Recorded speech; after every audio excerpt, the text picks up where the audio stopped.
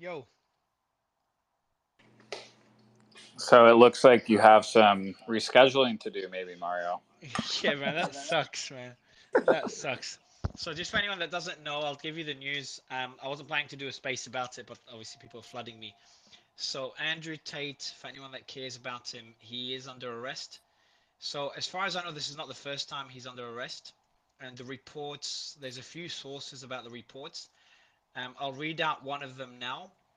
And there's a tweet as well. You can see it on my profile.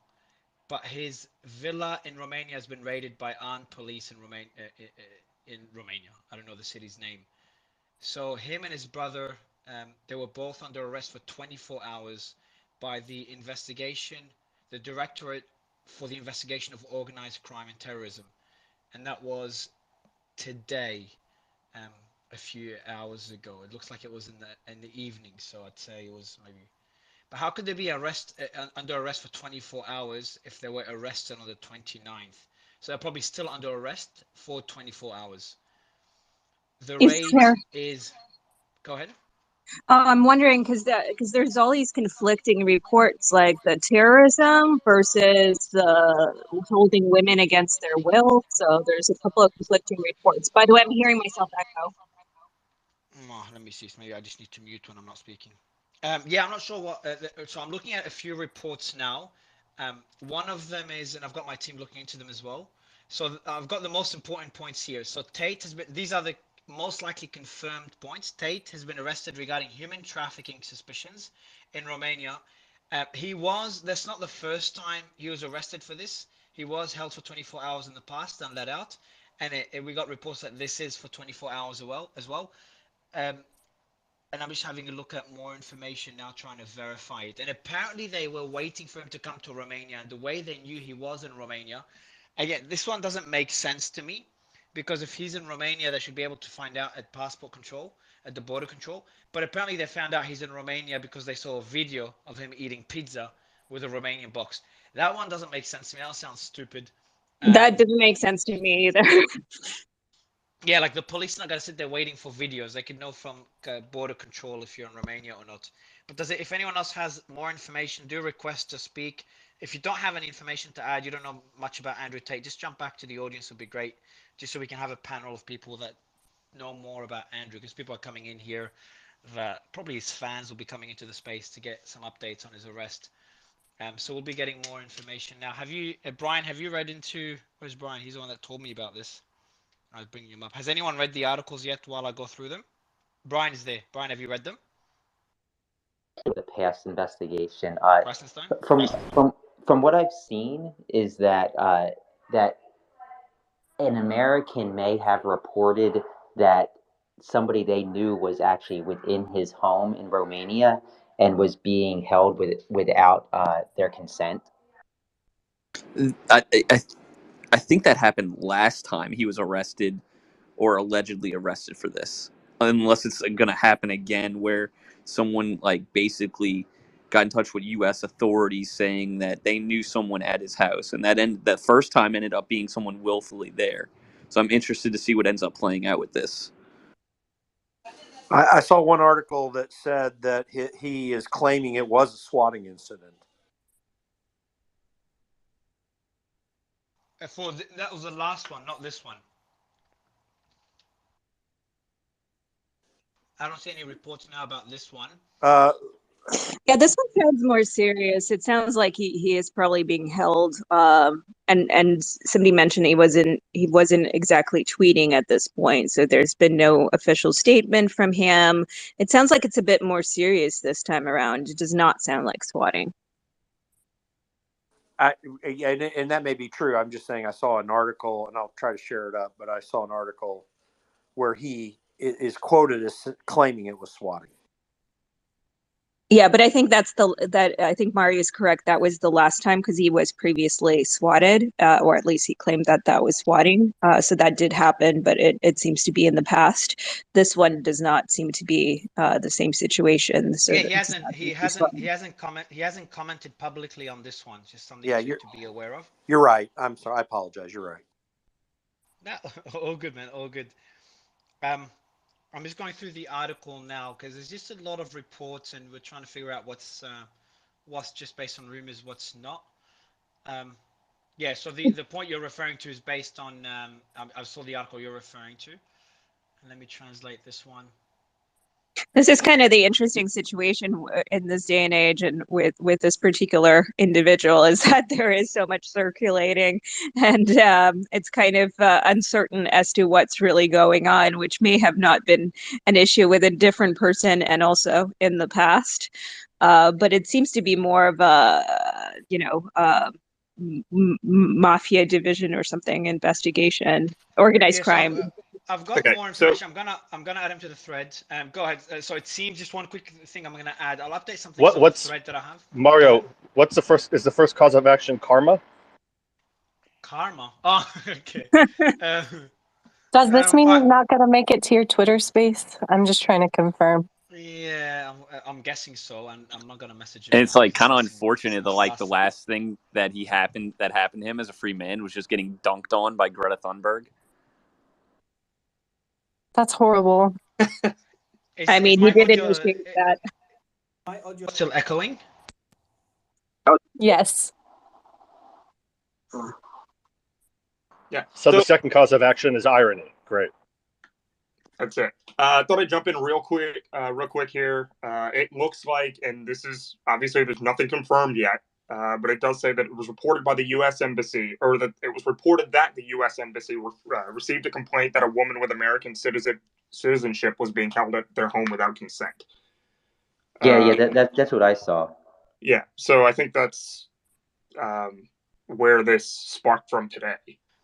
That was old, though, because people were sharing that last night. That's what's being reported by UK outlets now. Yeah, it really sounds like this is the same situation that happened last time, and I'm having issues like finding anything super credible online. I mean, I think the guy's been arrested, but like, or detained, but from there, it doesn't seem like much. Yeah, Well, it sounds like they were waiting for him to get back to, and his brother to get back to Romania. So that seems to be, at least that's from the reporting on it so far, that seems to be the case. And then since they are back in Romania, they were able to grab them. I don't think that was because of the pizza box, but who knows? Where were they? Were they here in the United States? Probably not. Well, I don't know. They were probably traveling all over. Probably So. prior to being in Romania. Now they were in Dubai. Yeah, so I was going to meet him, we were going to interview him in person in Dubai, Tara. I didn't even know he went to Romania. I thought he was still in Dubai. So the authorities are still at the house now. I'm going to be posting a photo. That's the latest photo. It's daytime, so they've been there since the afternoon. I'm guessing he got arrested. So now in Romania, it's about midnight, I think. Let me see, Romania time. So in Romania right now, it's, yeah, exactly midnight, 12:30 a.m. It looks like he was arrested at night, though. But the authorities are there at daytime, so it doesn't add up. So look at the photo I just tweeted. It looks like the initial reporting was about their home being raided originally in the sometime earlier in the day, because that's when the original news articles were written. They just hadn't shown anything about him being arrested or detained or anything like that. So, I mean, I guess it's possible that they found something and then ended up taking him later in the day. Yeah, Mario, I just sent you a message about a potential speaker. Oh, please, yeah, that would be good. Let me bring them up. Was his brother held the last time as well, or was it just Andrew Tate? Hold on, we have Andrews. Can you verify their identity, because they have 2 followers? Yeah, I don't know. I'll try. Yeah, reply to them to verify their identity, please, and then we can bring them up. So we have a relative of Andrew apparently wanting to come up, but we haven't verified their identity. So the pizza box one, they got here. So yeah, according to, there's another source now, they're accused of human trafficking and rape. And there's apparently, there's also another person, an ex-police officer, that was also arrested when I was reading the article, based on the same allegations. So they're all working together.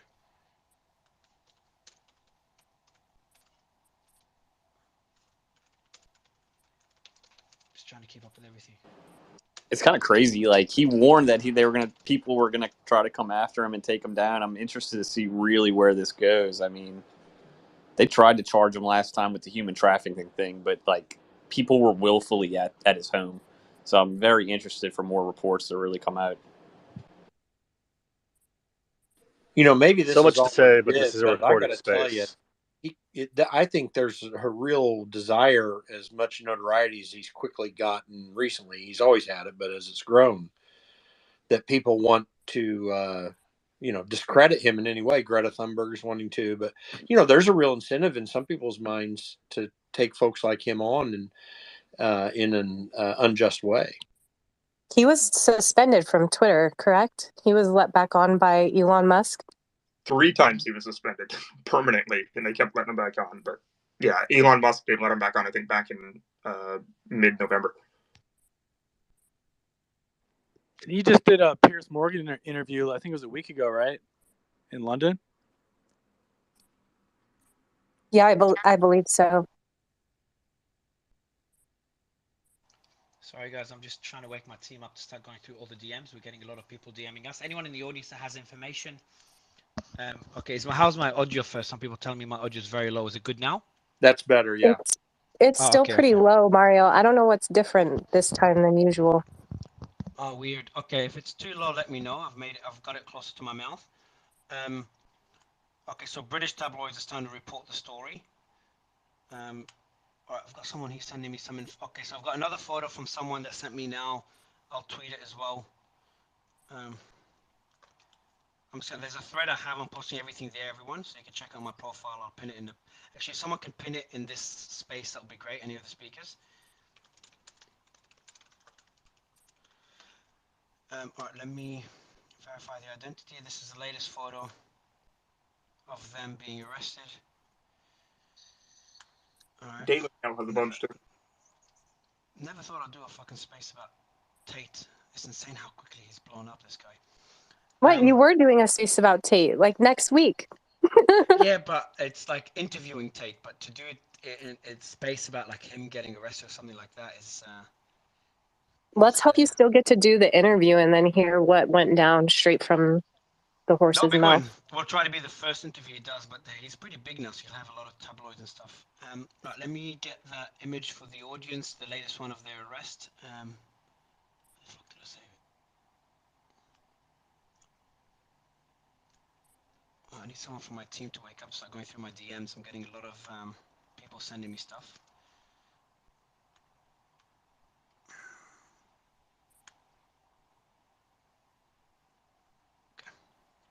Is it pinned above, guys? The tweet with all the information, because I'm just adding everything there to the thread. Is it pinned above? I think I just pinned it, Mario. Thanks, bro.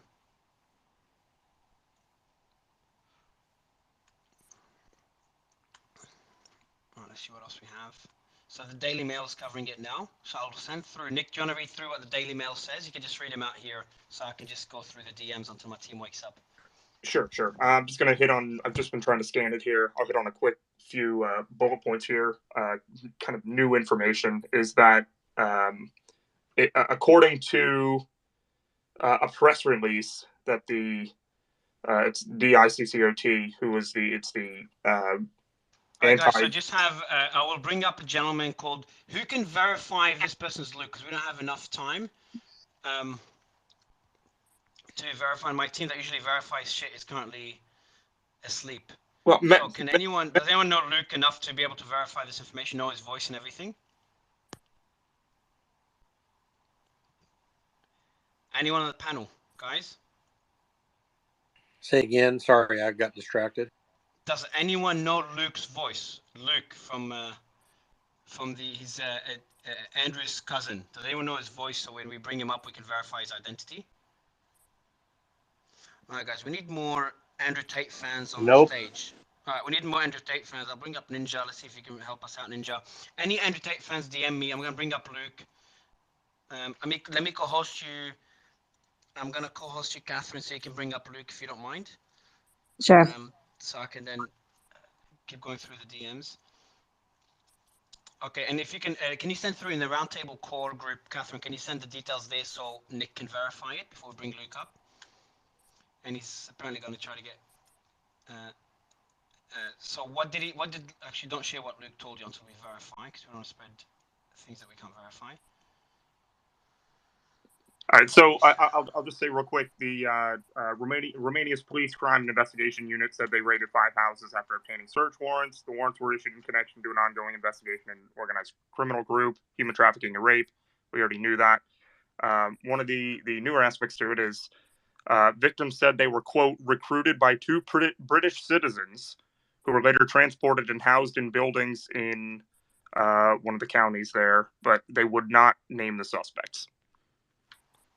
All right, again, if you're on the panel and you don't have much information on Andrew, please do drop back down, because I just want to I'm getting people up on the panel that know Andrew Tate, like follow him, know his voice, know Luke's voice, so they can help give us more insight. I sent you a message, Mario, with some information as well on here. Well, I know Luke is like, he's their camera guy. So if there's any videos where you can like hear him talking, I know there's a bunch of clips. Like, I just don't know if I would be able to tell. I've heard his voice before. I just don't know if I'd be able to tell, like, just hearing him now, like, especially through spaces. So I'm about to hop down. I'm looking up those voices right now. It's so funny you just said that. Yeah, I mean, he's the main, like, you know, filmographer for the 2 brothers. Why not just let him up and then hear him out? I mean, what harm does that do?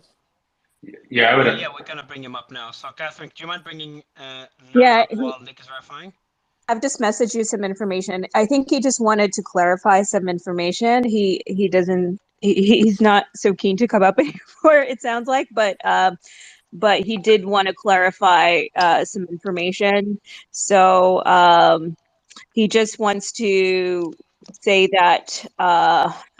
So I don't know. Is it okay if I just comment on what information he did give me? And we'll just. Yes, you can.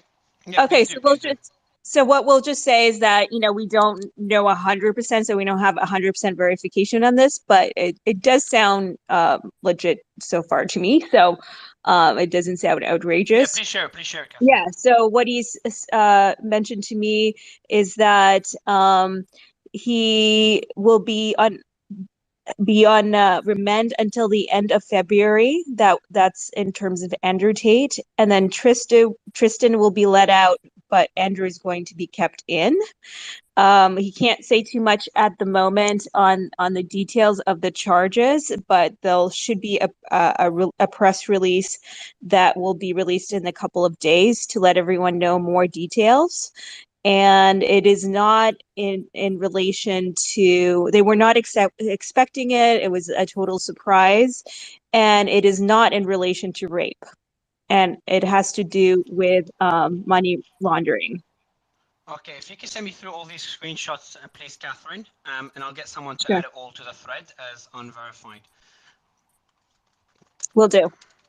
And then everyone could read it in the thread. Is the thread pinned above? Yeah. So that thread pinned above. Is it possible to still request him to come back up, Mario or Catherine? I mean, it would be nice to still talk with him. Yeah, Catherine, if you can ask him to come up and share some information, and join us on the panel just to make sure there's no misinformation spread. He's welcome to do that, and tell him that we've done this before.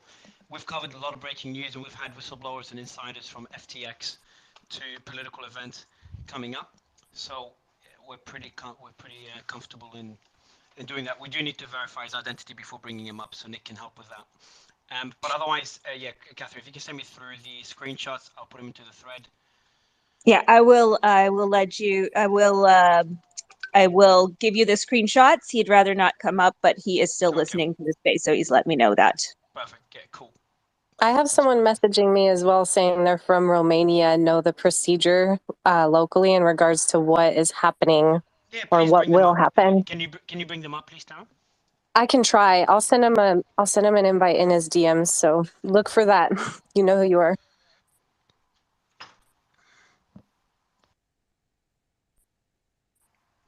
So everyone in the audience, the thread above has everything, and we'll be adding what Luke, apparently Luke told us. We're verifying it's Luke's identity, but we're trying to verify his identity first.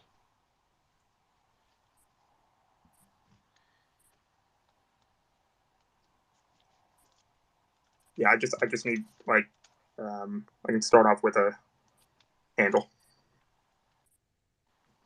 Yeah, I'll send you the handle now.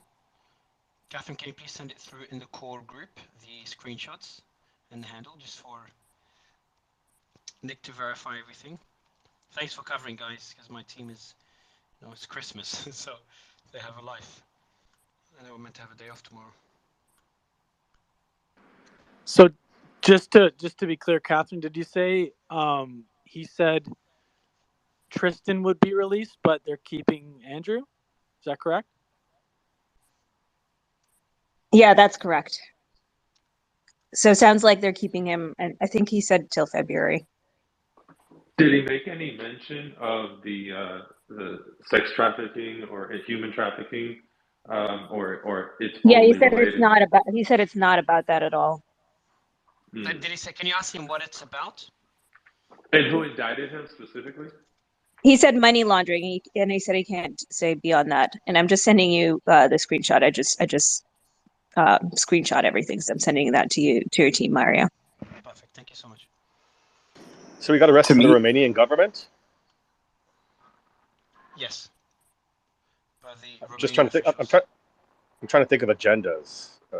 I could understand. I don't know. It's the kind of US wanting to crazy. do it. It seems like the tabloids just really jumped to the human trafficking thing, which is like completely conflicting to what Catherine was messaged. Also, we, with respect to him, even though he's in the room, we don't know if what he's saying is true. I mean, I'm sure once the charges come out, we'll know specifically what he's charged or what they are charged with and what they're talking about. And I appreciate, if it is Luke, appreciate. Okay, some people are sending me Luke's video. If someone has Luke's Twitter handle, that'd be great. Just know that money laundering and wire fraud is often a tangential, almost always connected to an underlying crime. So those are usually add-ons. Like SBF got, there's tax evasion, there's wire fraud. Those are usually ancillary to a core charge. And digital, they do that for why again?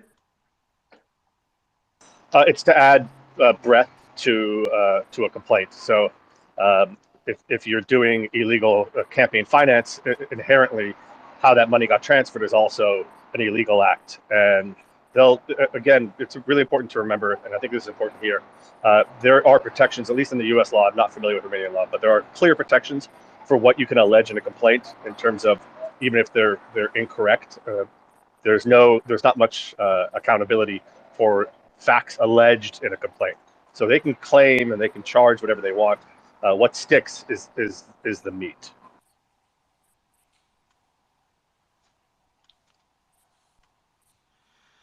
All right, so Nick, you've got all the screenshots there. Do you mind summarizing them, Nick, into like a quick thread so I can add them for the I can add them into the thread for the audience to read through the details, and if you can also try to verify if this is Luke's information. Da Prophet, what's up, man? Yeah, thank you, Mario, for bringing me up. So the regards of what's happening here with Mr. Tate, the guy that's been predicting basically almost every move that he's been making and every skeleton that he has within his own closet, Mr. Gary over here, he was basically calling out every shot, every move before even Tate even made him. He's been saying that this guy's going to get arrested for the type of things that he's been doing behind the scenes. Now, there are news that are saying that, oh no, it's an investigation. That's what it means. They don't have any solid proof, but he knows, and I know very well, that he's basically going to be going away from prison for a long while. Why do you say that? Because I don't quite have all the information from Tate, the guy that actually has all the information from Tate and his If you can send it, can you do the Prophet? Do you mind DMing me that information, please, just so I can go through it, and then we could just we'll let you summarize it for the audience. But if you can DM it for me, man, that would be greatly appreciated. Octavian, what's up, man? Yes, hi. Thank you for having me here. I don't know if you can hear me well. Yeah, there's a bit of echo, but yeah, we can still hear you.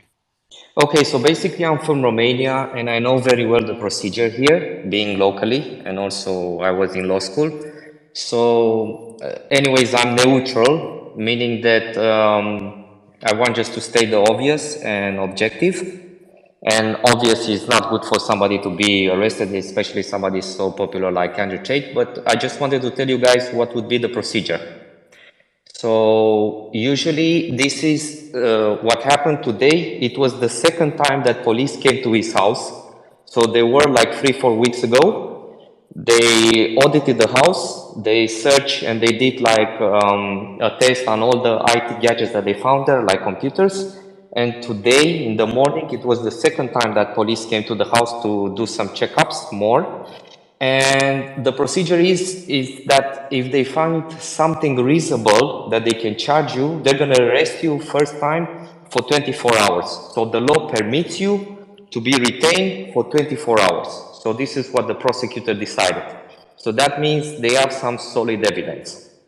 Now, what's going to happen next? Andrew Tate, with his lawyers, we're going to go to the judge and we're going to try probably to obtain that he's going to go out. So if he's going to go out after these 24 hours, that means that he also has some evidence and he gives like a declaration and there are some things in his favor. If things are not in his favor and is considered like dangerous because he can leave the country or I don't know, do other changes inside, then he's going to be retained for another 30 days. And judge can do this like 2 times or maximum 3 times.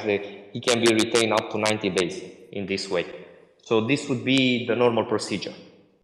Okay, and why? So you said that have you been keeping track of what Andrew Tate, his history and other the allegations and all that? Like, do you know his specific case? I was in the startup era. I am in the startup tech scene in Romania, and what I can tell you is that I saw Andrew Tate booming out on social media, especially because he was here locally. I heard about him a few years ago, but I didn't hear a lot. I just saw You it did, but no. The reason I ask is that you did say that they've been his house a few times. 2 times.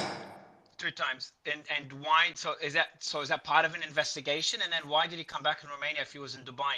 If he knows there is an investigation into him? So the investigation is on these facts. Somebody from his house, somebody from outside of his house, a guy that had a girlfriend that was living with Andrew Tate, he called like the American embassy and he like pressed charges that the woman is retained without her wanting this. And then there was an informal investigation. And usually when these type of things happen, the police here is very disciplined and they're going to start like check you very thoroughly. Now him being very flamboyant and showing all the time big money and showing this lifestyle without having like a big business behind, especially here in Romania, or I don't know what kind of businesses he has. So the prosecutors, maybe they thought, okay, we really need to investigate because something is going on here. I've And got it's a, some updates. I've got some yes. updates, man. Let me bring up Wall Street Silver. Just gonna read out an update. So again, team, my team is asleep, so I'm trying to do this myself, trying to read the information, and I'm not able to go through the verification process we usually go through. So I'm just gonna read it out as is. So this is from another media source. I'm gonna read out what they say. The searches are carried out in the case of the crimes of forming an organized criminal group and rape. So that's using Google Translate, it's Romanian. And the two are to be picked up and taken to hearing at DIICOT. According to the cited sources. Before I continue, Nick, were we able to verify Luke's identity and the information that we got, or not yet? Not yet. I'll message you about that privately. Perfect. Thanks, man. The prosecutors, so we'll keep reading this. We have a person we're trying to verify their identity, but they've been pretty detailed. And essentially, they said that the arrest is unrelated to the rape and human trafficking allegations, and it's regarding money laundering. And Catherine, please correct me if I'm wrong. I'll keep. All right, so I've got more people wanting to come up. We'll bring you guys up in a second. Everyone DMing me. Just DM me with information you have, any insight you have, or if you want to come up on stage, tell me why, because I'm going through the DMs myself. And Mario, if you want to send me or someone else, I'm happy to help verify some of this information since your team isn't up. I just DM'd you. Yeah, appreciate it, man. Yeah, I'll send you some information to have a look to look into them. Um, in the meantime, let me see if Brian, are you here? Maybe actually, what I'll do, Ninja, I'll add you to our group, and we can just use that group on WhatsApp to go through it. If my voice is far away, I do apologize. How's my voice now? Before I continue reading. It's better. Loud and clear. Okay, cool. The prosecutors suspect the creation of an organized criminal group with the aim of recruiting and exploiting girls for the creation of pornographic clips intended for distribution for a fee on profile sites, especially OnlyFans. That's according to G4Media.ro. The two British brothers were accused of obtaining large sums of money with which they bought houses, luxury cars, and crypto. The case started in April, so that's the case since April. It's been a long time. When DIICOT investigated the case of the young American women seized involuntarily by the two British citizens. Tristan and Andrew are British citizens, kickboxing, blah, blah, blah. They talk about who they are. Yeah, so that's another media piece that I'm reading now. What else do we have? Daily Mail. Let's see what the Daily Mail's writing, because Daily Mail probably do more homework than those random Romanian publications. Anyone on the panel has any other information while I prepare that Daily Mail article? Well, I was going to say, I just read the same thing you read, and I had a question for Octavian. Like, is the production of porn and, like recruiting women, is that legal in Romania? Like, was he doing something like in that realm that is like not legal? Based on your knowledge? Answer that one?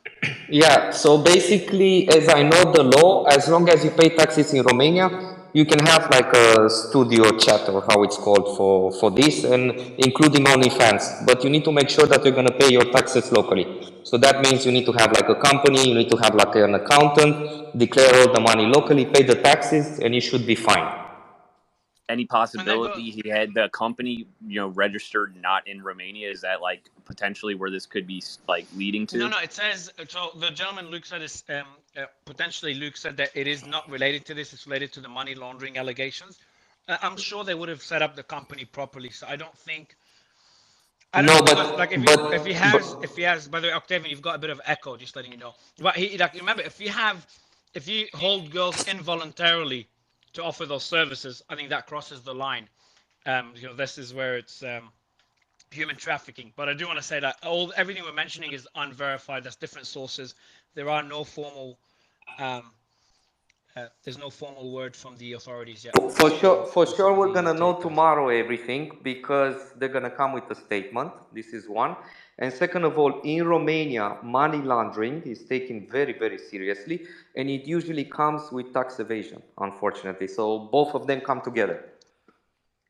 So apparently the information, and this one again, I'm reading out as is, but it just doesn't make sense to me. Someone else sent me another article that says that they've been waiting for him to be back in Romania, and they didn't know he was back in Romania. When you fly private jet, you still have to go through and give them your passport. So I don't know how they could miss that, how he could get into Romania without them knowing. No, or if they're watching his. This is impossible. For sure, the authorities know exactly in Romania where you are traveling. They're discussing on European level, and even Romania has very good collaboration with United Arab Emirates, so it shouldn't be a problem to find out where somebody is flying. What if he went through European Union, right? Like if you fly into another place in the European Union after that. When they're by train, yes, of course. Yeah, it'd be easy to go to another country and then just drive or take a train in. But I used to do that.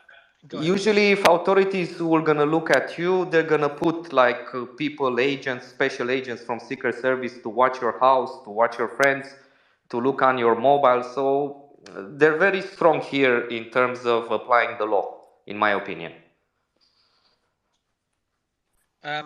I do want to add one other thing. Yes, but it's easy to get into Romania by just using a train. So maybe I don't know what the source is, but there's a few publications saying this. I'll read out this one, that he did a clapback video on that girl. What's her name? He was going back and forth with that girl. Where is it? There it is.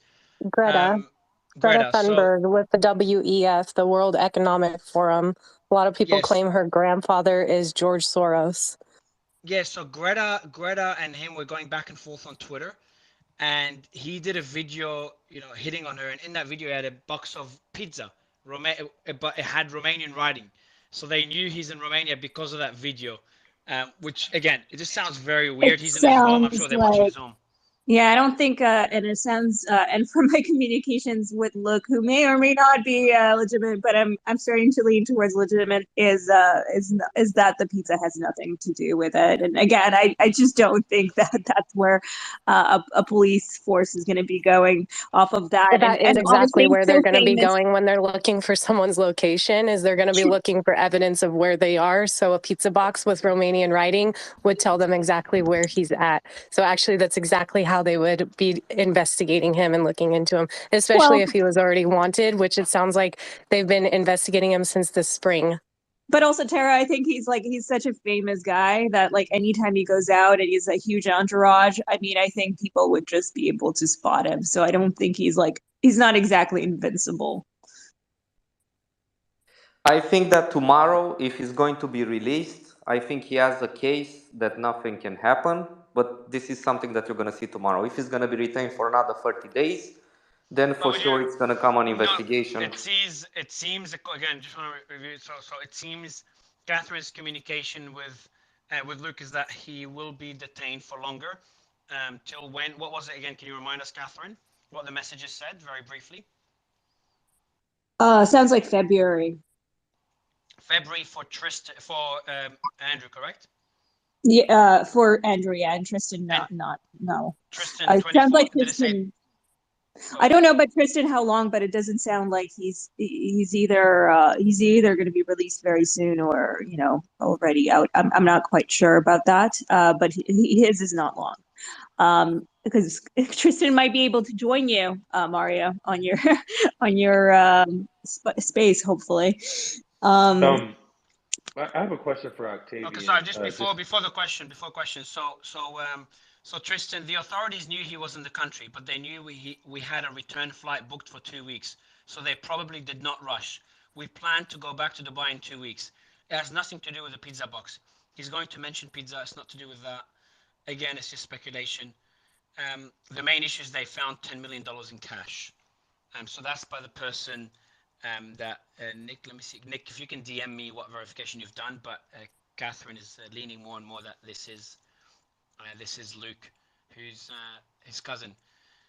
So I'll read out more messages. The money laundering has come from. Hold on, man, hold on. The money laundering has come from findings $10 million And in cash Mario, in if the I could house. ask you, Mario, if I could just ask you to summarize it as opposed to reading it verbatim, that would be great. Of course, yeah, no problem. Thank you. I will do that. Yep. So the allegations was all triggered by $10 million cash found in the house. They've been digging into Binance crypto wallets as well. What else do we have? I'm just reading about the counterterrorism claims. Let me read out the messages now quickly. All right, I'm going to go through from the beginning.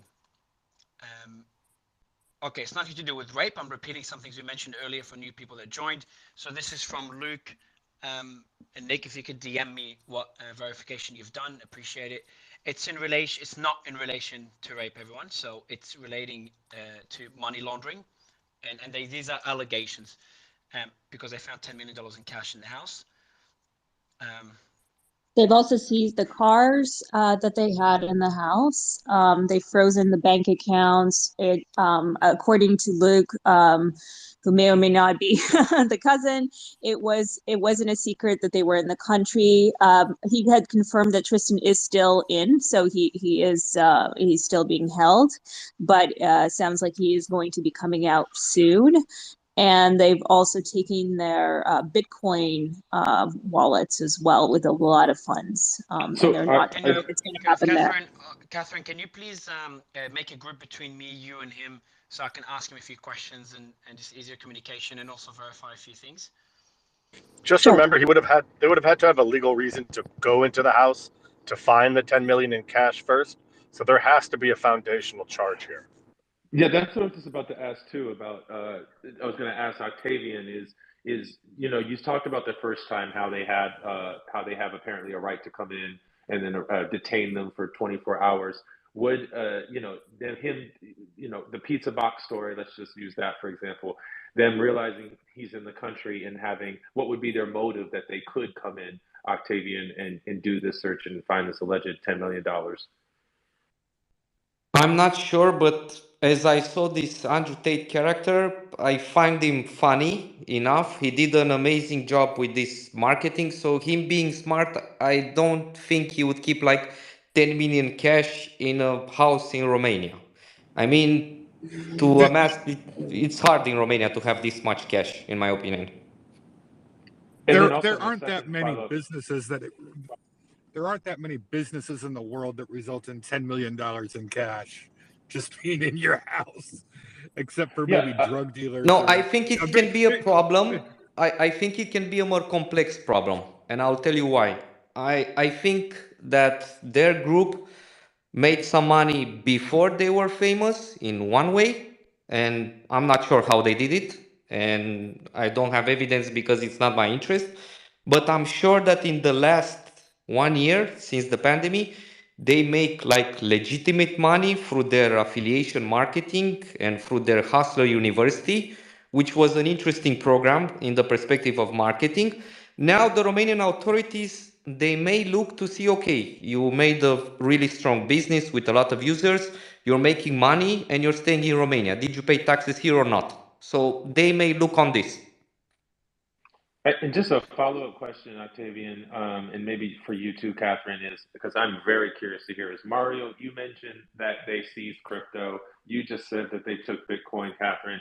I'm curious to know, how did they do that? How are they taking Bitcoin from him? How are they seizing these wallets? His Is there any Bitcoin detail? wallets. That's But what how are they? that's what Catherine said. Yeah, but like, Binance, how are on they taking? Binance, on Binance, Ninja, on Binance. He said Uh, it was on Binance. Also, I'm trying to speak louder if my mic is low. If my audio is bad, just let me know. Anyone on the panel, please, always. Sam, while I go through the messages we have from Luke, can you summarize what you sent me, if you don't mind, Sam, especially for Yeah. people that just joined the Can space? everyone hear me? Yes. Cool. I'm literally just dropping in here. I'm just catching up with this stuff. So I did a little search using Google Translate in Romanian, just to see what the very latest article was. There is quite a broad statement that was released by the COT prosecutors.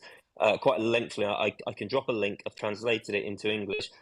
One paragraph states, persons were recruited by British citizens by misleading them about an intention to establish a marriage, cohabitation relationship, and the existence of real feelings of love, which they refer to as the lover boy method. They were later transported and housed in buildings in Ilfov County, where by exercising acts of physical violence and mental coercion, they were sexually exploited by group members by forcing them to perform pornographic for the purpose of producing and disseminating through social media, etc., etc. So far, 6 persons have been identified who were sexually exploited by the criminal group. Now, this is I'm going to drop the link in so people can read the full, or I'm going to send it now to Mario so people can read the full statement. But this is part of a multi-paragraph statement that was released today. This as has been mentioned, this seems to go back to April this year. It relates to organised crime, terrorism, and human trafficking. So I'm going to drop that in so people can read it for themselves. Obviously, I don't know the validity of the source whatsoever, but they are claiming this is a direct press release from DICOT, so an actual press release, which I've actually translated using Google Translate. So that's all I can really add for now. I'm just listening in with interest to you guys. All right, appreciate it, man. So I'll be chatting directly with Luke to verify all this information. And we have, so Nick, can you tell us what checks you've done to try to verify that this is likely Luke? I know we can't know 100% for now, but it's leaning more. You and Catherine seem to be pretty convinced that it is Luke. Well, the account in question posted very early on, actually beat every other Twitter source that I could find for the most part, about Andrew Tate's arrest in Romania. That seems to give a little bit of credibility to the account. However, it was created in December of 2022. So, and the only tweet that it ever had was about the arrest of Andrew Tate. So, but that was done almost an hour before any of the Twitter sleuths ended up posting about it. So that's the part that seems to give him a little bit of credibility. However, until he is willing to actually speak. There's no way for me to actually verify without him sending me like an ID or something, because I can't get an answer from him on any other social media account. I think he has a YouTube channel, right? That would probably be the way. I believe all he has is a YouTube channel. I could be wrong. I messaged it. Right. Also, what you can do is ask him who you're talking to on Twitter, whoever, if it is really him, ask him to change something in the profile of his YouTube account or some other way to verify that that's him. Some other verified Twitter, social media account. If he Ninja, can change that. Can you send me on WhatsApp one of his original YouTube or original social media accounts? Sure, well, I'll do it right now. Thanks. So if you guys can take over just updating the audience while I verify Luke's identity, it would be great. So the official, so the police did state the official reasons now. So that has been verified at this point. So that sounds, it does check out.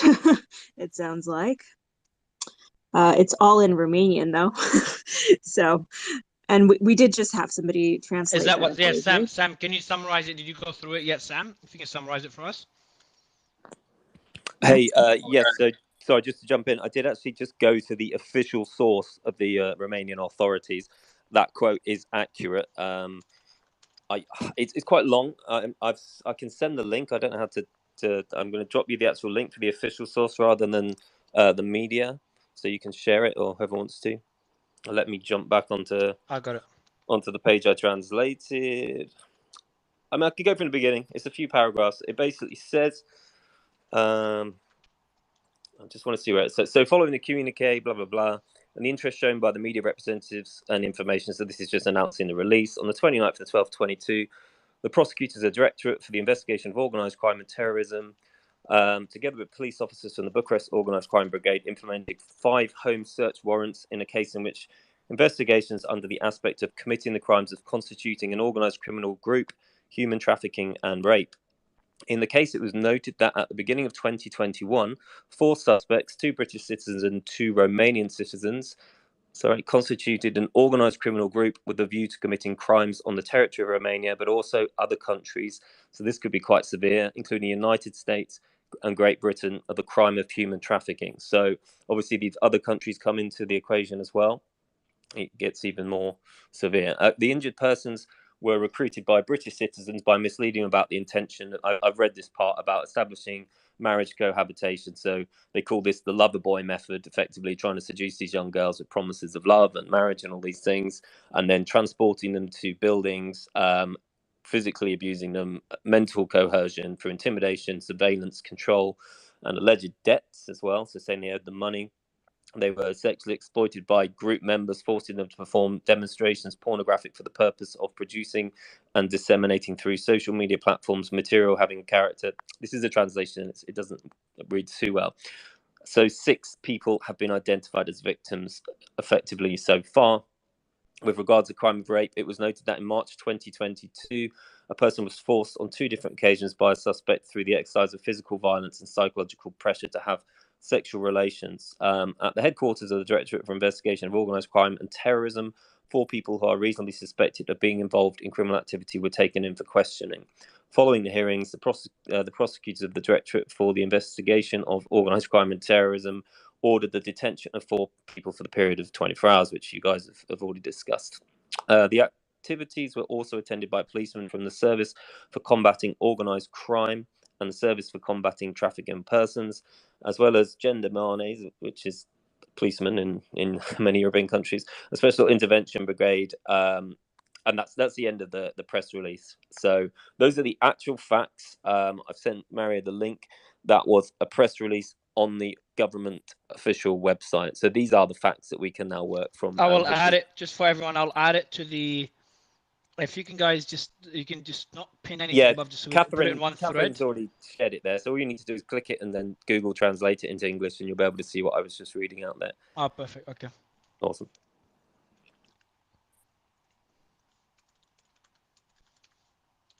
Anyone want to jump in? It's pretty crazy stuff, and it's pretty. I mean, we can make jokes about this, but this is serious and terrible stuff that needs to be taken very seriously. Obviously, at this stage, it's only an allegation, but it does need to be taken very seriously. Can you summarize?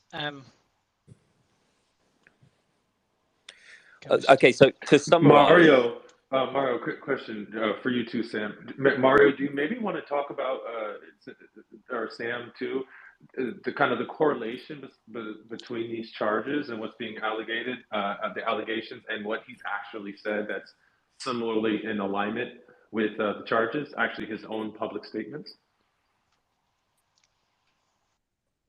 I'll be honest, I'm not someone who follows Andrew Tate. There are videos of him making statements in regard to, I guess, suggesting that he owns women. So I don't know. I haven't seen the videos, but people are DMing me and telling me about them and commenting and telling me about them. Someone else did just point out as well that he's come out against vaccines more recently. So I'm asking for information in regard to that. And also a woman from Romania said that keep in mind that politicians in Romania are apparently really easily paid off. So this would have to be a pretty big allegation in order for him to be arrested and not be able to sort of pay his way out of this. And these are not my thoughts or words. These are coming to me via messages and responses. Yeah, so I'll add, I have an office in Romania and have about 12 employees, and I've spent a lot of time in Romania. So yeah, you can pay off politicians, but it's not as easy as they make it sound, and it's a lot more expensive. And they are saying that the US and Great Britain may also be involved. And exactly, when there's other countries involved, there's no one you can pay off in Romania to be able to avoid it, because then it's outside of Romania's jurisdiction. And I think with the media attention, this is going to no one's getting paid off. And this highlights a far wider problem in Eastern Europe. And why would someone who claims to be worth $350 million, and I'm not saying this out of any disrespect, live in a poor part of Eastern Europe, which is famous for exploitation sadly of young women. So this is speculation, but this is what we do on these spaces. There's speculation all the time. So these are just questions that I'm sure everybody's sort of asking, wondering where this is all going to go. He had an awfully nice home out there that had Tate written on the side in big letters. So apparently it was a pretty solid domicile out there. Well, I mean, what he has admitted to is, I don't know if it was OnlyFans, but a type of site like that where he would have girls posting content, and it would be like he'd be in charge of messaging on their behalf. Hold on, guys. Okay, so guys, just need to clarify a few points. So Luke is saying that the reason they're living in Romania is, so he's just clarifying allegations. By the way, Luke, I respect you doing that. That's really good. But the reason they live there is Andrew has a wife and 2 children in Romania. Everything that he films is all scripted and planned. Everything is planned. Andrew Tate is just a character. So everything he does is just purely based on a character. And I'm just kind of paraphrasing here. I'm not reading the messages as they are, because that's what Luke requested. The issue, he kind of reaffirms that the issue is nothing to do with those rape allegations. That's quote unquote, this one I'm going to quote out, fake news. It was an official statement from the authorities, so we can call it fake news, but it's always so exactly. So Luke, I just do want to say that this is an official statement from the authorities. So just something to, if you have anything to kind of refute that, it's hard to call it. It's hard to call it fake news. If it's some tabloid, I would understand. Yeah, at the very least, that's the official charge. So that has to be settled in court, whether, those are unfair accusations or not. That's something that has to be navigated in the court system. But that is an official charge by the Romanian police. Yes, but the charges refer to a group, not to an individual. Oh, that's interesting. Okay. So it's an organization. To 2 British guys and 2 Romanian guys, and obviously at this point we don't know that that's Andrew Tate. Could all be a coincidence, but people are. It's very unlikely it is.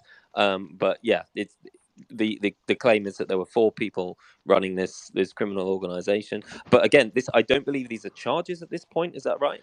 I do want to say, yeah, so while you check if they're charges or not, I just want to say, just can't clarify a few things. So Andrew has a wife who's Romanian, and he has 2 daughters in Romania, and Tristan has 1 daughter. I did want to say that also freezing his funds does lead me to think that there is more of a foundation there than just making an arrest. I've been getting DMs as well saying that he has tax evasion issues in Romania, and part of the reason why they're coming after him is because he hasn't paid his taxes. Complete accusation. I don't know if it's true. Yeah, but that depends if he moves his residence to Dubai. He's allowed to move his residence to Dubai, and if he's out of the country 180 days, then he doesn't need to pay taxes here. So I think it's going to be a very complex thing. I hate to jump in as somebody who knows European law very well and tax law. If the center of your interests is in a European country, you can also be claimed a tax resident. If he has a wife and children in Romania, Romania can claim him as a tax resident even if he spends 1 day in Romania that year. That's called the center of interest law, and it runs through all European countries. Yes, Also, but just to we tag don't on- know. We don't know if he's married with papers, and second of all, his business, I think, is online, is digital. So it's complicated to say that his center of interest is in Romania. Yeah, but it's not a remittance system, tax system in Romania. If you're considered to have a center of interest there and to be a tax resident there, it's worldwide income, as is the case in throughout the EU. Yeah. Also, Octavian, I also know that if you have a child, I believe, and Sam, you can correct me, but I believe if you have a child, it doesn't matter if you have papers for your marriage or not. You still do have you have what he's talking about. I don't know 100%, but I agree it would be very difficult to argue that if he had substantial assets in Romania, so a large home and a business and all of these, look, everybody has online businesses these days. Tax authorities are way ahead of that as a way to avoid taxes. So, the center of interest argument is something they have to prove.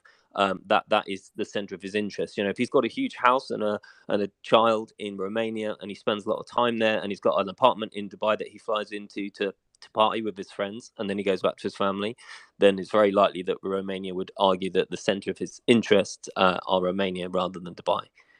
Yes, Well, but also clearly it talks about he has his sex ring going on there, and physically, so he does have a brick and mortar business going. Yeah, that's very true as well. I just want to add something here. Again, I'm not an Andrew Tate fan. I don't watch him, or maybe I watch him in the last 2 weeks, 1 time per week. But what I think from the media and what I read is that I think he had like an agency of OnlyFans with girls. I saw him 1 time in Bucharest. He was like in a bar having a crew with him, which was filming him and his brother. And they had a lot of girls with them, and he was going into the club. So there was nothing outrageous from here. I think he had a marketing agency for girls for OnlyFans. Probably he did money from that. And then he jumped to the next level where through marketing tactics, he generated a lot of traffic. He built Hustlers University. And I think from here, he jumped few levels. And Also, maybe this is a problem from the past. Last thing I want to say about this is we're calling it what it's not. He pimping. Like everyone, we can dance all around it, but that's pimping. In the simplest form, he's doing some sort of illegal or legal pimping.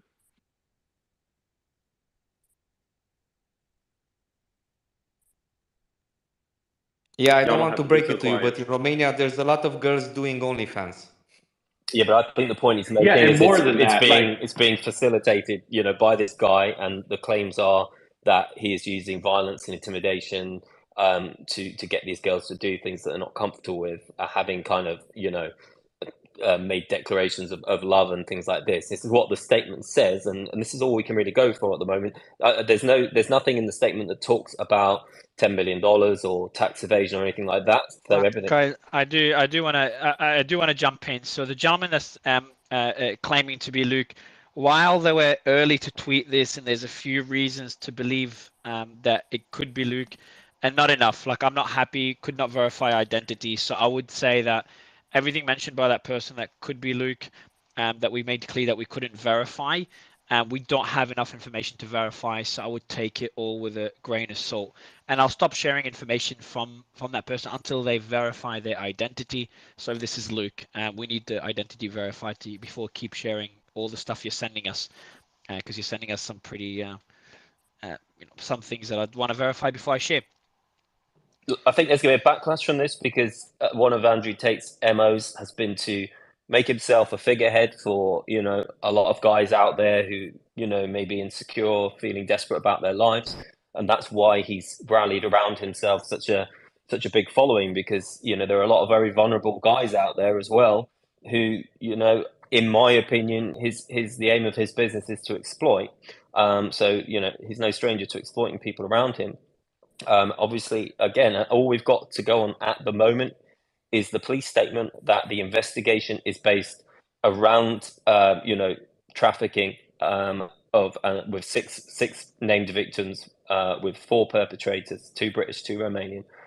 They have been held, which I believe doesn't mean they've been charged at this stage. And there were 5 warrants on the house, which obviously 5 different reasons that they were allowed to search the house. So this is all we have right now. That is fact. And everything else is speculation at this point. I agree. And I think nothing matters right now. We've got the statement from the police. I think that's all that matters. Aiden, if you want to come on, it would be great to have you as well. I'll send you through an invite. But otherwise, I'm just getting more information via DMs that I'll be getting my team to verify as usual before sharing. Just a little fact, Mario. This is from the actual Romanian state government on their government website, that Romania remains the primary source country for sex trafficking and labor trafficking victims in Europe. So out of all the countries in Europe, it's #1. And this is coming right from their own website. You can Google it. Okay. For everyone requesting to speak, I cannot see the request. So what you need to do is, Nick, you got to mute your mic, please, man. What you got to do, if you want to come up on stage, you have to DM me, tell me why you want to come up on stage, and give us a reason, and then we'll verify that reason and bring you up.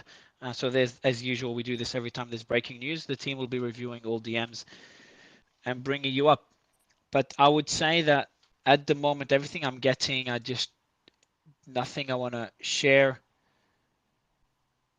because there's nothing on top. I think nothing is worth sharing above what the police report says. So I think that's the latest thing. I think tomorrow everybody's gonna get all the news necessary, and it's gonna clear the waters. And the danger here for them, I think it's tax evasion, not girls or stuff. Oh, it doesn't. I don't know why you're saying it's tax evasion, because if there's abduction, that's a pretty serious issue, man. Tax evasion is the easiest to charge somebody. Sorry, tax evasion is the easiest to stick. Sums it up. Okay. I'll read out here. The Mirror has an article. I'll just read it out. Andrew Tate arrested on suspicion of abducting 2 girls in human trafficking investigation. So that's what the headline is. Obviously, they want to make it sound dramatic.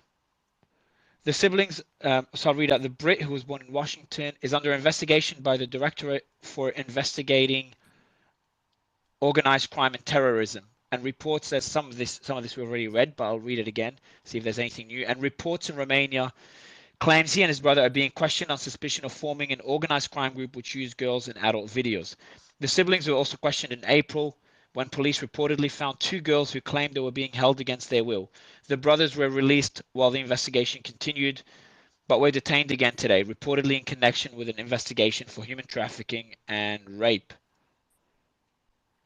A spokesperson for Tate told the Daily Mirror, okay, that's new, quote, "We cannot provide any details at the moment regarding alleged reports that they have been detained. However, Andrew and Tristan Tate have the utmost respect for the Romanian authorities and will always assist and help in any way they can." Okay, so that's new. There's a word. So now we have confirmation from the authorities and from the representatives for the Tate brothers that he is, you know, they implied that he's under arrest. So let me add that into the thread. Octavian, I have a question regarding your knowledge if these alleged crimes, you know, with them being international almost in nature, like how is the justice system going to react in Romania? Okay, so what I want to say about Romania, because I'm living here and I'm doing business here, first of all, the corruption is not that big as it has been talked about. And here the laws are put in efforts very strictly by the authorities. Second of all, when you have a complaint in this case with like some women complaining that they were beaten or there was violence towards them, you can have an agreement with them, and if you pay them, then the charges can be dropped. So this is one way you can get out. There is also a law about tax evasion where you can pay the tax evasion plus a principal of 20%, but it's still depending on the sum, and you can finish also this charge. When it comes to money laundering, this is a very, very big risk because the charges here, we're talking about minimum 7, 8, 10 years, but nobody knows exactly what's there because the Romanian authorities and the newspaper are talking about a group. In the group are 4 people. Maybe one of the guys did Tate or his brothers. I'm just taking things logical. If I would be Andrew Tate and I would have like a big business and I'm traveling the world and I'm doing money, I wouldn't expose myself to little things. So nobody knows exactly what's going to happen, but tomorrow I'm sure that we're going to have an answer. It does say very clearly in the police statement that 4 people were reasonably suspected of the crime. So let's go based on the evidence. 2 British people, 2 Romanian people. We've seen Andrew Tate and his brother in a video being arrested, so we can put some logical statements together. There is still no mention here of tax evasion in anything anywhere. Hold on, the formal report doesn't even mention tax evasion. Exactly. Well, no, the report doesn't mention tax evasion. This is criminal. This is sex trafficking, rape, sexual assault. Possibly, this is what the statement said. There is no mention of tax evasion. There's no mention of money laundering whatsoever. It sounds like a conspiracy charge, by the way, which would be an easy way to loop them in. Also, just let's not forget that, again, I know a lot of people haven't listened, but if you just take literally 5 minutes and listen to some of Andrew Tate's own videos, he talks about, he basically says he does some of those crimes, or at least similar in the vein of those, by his own words. He says he does them specifically in Romania because he can get away with it easier there. I mean, he literally talks about abusing women.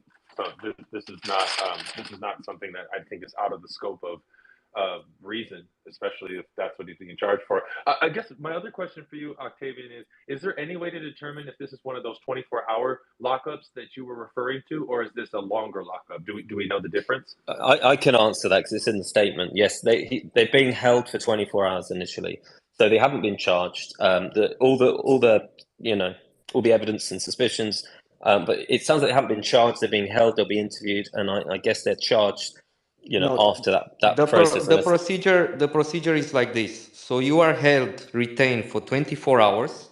After this, you are presented to a judge, and there you need to put a statement. And usually the lawyers come with evidence and say, listen, we give you guarantees, you keep my passport, we didn't do nothing wrong, this is evidence, release me, I'm going to stay in house arrest, etc.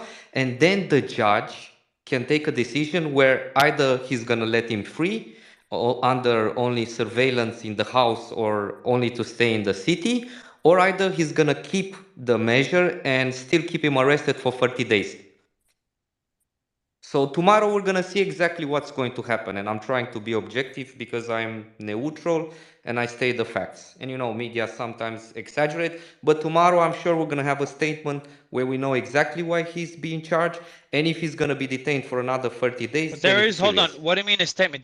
Didn't Sam read out a statement? They gave a statement, but the statement is general, it's not particular to mention exactly something specific. No, the Yeah, statement very specifically mentions the They crimes mentioned upon the which. exact crimes. I don't know how more. Yeah, and I can understand what you're saying. they're mentioning They suspicions and talking no, about a group, not individual name, and they it's the said group that of the four guys. the four individuals, they've stated in the statement that the four individuals are all suspected of these crimes. So yes, at the moment, these are obviously suspected crimes. There is a justice system that has to be carried out, and you're absolutely right. Over 24 hours, they will decide. I assume whether to retain them further, to charge them, etc., etc. But we have to be clear. They've been very. There's nothing ambiguous here. They have laid out that there are 6 victims of these crimes. There are 4 perpetrators, 2 British, 2 Romanians. This is all in the statement. There's no sort of fuzziness about the statement. It's incredibly clear, very damning, and obviously. So I called that SBF was going to get released. I can guarantee you Tate's going to be. Well, I can't guarantee, but in my opinion, Tate is going to be detained for at least 30, probably 60 days. They wouldn't have arrested him otherwise. I agree, because he's also significant flight risk as well. Where Massive flight risk. Because he's such an international, he could just disappear somewhere. Whereas I think with SBF, it's a little bit different. So I agree with you on that as well. Mario, can I just quickly jump in? Sorry, my name's Alan. I'll give you guys a bit of background on the whole Andrew Tate thing. So, of course, he started an OnlyFans. It was a 50-50 split between the girls. I actually took a lot of interest to him. And as a matter of fact, the time that he got cancelled is the moment he started speaking about coronavirus, vaccines and mandates. It was very coincidental. They dug up one old video of his girlfriend, him and his girlfriend role-playing. It was a violent role play. She came out and did multiple testimonies and said, look, I'm friends with him. So that got debunked. Then not long after, probably around the same time he got cancelled, some girl was at his house and her boyfriend found out she was at Andrew Tate's house, and he put forward false allegations that she's been held against her will. Police came, investigated. They looked at the camera footage. That all got cleared up. I'm not necessarily taking any sides here. I kind of value Andrew Tate's views, mainly because it's got to do around, unprogramming people's minds around, what's going on with all these vaccines and so forth. But there has been a systematic attack on him, and they have smeared him quite a bit through the media, and a lot of the stories ended up being debunked. So my advice to everyone is, I think we really need to sit on this for another 24 hours. I do suspect that maybe the 2 Romanian people that did get arrested may have done something wrong, and because it is under the OnlyFans company, and him and his brother being director of that company, they're implicated as well. That's a strong possibility. But look, I've been following his content for quite some time. So if you need to ask any questions, I'll most likely have the answers. Do you know if he donated to any political parties? Not necessarily, no, but he has been very outspoken about Trump, and he said that the elections were rigged. He's also going against the climate change. He's pretty much going against a lot of the different narratives that are controversial at the moment. You saw his exchange with Greta. I'm not sure if you guys witnessed that over the last 24 hours. And he's been on Alex Jones. He's been on, a number of different podcasts. And he's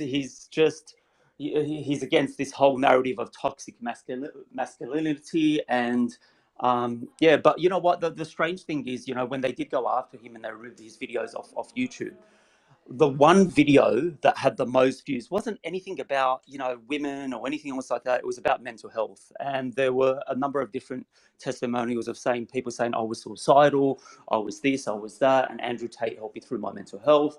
That's why these kids are gravitating towards him. It's not for the stuff. Look, the reality is when you have people like Balenciaga sitting there parading around pedophilia, the powers that be aren't necessarily interested in protecting our children. Right. It was the timing of him being deplatformed was right around the time of the whole COVID narrative being exposed. And I followed him a lot more around that time because I felt like he was starting to cut through to the youth that were very fixated on masks and mandates and vaccines. And I felt like, man, this is the timing of this. And then they started leaking all these other stories, and it just, you know, they'll throw mud on the wall and just hoping it would stick. But then all those stories got debunked, and he just went about his day. He moved over to Rumble. On YouTube, he probably had about 300,000 subscribers. On Rumble, I think he's in the millions at the moment. And the first day he went on Rumble, he got 150,000 listeners on his first live. No joke. I was on there. That was 4 times as much as what he would have on YouTube. Wow, what else? Our voices matter. Yes. I have a question for you, since you Go said ahead. you're very well versed in his content. What has his stance, or what has he ever said as far as a stance on anything regarding paying taxes, or anything regarding his business with these women, as far as I'm just gonna starting a business with them, pimping them, whatever you want to call it? Yeah. Okay. So he said that very early on. I heard about the story about how he started his OnlyFans. I can't remember the exact details, but it went along the lines of this. He tested some content with one of the girls, did an OnlyFans, and then realized it worked, and then started building up on that. And the split between him and the girls was 50-50, and he's been very outspoken about this. So it's a legitimate business. I find it strange that he would provide all the details about how his business structure works. He did mention 100% that it's a 50-50 split, because he mentioned he was criticizing other people that don't do similar splits and so forth. And I found it very strange. Like, I would find it very strange to put a spotlight on a legitimate business, irrespective from an ethical sense if people feel uncomfortable with it. It is a legitimate business, as the person from Romania was saying. And he talks about it quite a bit on his podcast. So it's nothing that's secretive. However, what ended up happening was, when that girl that, was, I think, came from the US Embassy, when her boyfriend went and reported Andrew Tate saying that he was holding his girlfriend hostage, and then the Romanian police came, they didn't even as much as arrest him, because he's got surveillance cameras in all his house. Now, I would also say that his house used to be a gun range as well. So it's more of a factory than a house. And I think he did that to get around a few laws around how many firearms he could keep. So that's also, just a bit of information to know. That's why it looks like more of a factory than a home. He does spend quite a bit of time in Dubai.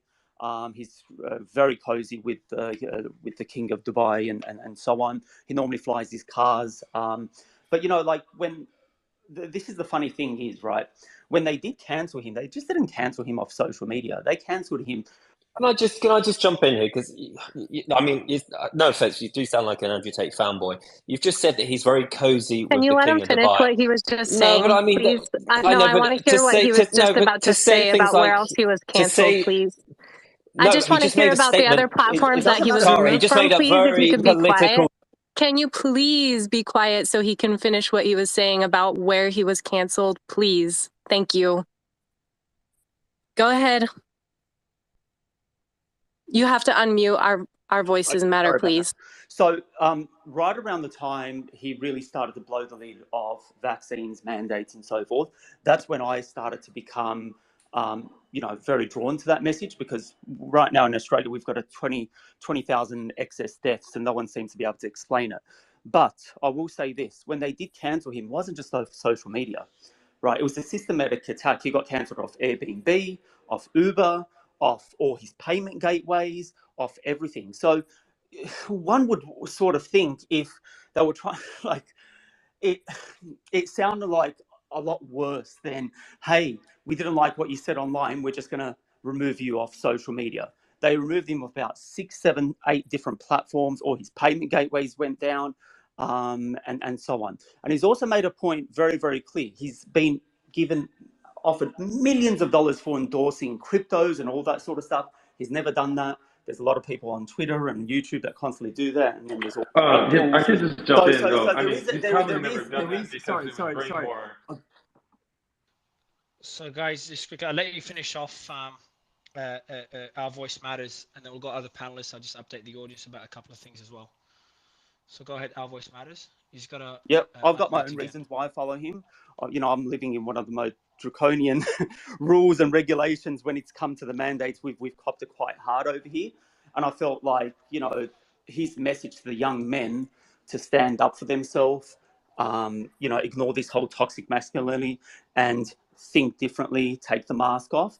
I feel that perfectly coincided. The moment he put that message out is the moment that they deplatformed him and went after him.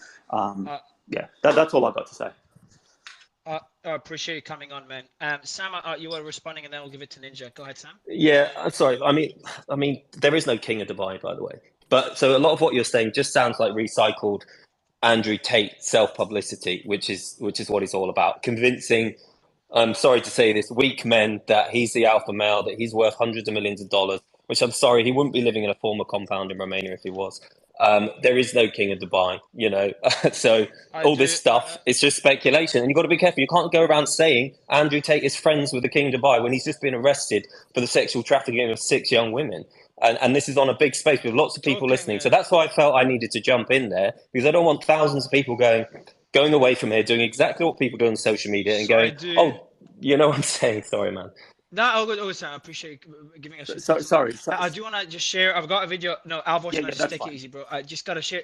I just gotta share a couple of things, and I have to get a special guest I want to introduce.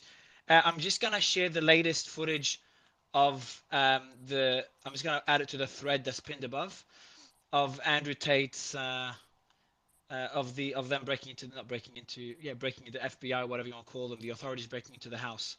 The Romanian authorities. So I'm going to share the video there. In the meantime, I want to introduce, actually, Nick, I'll let you do the introductions. Nick? Sure. You can't hear you, Nick. Oh, yeah. I'll let you do the introductions for Hassan.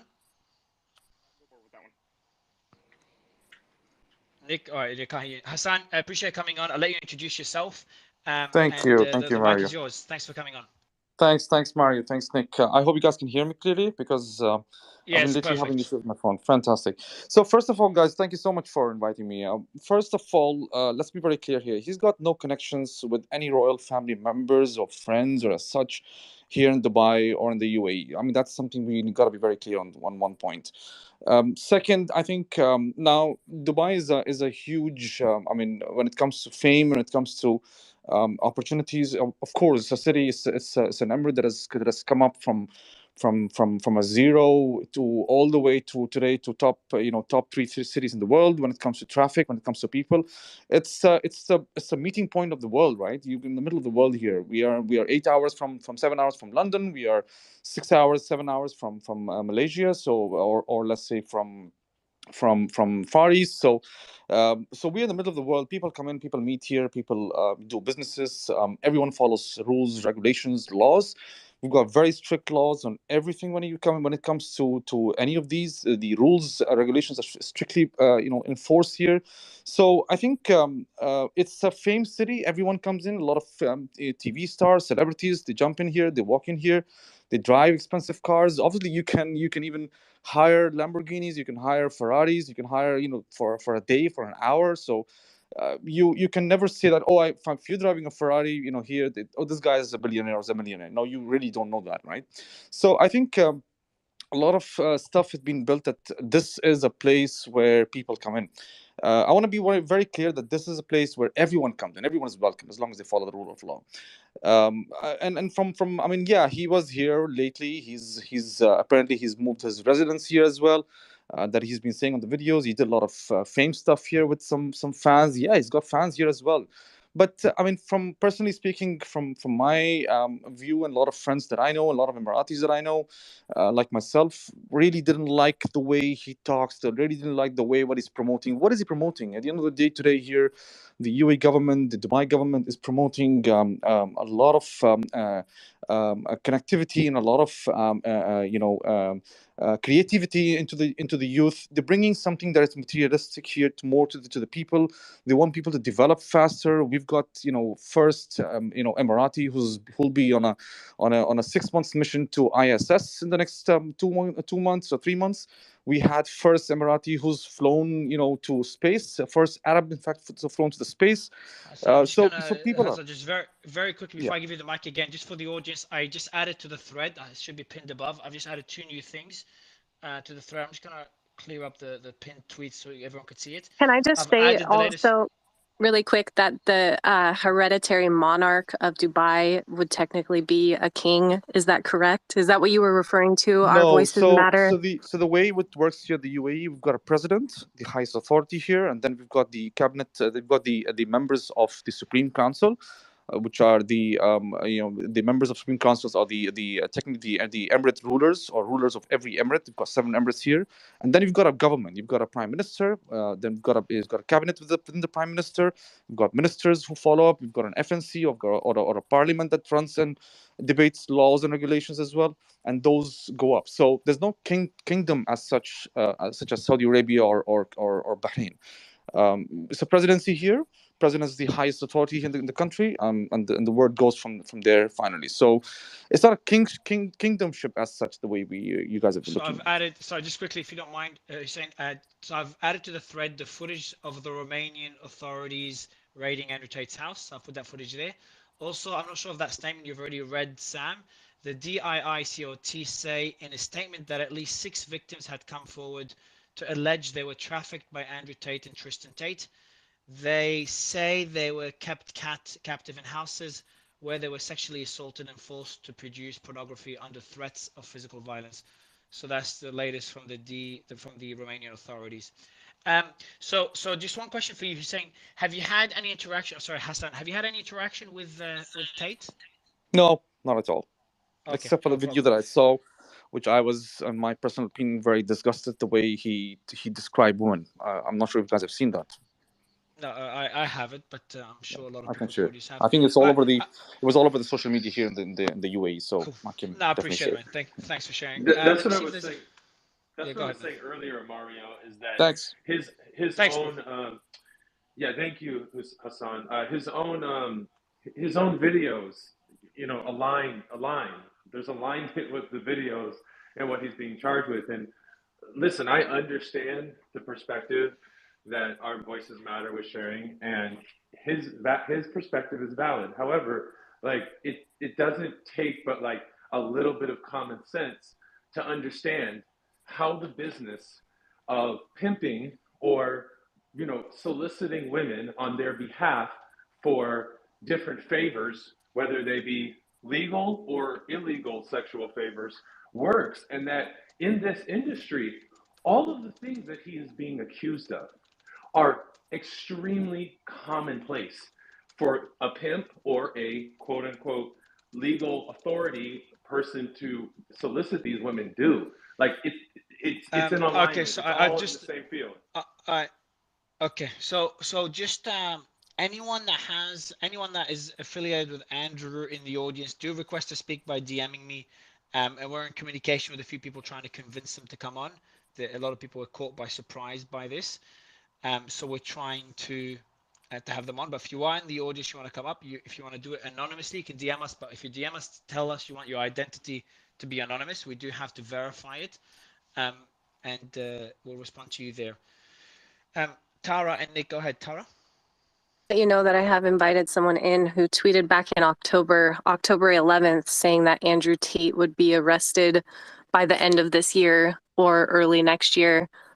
So I invited him. He says I don't know if he knows Tate personally or has just been keeping an eye on him, keeping track of him or whatever for, I think he said 6 years. Sure. I can't see them on the panel. He's not here. You're waiting for them to okay, I just want to let him know you have to leave the space and rejoin through the link that I sent you in DMs, and then it should allow you to come up as a speaker that way. Thanks, Tara. To be fair, I think there's been a narrative that was sort of created by Andrew Tate that, he's the truth speaker and therefore people will come after him for speaking this truth. He hasn't even said anything, in my view, that has been that that much of a truth that's so threatening that he, people are coming after him for, jailing him because of what he said. But, it's most likely that he has there's legitimate police action after him. Whether it's all alleged, and of course he should be afforded due process, and whether he's guilty or innocent. But I think he's been creating this narrative for quite a while now. So that's something we have to factor in. Yeah, so I'd like to bring up Jack Posobiec real quick. He is the he's the senior editor for humanevents.com. He was a veteran Navy intel officer, and if I recall correctly, you had a little bit of a relationship with Mr. Tate at one point, correct? No, I mean, we, hey, thanks for having me on. No, I mean, Paul Joseph Watson was in town for CPAC and had a bunch of people along together, and then said, hey, let's go out for lunch. And so a bunch of people came, and Tate was one of the people there, and that's pretty much the extent of that. But the only thing that I wanted to just call out in this is that, folks, if there's a national level investigation into you or into a company that you're involved with, they don't need a pizza box to be able to find you. That's probably one of the most ridiculous things I've ever heard. I mean, anybody pushing that, I mean, it's just a joke. I mean, that's well, absolutely the pizza box ridiculous. is now the #1 trending topic on Twitter. So no, I know. So that's what the thing is. And so I threw a tweet up and I People said, like the irony. The irony that he was clapping back at Greta and that he had put a pizza box. That's what they're saying, that it's ironic and karma.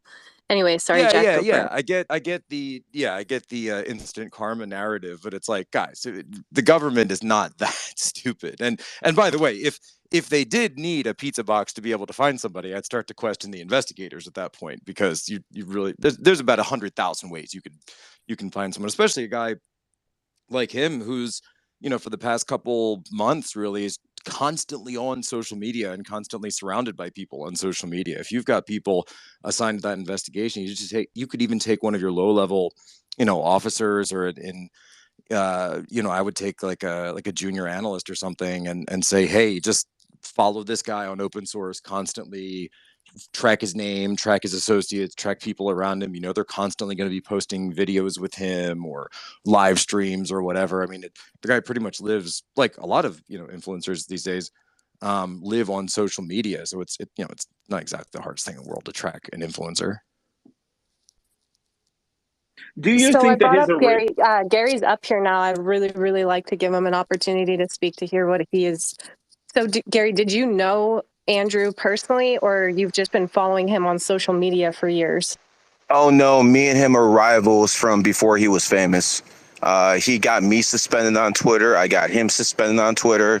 I've been warning people about Andrew Tate for quite a while.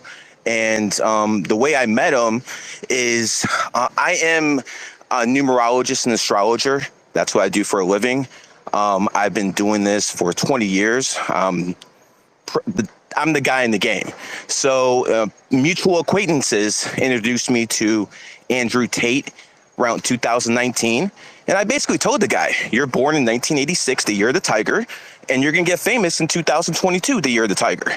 And that's exactly what happened. But here's the thing. This guy, what he's been doing, see, people only know about him for the past year. I've known about this guy for about 5 years. First, he started as a 2-bit pimp. Then he started hustling people on Forex classes. He was selling people classes on how to make money on Forex. Then he got into the crypto scamming game. And in 2022, his war room, which consists of about 2,500 members, and a lot of conservatives in high places, I'm not going to name because some of you guys are friends with them, supported this guy. And this was always going to be the end. This was always going to be the end for Andrew Tate. Because what happens is when you go around committing bad karma, it's going to come back around. And the reason I knew he would get arrested is because the end of the year of the tiger is coming to an end. And this, guys, this might be all new to you. You're like, who the hell is this guy? What is he talking about?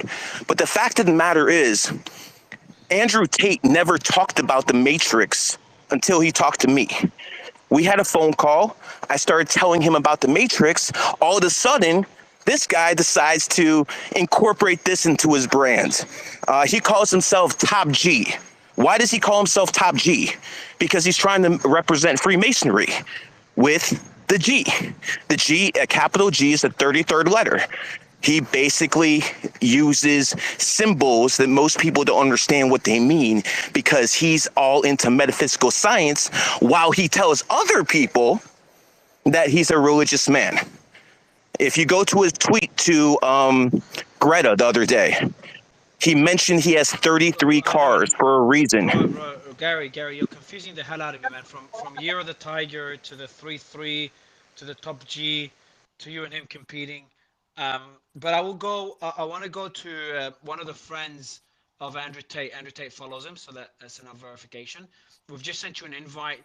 Dime, Starbucks, Sammy Loyal. We've sent you an invite. You can click on it from the DMs. You can leave the space and then click on it. It should work. And would love to have you here as well. We'll go to Octavian. Let me see if Octavian's there. Octavian, anything else you've got to add, man? Because I'm clearing the panel to bring more people up. You got anything else to add, bro? Yeah, I'm sure it's going to be about tax evasion. All right, bro. Thanks a lot, man. Pleasure to have you. I don't know why you keep getting tax evasion, man, and you send us no evidence of tax evasion. So that doesn't help. Anyone else that wants to come up and speak, do send me or Tara or Nick a request, and we'll bring you up.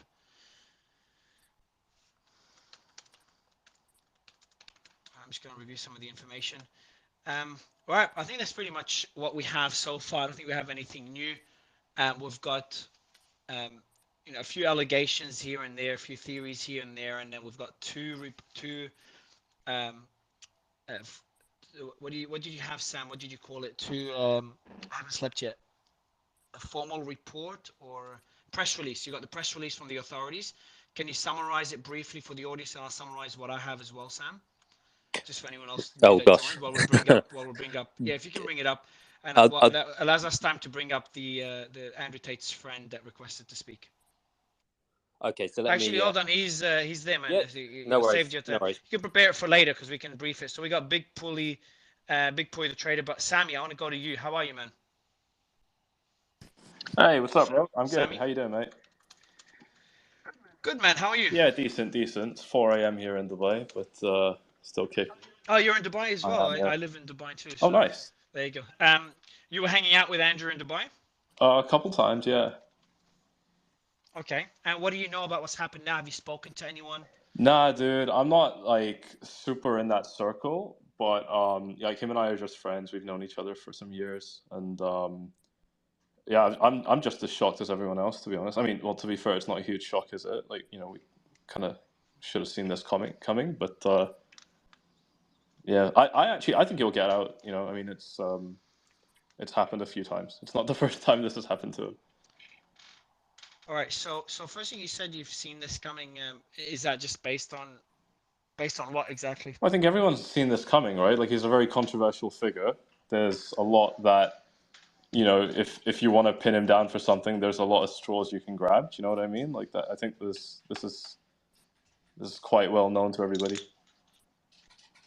Okay. So in other words, it's a conspiracy to get him arrested or try to pin him on something based on how controversial he is? I don't think that would be a horribly inaccurate statement. Yeah, I mean, there could be more to it. There might not be, but that's...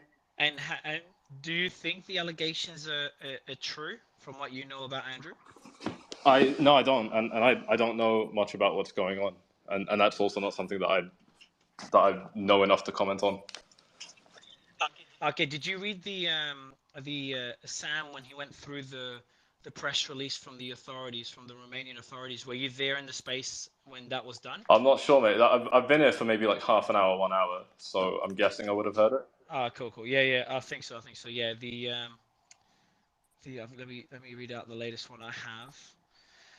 So there's a statement by the DIICOT, so the Romanian authorities, and that at least 6 victims had come forward to allege they were trafficked by Tate and Andrew Tate and Tristan Tate.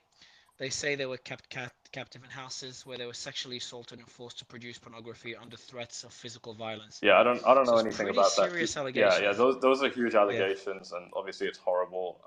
You know, this is the kind of thing where I'm always thinking, okay, you know, I'd like to, you know, I don't like the huge like pointing fingers act until there's something, you know, pretty credible. That's not just an Andrew thing. That's an everybody thing. You know, I think it's too early to comment on that stuff until, you know, something legit comes out, if it does. Yeah. No, How does Romanian law work? Are people innocent until proven guilty, or guilty based on accusations? Innocent until Does anyone proven here guilty know? is similar. No, innocent until proven guilty. Yeah. Good question, actually. Well, Yeah. France is not like that. France is guilty until proven innocent. Oh, you mean it's innocent until proven guilty, but you seen like how are they, you know, how do they treat, like similar to Japan and the guy from Toyota, not Toyota, the guy from what's his name, the guy that escaped to Lebanon. Does anyone remember? No, but I'm like not the sure. legal systems are quite different across the world, right? So sometimes you go to jail and then you have to prove you're innocent, right? So like in France,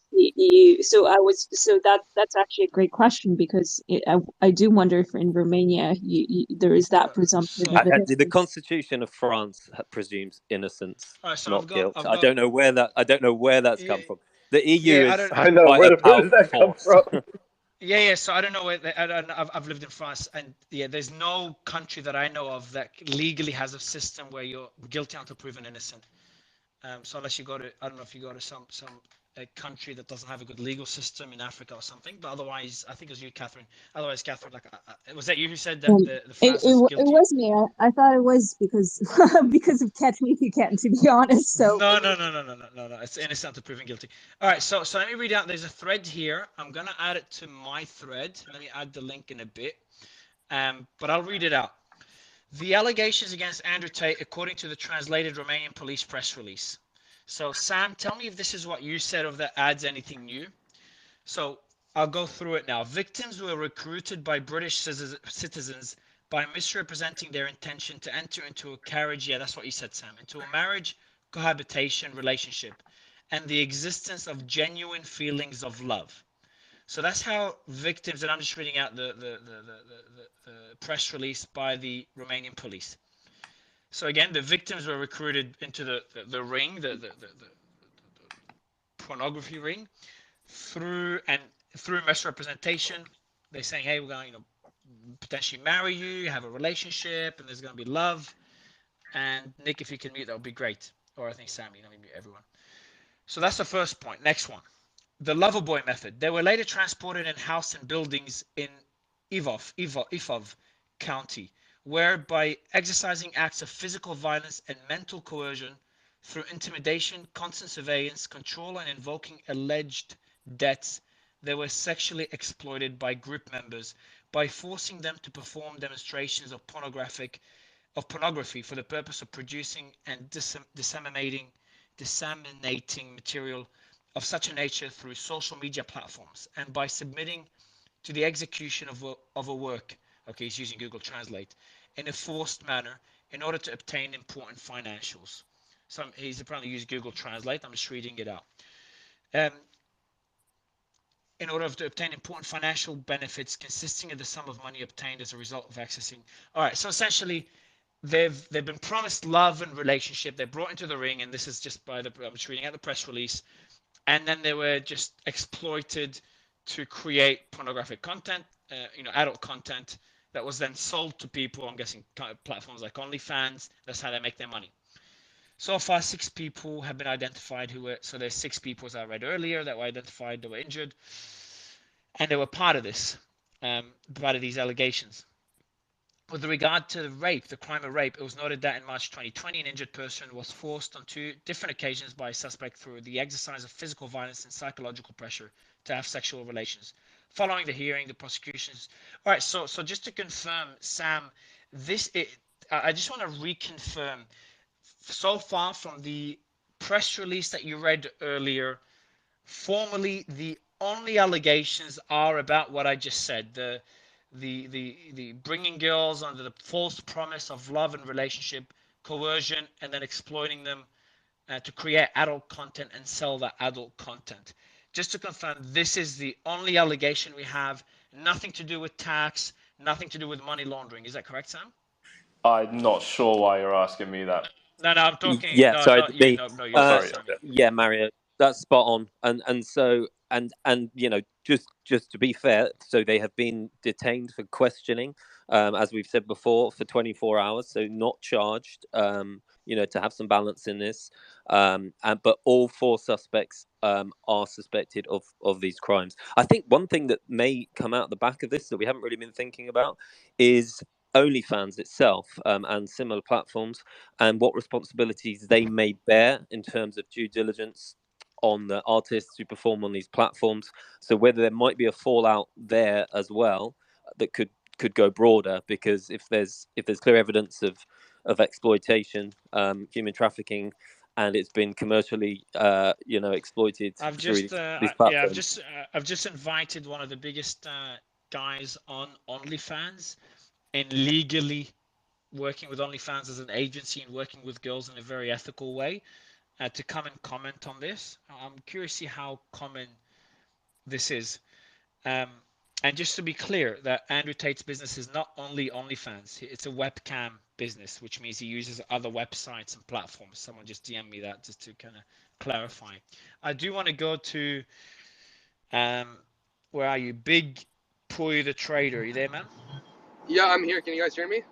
Yeah, bro. Yeah, you said you have a. Can you tell me why you're on stage again? I know you DM'd the team and they told me to bring you up.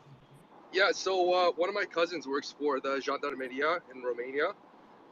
Yep.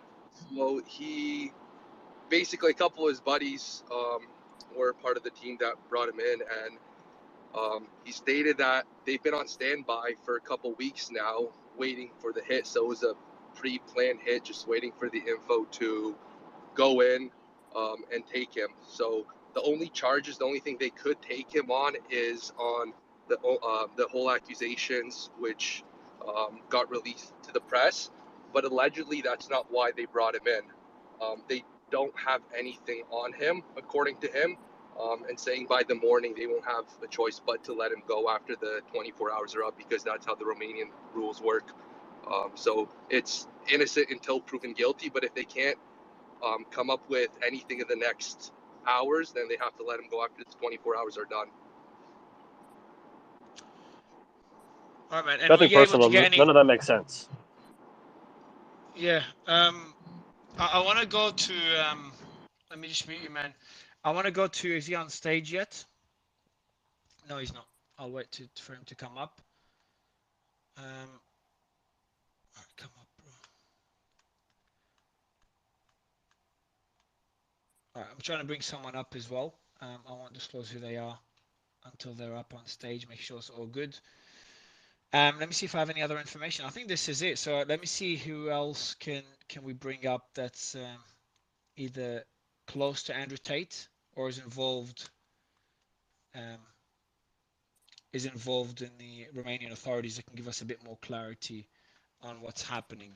And I'm very curious. Someone's messaging me that there's a lot of similar, you know, there's sex trafficking rings that use, you know, they've got their own they leverage their webcam business and they leverage OnlyFans as well.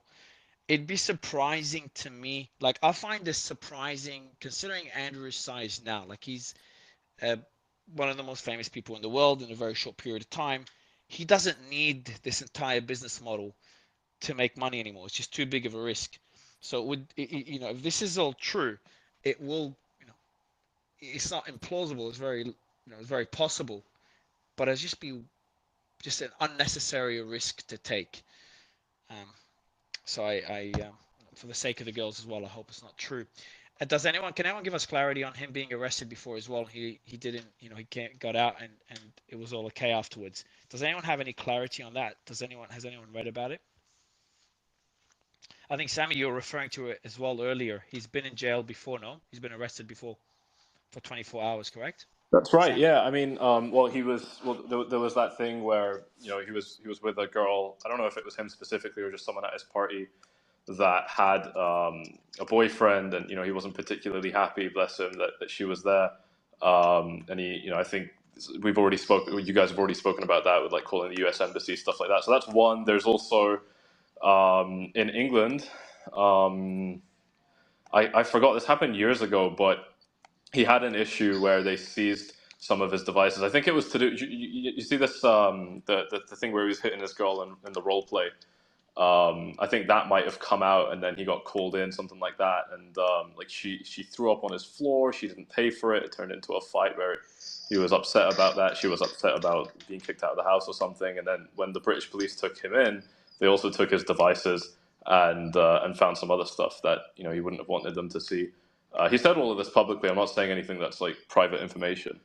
And and he was in he was in I don't know if it was prison or jail or anything. He was just in for questioning, and that was it, And then he got out again because there was nothing of substance there, and it was shortly afterwards that he pulled the trigger on moving to Romania. Was it? So I'm bringing someone who knows him in Dubai as well. So I'll be bringing that person up now. I just sent you an invite. Whoever you are. I've got a question for you, man. Do you know why he was in Romania instead of staying in Dubai? Mate, there's a lot of reasons. I remember the more glamorous ones that sounded fun. This is, bear in mind, I was much more in contact with him kind of back in like 2019, 2020. He was talking about how it was fun to kind of drive around. And how was he back then compared to now, what you see now on social media? He's pretty similar, man. I think a lot of it is he's just kind of toned down a bit of the craziness, especially after the whole cancelling attack. But I'll tell you what, mate, when I met him in real life for the first time, I was quite surprised because the guy doesn't stop smiling. He's totally different in real life to the online persona that you see in your 20-second little like TikTok clips.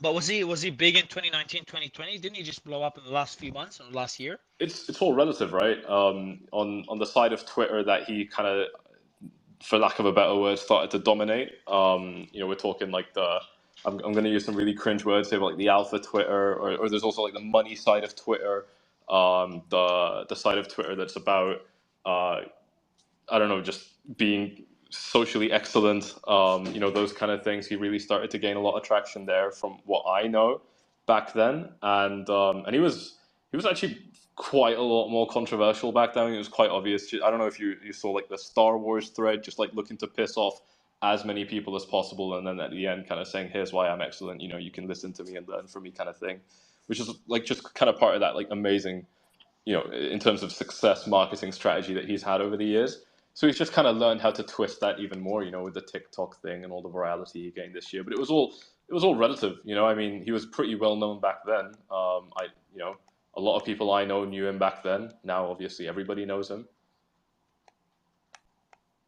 Oh shit, he was pretty well known 2 years ago. Yeah, for sure, man, for sure. Again, if you've got like 100,000, kind of subscribers or followers of some sort, like not on perhaps on TikTok, but on a more how do I say, developed social media platform, you're already going to start getting recognized on streets and stuff, right? And you blow this up to a couple 100,000. I think he had like maybe 600K on Instagram. I'm remembering the numbers wrong, but he was well known, man. He would have gotten recognized back then. Obviously, yeah, now it's totally different. It wasn't like he got swarmed on the streets back then. But yeah, he's been well known for a while, and that's why he got suspended. That's why he got suspended on Twitter. That's why he had issues with YouTube dating back to maybe 2019, 2020. It's been a while. How has he developed in the last 2 years? So that's the first question I have. Like, how has he changed? You said he toned it down. So you're saying 2-3 years ago he was more extreme than he is now? Yeah, this isn't stuff that's hidden. It's all out there. But... Hey, this is I'm asking basic questions, sure, because I barely know his content. He just started popping into my shorts in the last couple of months. So I don't know how he was 2 years ago. For sure, yeah. It's a really useful strategy in terms of the results that it gets you to, just look to trigger a bunch of people. So I specifically remember the Star Wars thread because it was hilarious, and it's all about I've got a Bugatti or something, or I've got a really nice car, and you don't have it because you watch Star Wars. And this was when the Star Wars movie was released and it was going viral. So he'd pick on that. There was probably anything that was popular at the time, he'd kind of jump on and give his spin on. The Greta Thunberg thing was just part of that same recipe, really, wasn't it? I mean, she wasn't particularly, trending. Man, what do you know, Sammy? What do you know? By the way, Nick, if there's something urgent or any breaking news, just jump in. Don't just wait, bro. So I see your hand up, Nick. So if it's anything urgent, don't put your hand up. Just jump in and interrupt. But Sammy, what do you know about his business? Where did he make his money before he became, the Tate we know now? OnlyFans, or I guess it would have been the webcam stuff before. OnlyFans was a thing because it was webcam stuff before that. And War Room, trading a lot from crypto, obviously. I had no idea he made money from crypto. I'm sorry? He made a lot of money. He made a lot of money from Hustlers University, and he had a program where, for example, if I sign up and then I get someone else to sign up, That's more recent. Sorry to cut you off. That's much more recent than the things I'm describing. Just to kind of go through it with a little bit more order.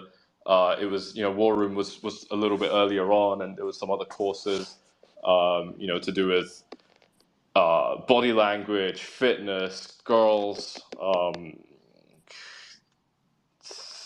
situational awareness. There was so many things, and I think from what I know, because I'm a crypto guy, I'm a trader. That's what I'm known for in my space, and that's one of the main things Andrew and I have spoken about, over the years is trading, investing, the financial markets. He's had some really good advisors in the crypto space that have, you throw a little bit of money into something and it blows up, and it's 100K turns into 6 mil kind of thing. That's you repeat that a couple times and you're sitting on a big stack of cash, right? So there was that, and then of course Hustlers University was with the whole TikTok thing. I think that was this year, last year kind of thing. Okay. So real quick, I thought I would just let you guys know. Reuters is now reporting that arrested on the suspicion of human trafficking, rape, and organized crime in connection with the cam girl business. That's according to prosecutors. So, going back on what you were just talking about his, cam girl business that he had before, apparently this is related to that. Yeah, I mean, I don't think that's illegal. I'm not sure, but I'm not. No, it depends how he did. If you force, the allegations that I read earlier, he wouldn't just if you want to run a legal, ethical cam girl business, you would go to girls. You're like, hey, this is what we do. This is how much you get paid. Are you interested? And they come in, they work like a normal job. Now, whether that's ethical or not, it's a different debate. Now, what they're alleging that Andrew did was he would coerce those girls to come, pretending to love them, and that's not only Andrew, Tristan, and others, pretending to love them and promise them a relationship, love, etc., and then force them to work in the business, using threats, surveillance, and I can't remember the other points they said. They claimed that they took away their passports or something, right? I think that was one of the claims. Yeah, I didn't read that. There's no evidence of it, obviously, but yeah. And that there was also a former police officer, Romanian police officer involved as well. There was also that claim. All right, so I've got let me read out what Reuters wrote. Ian, good to have you, man. It's always good to have you. Hey, thanks. Yeah, my other phone is offline. So, I mean, what's the update on here? Are they? Yeah, I'll read out the Reuters. Reuters is a good summary. Romanian prosecutors said on Thursday they have detained divisive internet personality and former professional kickboxer Andrew Tate on suspicion of human trafficking, rape, and forming an organized crime group. Tate, banned from any social media platforms for misogynistic comments and hate speech, and his brother Tristan will be detained for 24 hours alongside 2 Romanian suspects, prosecutors from the Anti-Organized Crime Unit said in a statement after raiding their properties in Bucharest. Now, we did have people DM us, a few people DM us that it's going to be longer, but we couldn't verify the information, so we didn't share it, but just thought I'd mention that. The Tate brothers have been under criminal investigation since April. By the way, I'm not sure who's unmuting. I'll just mute everyone. Nick, I think it's you. You're going to mute, bro.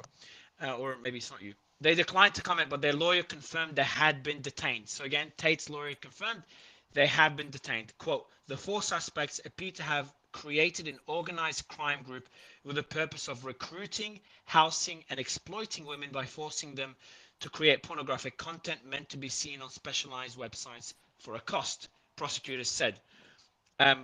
That they would have gained important sums of money. That's again, quote. Prosecutors said they had found 6 women who had been sexually exploited by the suspects. Tate has said women are partially responsible for being raped and that they belong to men. Yeah, I don't know his content, but if he did say this, it's pretty fucked up.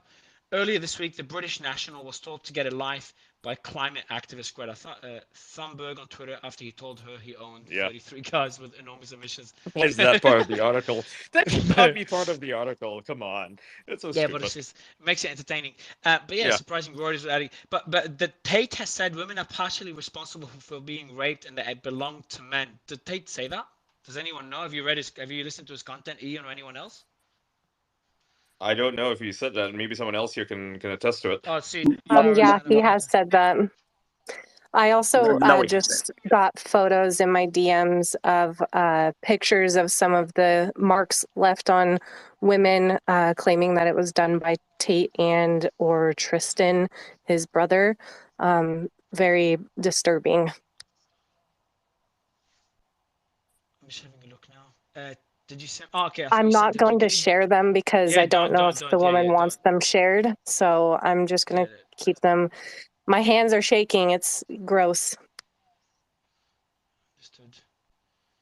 Okay, we've got another one real quick. Romanian prosecutors have now said that Andrew Tate, Tristan Tate, and 2 others appear to have created an organized crime group with the purpose of recruiting, housing, and exploiting women by forcing them to create pornographic content. Can you send me that if you don't mind, please, Nick? Please don't DM me and ask me for the pictures, guys. I'm not sharing the pictures. I'm not going to DM them. I'll keep them private. If the woman wants to speak out, Is Tara speaking? Because I'm sure. I'm not hearing her. Yeah, she's steering. Yeah, she's speaking. Someone else was having that issue as well. But okay. She can post the pictures if she feels inclined to do so. Let me resend the invite to Ian. Yeah, did you send me that thing, Nick, so I can share it as well? I sent it to you on WhatsApp. Bro, let me have a look at it. I'm going to read it again for the audience just because your audio is not great. Let me open it up. That's pretty late in Romania, and that's all coming out now. Romanian prosecutors said Andrew Tate, Tristan Tate, and 2 others, quote, appear to have created an organized crime group with the purpose of recruiting, housing, and exploiting women by forcing them to create pornographic content. That's from the previous report. It's not new. That's from the press release, I think. So they're just quoting bits and pieces from the press release. Yeah, Ian, are you a person that has watched his content? Only the stuff that gets shared on Twitter. I can't say if you watch any of his long form content. No. Did you know we had? We were gonna interview him in a few Yeah. days. Yeah. On the 8th. Yeah, I saw your thing. Yeah. I've talked to him before. I mean, not like on the phone or anything like that, but we've interacted in the past back when he was he used to go by Cobra Tate. I guess he still does now that he's been unbanned. Yeah, he's one of the I'm one of the few accounts that he actually follows. Yeah. Man, you're followed. Yeah, I don't know how you get yourself into I'm getting some really nasty DMs because of what I just said. I want you all to know that I am a firm believer that everyone is innocent until proven guilty. I do know that there have been plenty of times where famous rich men have been accused of things that they did not do for money and other reasons. So please know that I am not saying that Andrew Tate is innocent or guilty. I am just saying what I am receiving in my DMs. Whether he did it or not, there is no proof. But it still is disgusting and it still makes my hands shake nonetheless. So please know I'm not claiming he's guilty or innocent. If anything, I've always appreciated him speaking out against a lot of the things that I speak out against. So it's very unfortunate if it does turn out to be true about him. I will be extremely displeased and let down. And yeah, it's unfortunate, this entire situation. But please know I am not making claims that Andrew Tate is guilty. And I do have a lot of people DMing. The team just told me they are asking us to clarify one thing that Reuters said. Andrew Tate didn't say that women are responsible for being raped. He said they're responsible for their own safety. He explained that it makes in a lot more detail sense on the Patrick Bet David podcast. Also, one thing I want to add to like the Reuters report claims he was banned for hate speech. That is also not true. He was not banned for hate speech. To my knowledge, he has not said anything that could be construed as hate speech, unless you're referring to like the quote unquote transphobic remarks, right? They're not transphobic. I mean, he's just speaking sense there. That this is when the media covers him, it's clearly they're going to be biased about it. Yeah. Sam, do you want to go through briefly the report again? I've just invited someone up, so a couple of people up. So while trying to bring them up, if you could summarize the report for the audience again, that would be good. Sure. So just for people who may be late to this, just joining, this is an investigation that goes back to April. There were 5 search warrants. Now that I think that probably means there were maybe 5 homes that were searched. The crimes constituted, or the alleged crimes, I should say, constituted of an organised criminal group, human trafficking and rape. 4 suspects, 2 British, 2 Romanian. Constituted a criminal group with a view of committing crimes on the territory of Romania, but also the United States and Great Britain, and that crime is human trafficking. They groomed girls with a promise of basically romantic relationships and marriage. These girls were then transported and housed in buildings in Ilfov County, where by exercising acts of physical violence, mental coercion, for example, intimidation, surveillance, control, and invoking alleged debts, they were sexually exploited by group members by forcing them to perform pornographic demonstrations for the purpose of producing and disseminating through social media platforms. There are 4 people who they reasonably suspect of being involved in these crimes, and they have been initially detained for 24 hours. So that's really all we have in terms of pure facts at the moment, in terms of the alleged crimes. My understanding is there are no charges at this stage. They've been detained for 24 hours for questioning, and as someone, I apologise, can't remember your name, said earlier on, they believe that they could then extend that to 30 days if they have enough evidence. So that's kind of where we are at the moment. So can I just follow up with why I responded with yes in regard? And I know Ian said obviously the media is going to be biased toward Andrew Tate, but I have the quote here, and maybe it's misquoted. It's in a news article from Andrew Tate saying that next point, and this is in quotes, so they're claiming that these are his words. If someone has a video showing otherwise, I would gladly watch it. Next point, if you put yourself in a position to be raped, you must bear some responsibility. I'm not saying it's okay you got raped. No woman should be abused regardless. However, with sexual assault, they want to put zero blame on the victim whatsoever. That's the quote. Yeah, he's basically asserting that it's if a woman is walking in a bad neighborhood or is wearing a short skirt or whatever, it's that rhetoric, that there is some responsibility or blame there.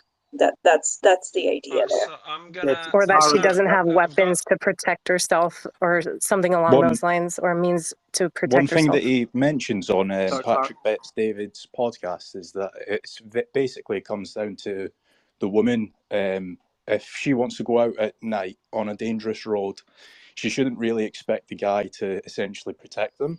So that's essentially what he said, and it's kind of true. So if, for example, your wife or your girlfriend wants to go out and potentially put themselves in danger at midnight or at 1 a.m., it's essentially just down to them. It shouldn't come down to the man protecting them. That's what he basically mentions. I mean, that's just common sense, right? And you're probably not supposed to state common sense these days. I'm not saying, no one's saying it's okay that it happens, but I mean, it happens. You have to protect yourself. Don't put yourself in danger. I never really understood so stuff Tara, like this caught so much. that was out of a 1 hour long podcast, that quote, and there was a lot more context behind that. And this is the biggest issue, is that that's the part that he started to tone down and just be careful of how he positions things, because he's realized that things are being taken out of context. So I do want to just play this. Someone sent it to me. So there's someone that interviewed Andrew that hasn't released. I think he hasn't released the interview yet, or just tweeted parts of it now. Now I know there's some people that believe that it's all part of a conspiracy to get him arrested. So I think this video would relate to that audience. So I'll read it out. I'm just gonna play it out. Tell me if you can hear it, guys. If you can't, just interrupt. what people don't understand is why influence is so important. This is why I'm saying here and adamantly stating that they're going to try and kill me if they're not already thinking about it already, because I know how influential I am. And influence is everything. The reason there is a war right now in regions of Ukraine is so that somebody gets to be in charge and influence the population. He gets to influence how they think. He gets to influence the language they speak, influence the currency they use. Influence. There are machines of war and destruction in the fields of Ukraine right now, and thousands of men a day dying for influence. The media machine, the only reason they pump it into every airport and put it all over the TV and convince you to believe in it is so they can influence you. The only reason you go to school is so the teacher can influence your mind. The reason the algorithms of social media platforms decide to show you the videos they show you is to influence you. People say, oh, you had a big following, but that's not enough reason to kill you. Oh, you mean I could influence the world? That's not enough reason to kill me. All they fucking want to do is influence people. It's the #1 most important thing on the planet. Influence is all this is ever.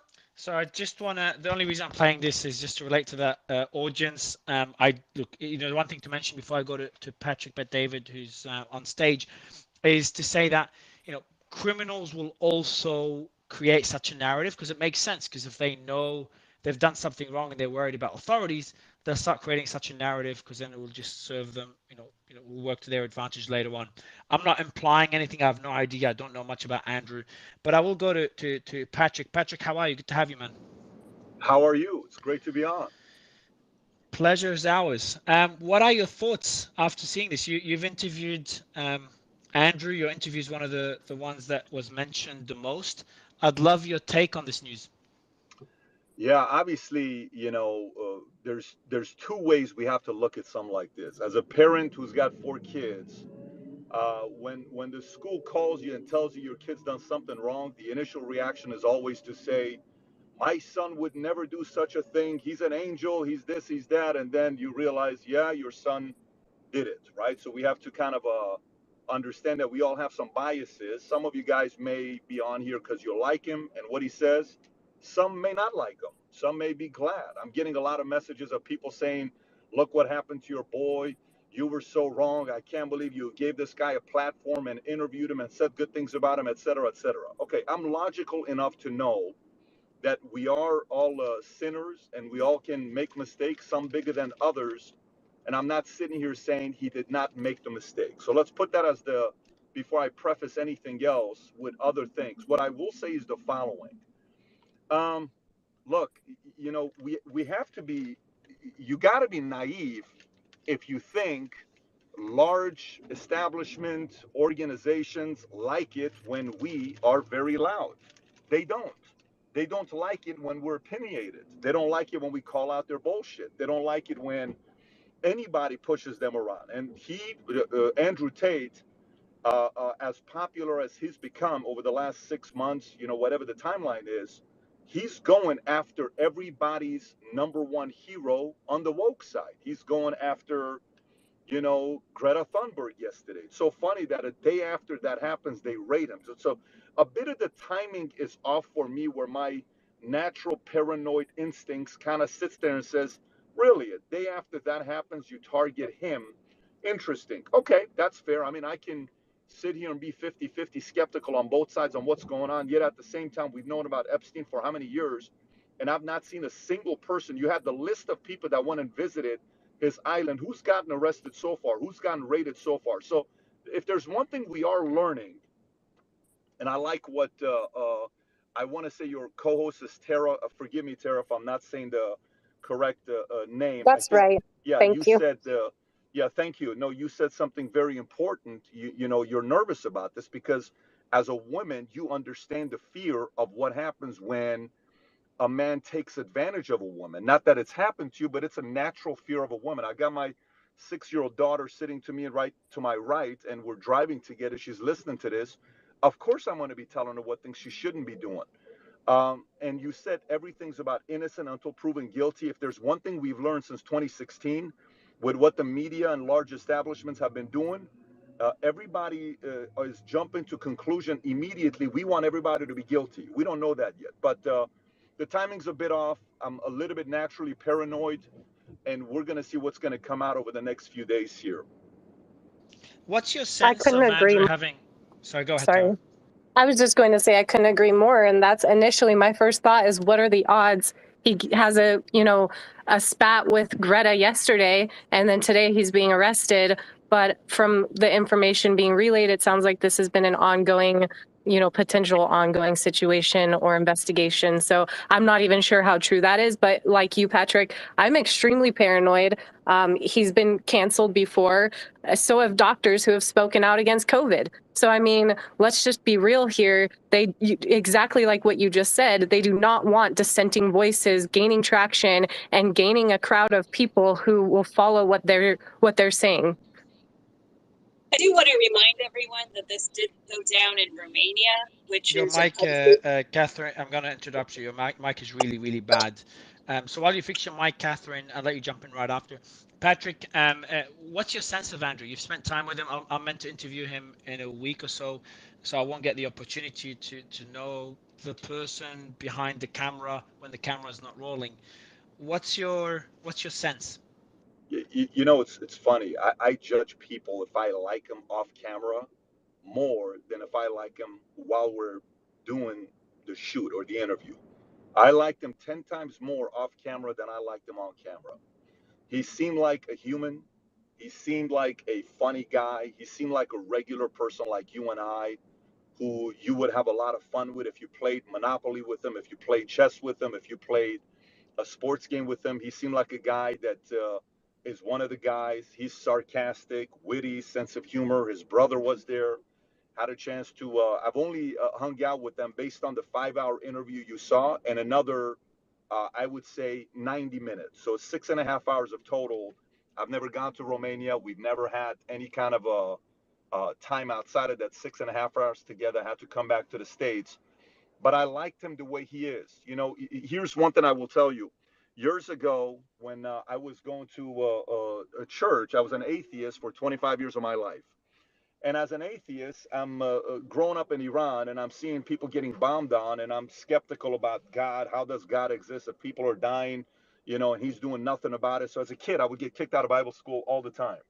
And then one day I'm going to this Bible study in Pasadena and this guy's trying to convert me. So I'm sitting down with him and I'm like, listen, man, stop with all your BS. I've seen so many pastors doing this. I've seen so many pastors doing that.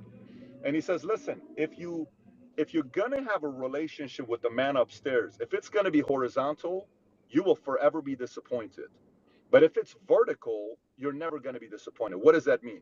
You and I, everybody on this call, especially the ones that think they walk on water, if your shit came out and everybody knew about it, I guarantee you would be heartbroken if your dark secrets were publicized. Now, listen, there's levels to the game. I'm not sitting here saying you've done anything at the levels that he's being accused of, but we will always be disappointed if we put on people on the pedestal that they walk on water. None of us do. I don't like to be called that, I make the decisions to right 100% of the time because that's way too much pressure for anybody. So we have to understand that this could be true.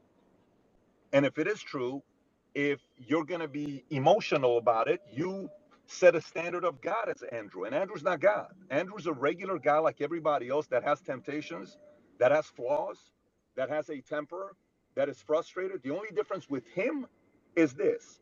He is willing to say what's on his mind against some of the most powerful people in the world. And we have to realize there is a lot of risk to that. Just recently, we were doing an event around generational wealth. And one of the things that we looked at was the Medici family, who's the only family that's been able to keep the wealth in their family for 7 generations. One of the rules they followed, which was very interesting, one of the rules they followed, and Rothschild family also followed, these two families, one of the rules they followed that the Vanderbilts didn't follow, that some other families didn't follow. Vanderbilt's wealth only lasted 2 generations. Medici is 7. I think Roths is on their 4th or 5th generation. Here's one of the rules the Medicis and Rothschilds followed. Don't be too public. Don't be in people's faces. Be very low key.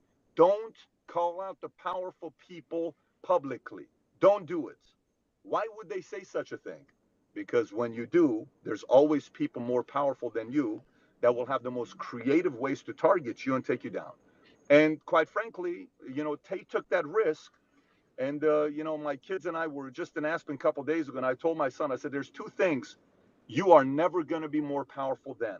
Number one, the mountain. Respect the mountain because when you fall, you can hurt yourself. Number two, ocean.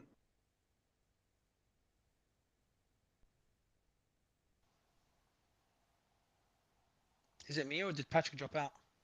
It's not you. No, we lost him. We lost him. I just want to Yeah. jump in and Oh, okay. build on a little bit of what Patrick is saying. You know, I'm 21. I'm a young guy. I've known Andrew since I was like I think 17. You know, a lot of the you know, like man up kind of attitude that he puts forward online, he's the same in person as well on that side as well. You know, he's been a big figure in my life to be a better person, to be honest. And the reason I'm bringing this up is this is, you know, a lot of people are like, how is he in real life versus online and stuff like that. A lot of it is exaggerated, obviously. A lot of it is to, you know, bring in the views and, you know, satisfy the algorithm. But the key message, it's there in real life. It's there online. It's very much a mission. You know, what Patrick was saying about it, just kind of making himself public and doing things that are quite dangerous is it's inspired a lot of people to do the same. You know, like there's a lot of things, regardless of which side of any argument you're on, that you know, we're extremely fucked up, and it's not just Andrew. It's a lot of other people like him that have, you know, kind of gone out on the line, done risky things, spoken out when perhaps it was scary. That's encouraging others to do the same, and you know, we're all kind of on the same side when we talk about things like innocent until proven guilty. What about the whole thing of, you know, like the people who just kind of stand by and watch sins happen are as bad as the sinners? I'm not saying I agree with statements like that, but it's guys that are not scared to speak out and speak their mind and challenge the status quo that are kind of inspiring people of all ages, including, you know, the age bracket that I'm in, to stand up to things that aren't so good. And I think that's really, really important to highlight at a time like this. You know, we're all focusing on. Can I ask you guys something that Patrick and Sammy, do you believe that the Romanian authorities are part of a conspiracy theory by the media, by the woke left, etc., to take Andrew Tate down? Do you really think he's that important? Because I mean, someone said earlier on that he really doesn't say much that's that interesting and that significant. You know, he wasn't a major speaker, anti-vaccine speaker, until the last few months, as far as I understand, and most of what he talks about is, you know, empowering guys. This, that. He's not a particularly political figure, I don't think. So, genuine question. Well, in do you believe- particular, just to tag on to Sam's question, because in particular, Romania is a known, like the things that he's saying, that Andrew Tate is saying in you know, to Romanians, most of them are going to be sort of in agreement. I mean, their philosophy in general in Eastern Europe is very aligned with what Andrew Tate is saying. Probably part of why he lives there and probably enjoys living there is that it's kind of more in within his worldview. So you know, why are people sort of connecting his arrest with that versus maybe being more showy with his car, with his wealth, and things like that? One thing there's a lot of reasons to move to Romania beyond just those things, and he's spoken about them before. You know, I think one big one, for example, is you know, it's harder to guarantee safety in a place like, you know, London, where he used to live, where I used to live, than in a place like Romania when you've got the right connections, or in a place like Dubai where you don't even need the connections and you've just got the safety anyway because people obey the law. There's a lot more than, you know. It's very strange from someone who lives in Europe. Like Eastern Europe is known to be far less safe than Western Europe. That's not what I said. What I said specifically was when you know the right people, right? Like if you, and I'm not saying that this is the case, although I think it's certainly likely that if you know the right people in a place like Romania, people just aren't going to mess with you, right? That's fair to say. We can agree on that. Well, I mean, if you're talking about underground and mafia and people like that, then possibly. But then you're just as, you know, you get involved in that kind of world, and ultimately it catches up with you. I mean, it's interesting to hear all the, you know, I appreciate it's great as always. Mario brings people in from both sides of the debate, and it's interesting to hear everybody sort of talking about Andrew Tate and all his positivity and everything. But it's strange that we're sort of taking things and trying to sort of say, well, he lives in Romania because it's safe. If the guy is really worth $350 million, he can have private security in any country in the world. So it's like, how much of this stuff can we really believe in? How much is it just trying to find excuses? Yes, I'll go. Patrick, I know you were speaking earlier. Is the mic working now? It should. What's the last thing you heard me say? You said the last thing you said was ocean. What was the last thing I said? Okay, so the context of it was the two things you tell your kids, to be like concerned about, right? Oh, Which is the yes, mountain and yes. the ocean. Yeah. Yeah, so the two things that I tell my kids all the time is, listen, we were at Aspen a couple days ago. My son's going down on one of the slopes, and he wasn't slowing down. I said, look, two things you got to respect. One is the mountain. It's always going to be more powerful than you got to respect. And number two is the ocean. One wave can destroy you. The moment Andrew Tate starts calling out establishments more powerful than him, and he's doing it over and over and over again, you have to realize that is a risk. I did a course. I was doing a course a couple weeks ago on generational wealth, and we're doing estate planning. I'm going through the process myself. So we studied families that did the best job estate planning, where the wealth went down the most generations. Vanderbilt screwed up. Their wealth only lasted 2 generations. That's why Anderson Cooper never got money from his mom, and there was no trust fund baby. But the Medici family and the Rothschild family had one rule, and it's a very powerful rule that Tate's broken, and a lot of people have broken. Here's what the rule was. In the Rothschild and the Medici family, whose wealth was generationally transferred for 7 generations, 1517, they said, don't be loud, don't call out powerful institutions, stay low key, don't say anything, create your power, but have your power behind closed doors, not publicly. Tate's done the complete opposite. There's a massive risk when you do that. And he knew when he was doing it that there's a risk behind it. Whether it was first being blocked from Instagram and Twitter until Elon brought him back, whether it's YouTube shutting him down and him going to Rumble, those things, when you do that, highly risky. We know the last handful of people that have done that the last 6 years. One was a president, what everything in the economy was doing good until he got ousted. The other one was him. I can give you 10 other names. You know the names of these folks. It's the biggest risk one will take is when you start calling out establishment, and that's exactly what Tate's been doing the last 6-12 months. So just to jump in real quick, it looks like Romanian prosecutors are now saying that the group led by Andrew Tate used physical violence and mental coercion, intimidation, constant surveillance, control, and invoking of alleged debts to force women to work as cam girls. So that seems to be one of the most major reasons why. Pretty serious allegations. Nick, if you can send that to me, so I'll add it to the thread. But I'll go, Patrick. You mentioned about Andrew's personality when you spent 6 hours with him and you did the interview. And we had the first time I think we met is during the Sam Bankman-Fried FTX collapse, and that's when Elon came into the space. And it was a very similar discussion. Sam was seen as like the god of crypto, extremely nice guy. Everyone loved him. Kevin O'Leary to this day is supporting him. How could Andrew be in that same category? Because he's got a great personality in many people's eyes, especially behind, when the camera's not rolling. He's got a massive fan base. But does that mean he's not capable of doing the things that are being alleged at the moment? And again, just to be clear, he's innocent until proven guilty.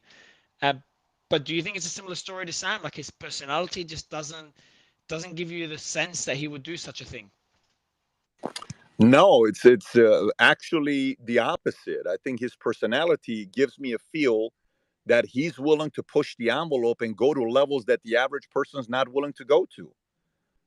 I get the idea that Tate is very good with his words, maybe the best in the world today at telling stories and persuading. He knows how to deliver his message probably better than anybody else in the world today. And the way we can, quantify that is by the level of followership he's had the last 6 to 12 months. Nobody else has been able to do that. He's in a league of his own in that area. So is he capable of doing something like that? Sure, he is. Is he at the Sam Bankman-Fried side? No, I think that's a complete different comparison, because look at it from this standpoint as well. Who defends who? The whole saying, the enemy of an enemy is a friend. The friend of an enemy is an enemy, right? So who supported Sam Bankman-Fried? Whoever did, what did they represent? Is that what you represent? Well, if that's what you represent, well, then that's who's defending him. Then who didn't support what Tate talks about?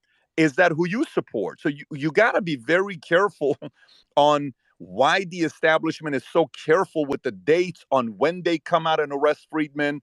And he says, well, I only have $100,000. Oh, all of a sudden he puts up $250 million of bail. Yeah, I guess you just go to the bank and cut a check. And how did that happen? None of us know about the story of how that $250 million came out after he told the story to the New York, so there's a lot of contradiction in that area. And we know who doesn't like Tate. So again, is he capable of doing what he's doing? I don't know. I've never hung out with him to know whether that could happen or not, meaning whatever he's being, people are claiming that he did in Romania. All of that could be true, but it also could be false, and the timing's been extremely strange to me. By the way, in smaller countries like Romania, you also have to realize it's a lot easier to make a phone call to the leaders of a government of Romania that's not known as the most, proper way of running a government. When it's more corrupt, you can also have another government calling them and saying, hey, we can help you in this area. So again, I'm not trying to speculate anything. All I'm saying is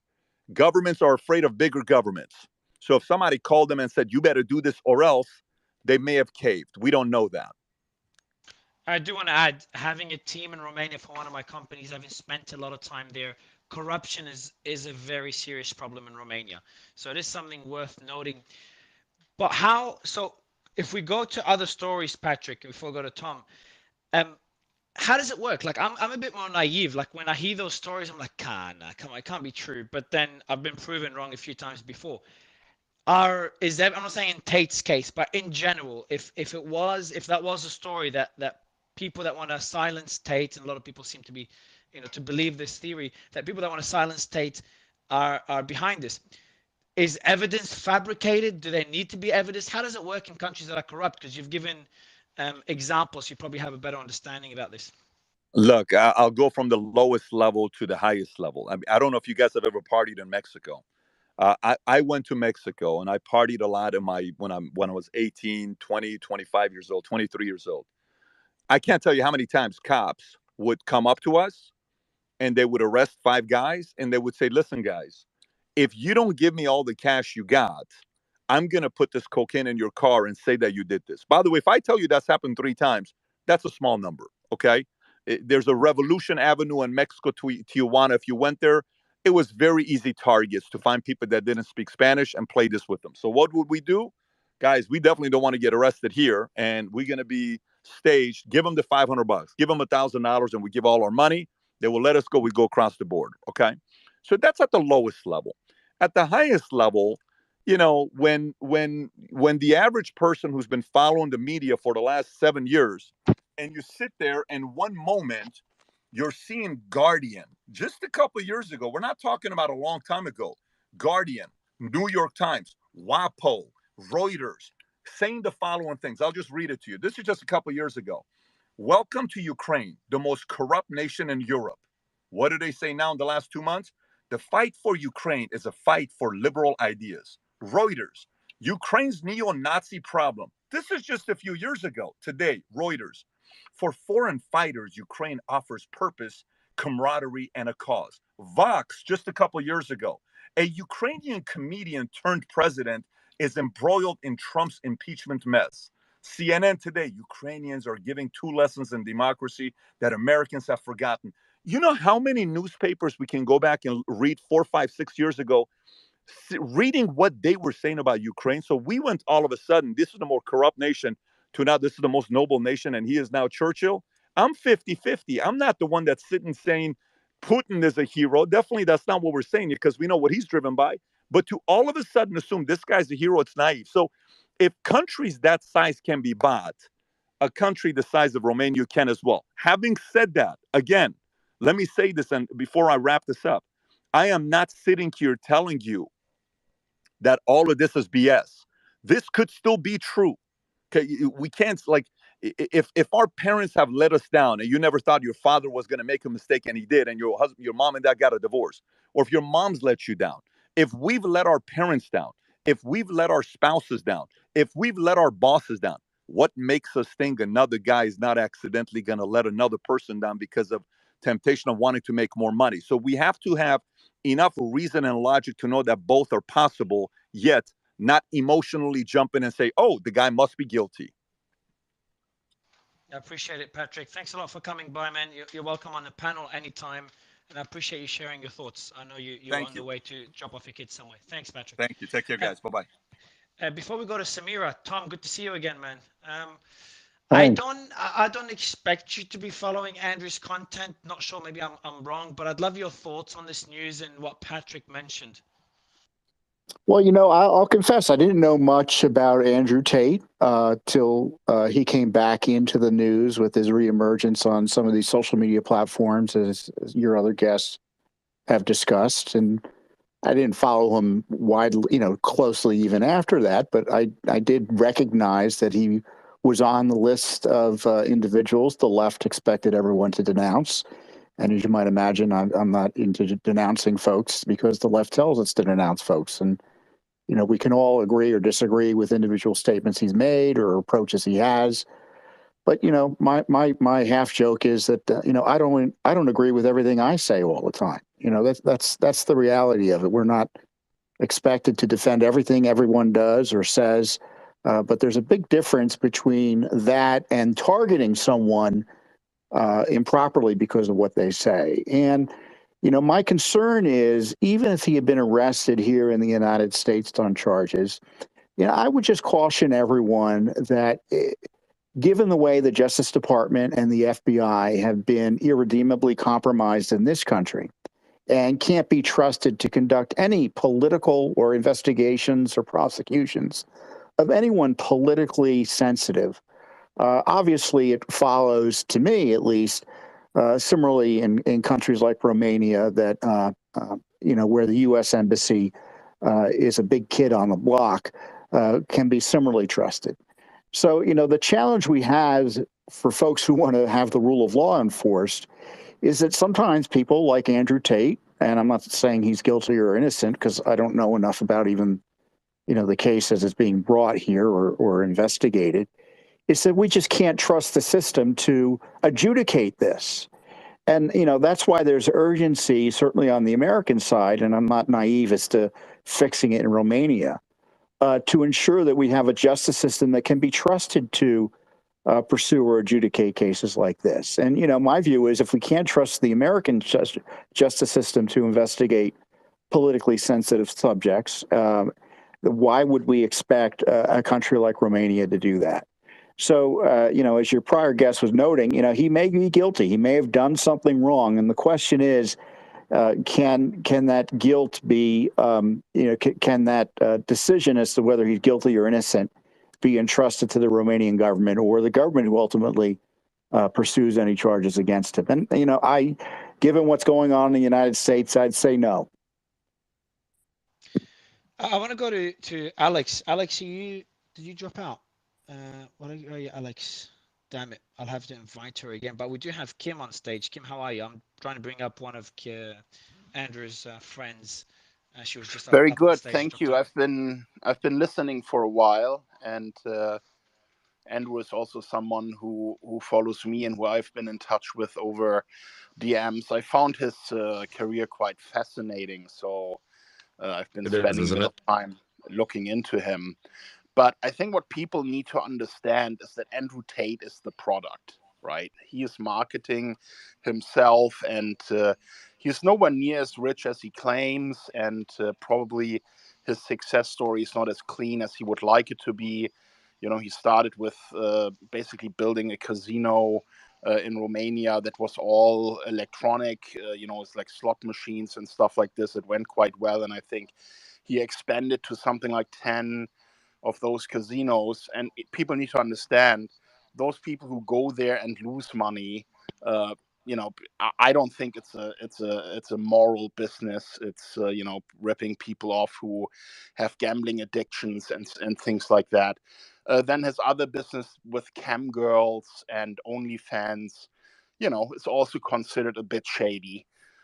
So when you look at the empire that he has built, the newest product is him basically creating this university, teaching people how to make money and how to use the tools that are available online to become successful.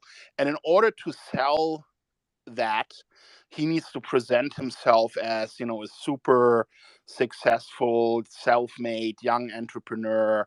And he does that in a way that I think is quite clever.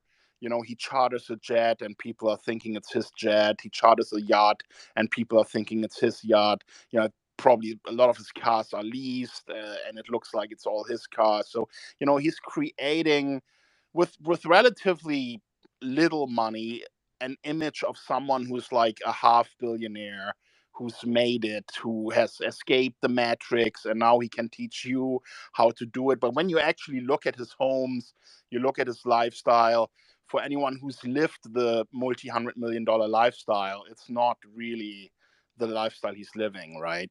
So that he's now in these problems in Romania, I think possibly has two reasons.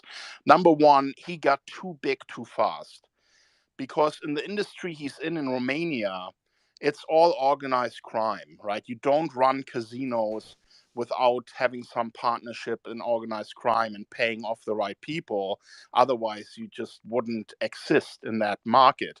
So, you know, those people would have looked at his recent rise and him claiming to have hundreds of millions made with his online businesses. There will be a lot of jealousy there. You know, those guys that are running organized crime in Romania, they will look at him as someone, you know, who's come up because of him, and maybe he didn't give them what they felt they deserved, right? The other thing is, you know, he has been attacking the establishment quite a bit. He's a very eloquent guy, very good speaker, very quick on his feet. You know, I think in terms of marketing, he's one of the smartest guys out there. But you know, he does make controversial statements, and he needs to do that because he needs to get more people interested in him, more followers. So he does go to extremes. He doesn't care about, you know, moral boundaries, political correctness. So he does step on a lot of toes. But the things he says often make perfect sense, you know, and he says them with an ease that most people have forgotten to talk about because they're too scared to say the things he's saying, right? So I think what happened to him recently is just his success got too big in the eyes of, you know, organized crime in Romania, and probably also the authorities in Romania, because they see him as someone who may be evading taxes. Maybe they use this as a reason to get access to all of his devices, his financials, his bank records, to see, you know, how can we extract some money from him? Because if this guy claims to have 500 million and he's only paid, let's say, $1.2 million in taxes in Romania, you know, it's a real incentive to say, let's have a closer look at this guy, and at the same time take someone down who's just unpopular with the establishment. So I think in a nutshell, that sums it up. I don't know if he's guilty of anything. I find it always very suspicious when there are cameras there on the raid. When he's being moved into the car, you see at least 4 or 5 camera teams right there. You know, it's a very public, orchestrated event. The fact that there's a terrorism group looking into him, organized crime and terrorism, makes the whole thing just taste a bit, you know, obviously inflated. And you know, we have to see if he has actually done the things that are sifting through now, coming out. You know, that he manipulated women to come and work in his cam business, and that there was some kind of illegitimate activity involved. I mean, he is charged with an organized crime charge, or will be charged with an organized crime charge. These are the allegations right now. So they're very serious. I think it's really going to hurt his reputation. I don't think anyone who is a self-made man who has made money with legitimate businesses and has grown to a certain size will take him seriously anyway at this point, even before these charges happened. But now that they happened, I think it's really going to cut him down for a while, and he will have to deal with the aftermath of these problems, and we'll have to see how he gets himself out of that. I do want to go as well. Kim, thanks a lot for sharing this. And I know Grant is on stage. Aurelius and Samira as well, thank you for accepting our invite. Aurelius, you were the editor at Andrew. Nick, I'll let you do the introductions quickly because I know you verified his identity. Sure. Aurelius is he dealt with a lot of content for Andrew Tate. He's part of the marketing team over there, and he's seen a lot of sides of him. Both extremes and his softer side. And I think he'll be able to give a really interesting take on Andrew Tate on a more personal level. So Aurelius, take it away. Thank you for letting me speak. So to begin, I have never met Tate personally. I do work on his marketing team for pushing his products. Now, as I have a complete access to every single catalog in regards to his entirety of his content, such as his vlogs, his interviews, some of the spicy content. I've also taken some of his programs, such as which somebody discussed earlier, which is body language, and more of the older content before and around the time of the War Room. I also know some things of the War Room, but I'm not a part of the War Room. And if I was, there's certain things that cannot be discussed because it's enclosed under an NDA. So to begin. Okay, I would. The NDA is last of your concerns, but I have a question for you before you kick it off, man. It's gonna give you a bit of direction. So having access to all the content, that means you're able to see content that is not published. Anything you can share? Yes. So anything that's worth noting that is not a side of Tate that we haven't seen, or some content they're like, hey, holy shit, what the fuck did I just see? Basically, what I can do is to clarify really his marketing strategy and what you see, and it's somewhat that Pat Davidley touched on a little bit earlier, which was he uses a lot of marketing techniques as well as business techniques that someone that is actually also very controversial in the world and is a billionaire or seen to be billionaire is actually Dan Pena. And I've taken some of his courses as well. And they're very similar in the way they attack the internet, as well as how they approach basically their beliefs and how they talk about the things they believe in. Now, understood. Go ahead. Go ahead. Anything to share? Any insight to share beyond what we know regarding the allegations made against Tate? You haven't met Tate personally. You've had access to his content. Is there any insight you can share that we don't know? If not, that's fine as well, man. Yes, I can actually clarify on something in regards to his OnlyFans program. So I took part of his OnlyFans program, and he was talking about how to run an OnlyFans and things like that.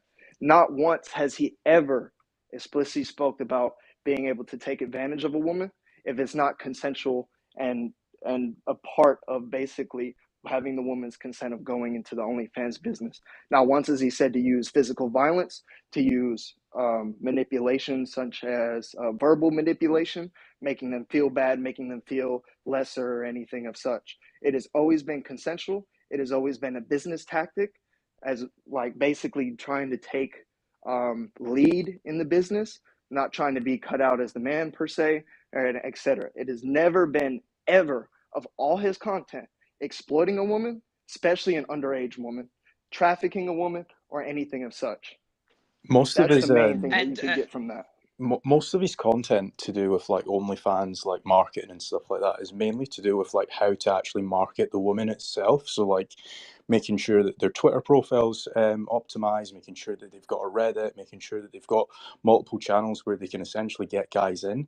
That's essentially what a lot of like OnlyFans marketing courses go for. It's not to do with like he never once mentions anything to do with like as what was mentioned, like how to like get girls in, how to groom them. He never once mentions anything like that. It's mainly targeted on how to actually market them. Got it, man. I want to go quickly to Amira. Amira, are you there? Samira. Hi, thanks so much for having me. I apologize, it was disconnected earlier, but I'll keep it very short and sweet. Now, there are certain things that we have to keep in mind. One, we know that the liberal establishment, they're after him. And I remember reading reports that these allegations, these charges regarding human trafficking were specifically pursued by the State Department and the U.S. Embassy in Bucharest I remember reading it back in August. Now, if we keep all of those factors in mind, I think that we should wait for at least to have confirmation as to what he's being charged with, or even like what he's being detained for.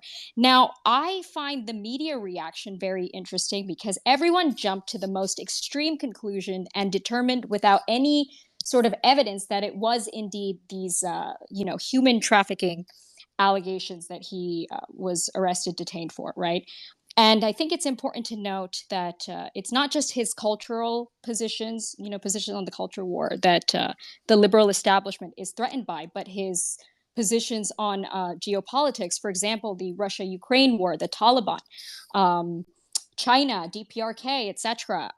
It's a combination of those things that make him a threat. So when we keep all of these things in mind, I think that it's important to do before. That's all I have to Yeah, no, say. I appreciate Hey, sharing it. Samira. And Hi. go ahead, Ian. How's it going, Ian? Good, good. Yeah, nice to finally talk to you. Yes, finally. But thank you so much for the invite. I really appreciate it. I appreciate it. There's been a lot of people supporting him on the panel. Yeah. Like I do want to, just to balance it out. Thanks a lot, Samira. I do want to balance it out. The allegations being made are pretty serious, and as every speaker said, just for the audience to know, as every speaker said, and Samira also mentioned, Kim mentioned, and Patrick earlier, we don't know if these allegations are true or not, and we're mentioning other things to keep in mind. Eventually, we'll hopefully get the facts. But we don't know what we don't know, and if the allegations are true, then obviously that's pretty dark, and obviously he'll be in jail for a long time. But also to clarify, I mean, those allegations have been released. I mean, they're not just media allegation at this point. I mean, the media did jump to that right away. That is true. But at this point, those are also official from the Romanian courts. Exactly. And that's a very important point. These are official. There's no charges, right? I mean, just to clarify. Official charges, by the authorities. Yeah, they're not been laid on him. Like they're detaining him, investigating, but they didn't actually charge him yet. So that's interesting. Just thought I'd point that out. Tom? And Grant, feel free to jump in anytime, Grant. Go ahead. But I think Kim's analysis. I think everyone should carefully consider, and I think it's kind of a good global approach here. But if if Tate and his associates were involved in producing pornography in Romania, it's extremely unlikely that organized crime wasn't involved. It's also extremely unlikely that underage individuals weren't involved. I mean, it's just the nature of the business. It's an ugly business, and if you're in it producing it, it's likely you're engaged in that type of activity. And so that's if there's something there, that to me is a major issue. And on the casino side, I think Ken's point is well taken as well, that it's unlikely any of those activities were clean, or if they were clean, he's obviously being targeted by those who are competitors. But the challenge is for the Romanian government and the U.S. government that clearly was involved in at least initially targeting him is, can you separate the allegations that are out there that Mario is doing well to remind us are really quite serious, if true, from his political positions and such. And my concern is that you can't. And that's why the rule of law is so undermined by the politicization of the agencies here in the United States. And I don't need to lecture anyone in Europe, let alone Eastern Europe, about how it's undermined there, because you get in situations where there could be serious crimes at issue, but you can't trust law enforcement to prosecute them fairly. And that's the challenge here. And it obviously, when you have the rule of law undermined, it leads to two results. The innocent are targeted and the guilty are targeted. And there's miscarriages of justice for both categories of folks that undermine civil liberties and the public safety. Grant? Yeah, well, hey, guys, thanks for having me up here. And when I heard Kim talking, I was like, oh, wow, he's describing part of my business because we do a lot of educational products. We have Cardone University. I do have a plane. It is used in videos and the cars and all that. I just want to make some clarity here. I own my planes. I don't charter them. I don't own a yacht. I own my cars. I don't lease them. But I know that this is a tactic online that is used, to create a persona for pennies. There's a big difference between buying a Gulfstream and chartering something that looks like one. And you can produce a lot of video content in 2 or 3 hours around one that makes people, a young kid, think that you own it. So that's one thing. The other thing I heard him say on Piers Morgan, I had invited him 3 days ago to. I'm trying to reach out to him to get him on Twitter Spaces. He had reached out to me before that and wanted to do something together. And my kids ran into some of his material. And my 13-year-old daughter, and she's like, leave that man alone. If you ever do anything with him, I will not have anything to do with you. They're just terrified of him. They think he's a terrible man. And I'm not saying he is, by the way. I just want to be clear. And but I heard him on Piers Morgan saying he was worth $1 billion. And I was like, I mean, I know what it takes to get to those levels. You don't do it selling courses to individuals. It is absolutely... it's not real. It's just not. You have to have assets to create that kind of wealth, or you have to sell tens of millions of products. And I just don't see, when he told Pierce, he's like, yeah, I'm a billionaire, but in dollars, not in pounds. I was like, nah, that's not real to me, with no assets and selling an online course to individuals. So, and I don't know that to be true either. Who knows? Maybe he's got $1 billion put away somewhere, but I don't believe he has that. And on the women thing, I have no clue. When I heard you describing him, I'm like, wow, dude, what if somebody pinned some charges against me and the FBI came and got me and was throwing me in a car? You guys would be having a room about me selling courses to people. And we've sold, this year we'll do about almost $150 million in educational courses online. About 40% of that is to companies, large companies, on 3-year contracts. That's how our Cardone University started. It started as an educational product for companies that wanted to increase their revenue. And then social media came along and it got opened up to individuals and big events, etc. So, but I know the space is full. This educational online space is full of charlatans. And one quick question, Grant, just on your Cardone University.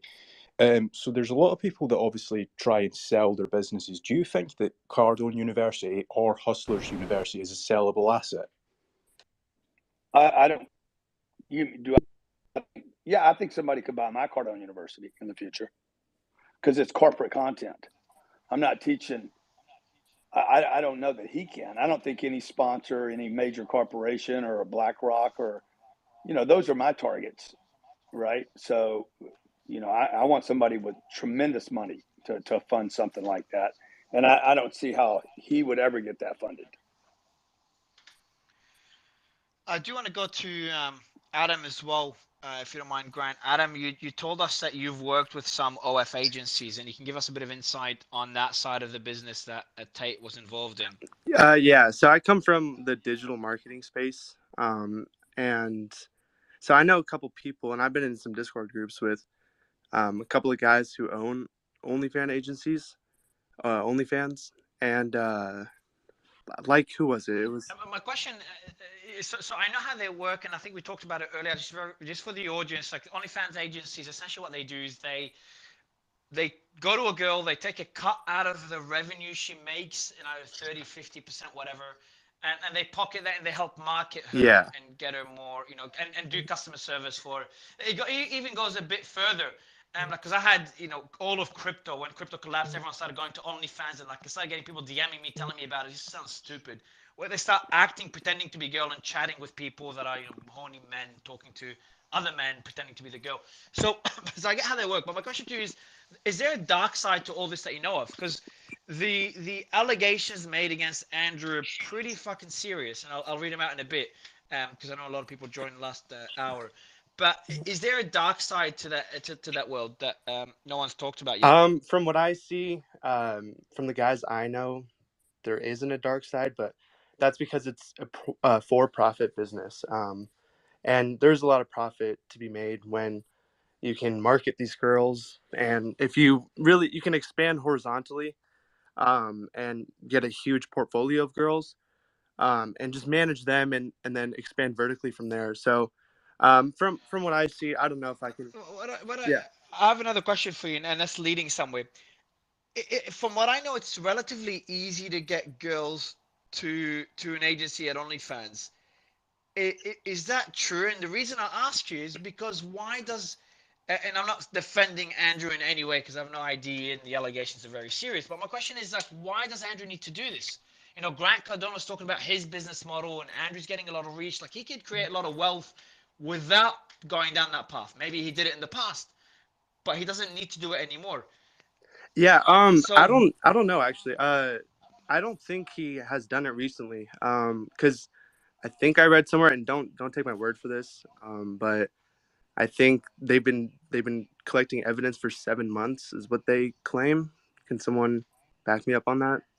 yeah, I'll read it. I'll read out the allegations here. So investigation goes back to April. There's 5 search warrants, crimes of constituting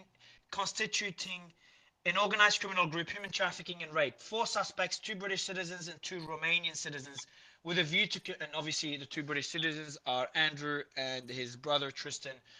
Um, with a view to committing human trafficking in Romania, the United States, and Great Britain. That's the point we had earlier. When you have those bigger countries involved, then corruption, where Andrew could pay regulators and avoid jail time, is no longer possible, or at least no longer easy when the US and the UK are involved.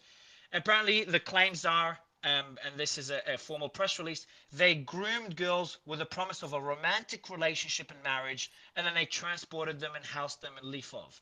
Through physical violence and mental coercion, inclusion, intimidation, surveillance control, and invoking alleged debts, they sexually exploited the girls and forced them to perform pornographic acts, which they then shared on social media for financial gain.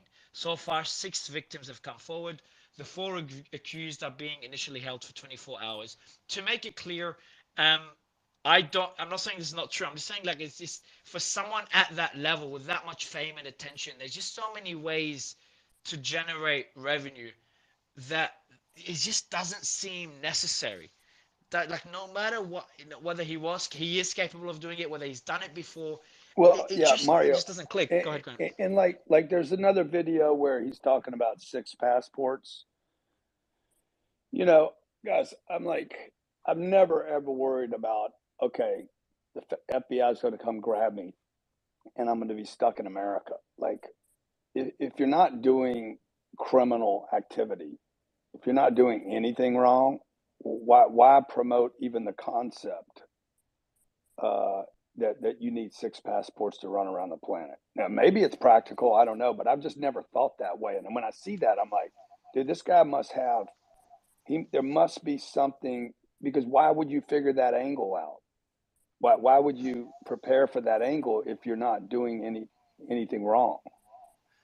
And what do you think of some people sent me a video where he's talking about the establishment chasing him, and they're gonna cancel him, they're gonna catch him, I I don't know think if it he's taking creates that an seriously. illusion or something, right? Like Yeah, like a facade of danger. Like, I'm a dangerous person. They're exactly. afraid of me. So I've got 6 passports. I'm traveling around the world. They can't catch me, but I have to watch it for my security. I mean, it creates this mystique around him, and everybody loves that, right? And it makes Or it sound James like Bond. he's the only guy who's speaking the truth. But Catherine, your mic is really hard to hear you. I'm not sure why. Yeah, it's a You gonna try Wi-Fi thing again.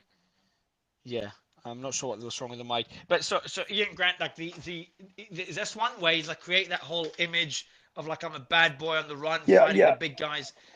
Yeah. And I think because when he got kicked off of Twitter, and then, or I guess he was kicked off all the platforms, and then they let him back on, his Twitter exploded. So I think that gave him a lot of fuel and encouragement. But some of this, like for me anyway, maybe it's my age. I'm 60 years old. Came up in a different time. You know, when you're telling kids, hey, I got 80 grand and we went and blew it on a Ferrari or whatever he bought, an $80,000 car, because that's what money's for. That's not a sellable product. If somebody asked about is his business, you know, is that revenue sellable to some company? I don't know what company would buy that. Who would buy that? And this will kill his fight, by the way. He was going to do a fight with Logan, which was probably going to be a $10 million payday.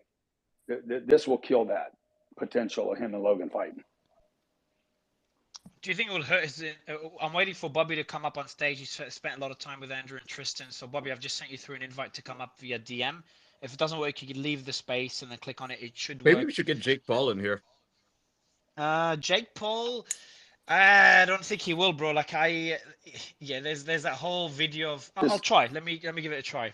If anyone can DM him, yeah, worth a shot. Worth a shot. You got to get it televised though. It won't be Jake. Jake won't be the issue. It'll be who's gonna broadcast it. Oh, hey, yeah. Mario, can you hear me now? Yep. Is my mic better?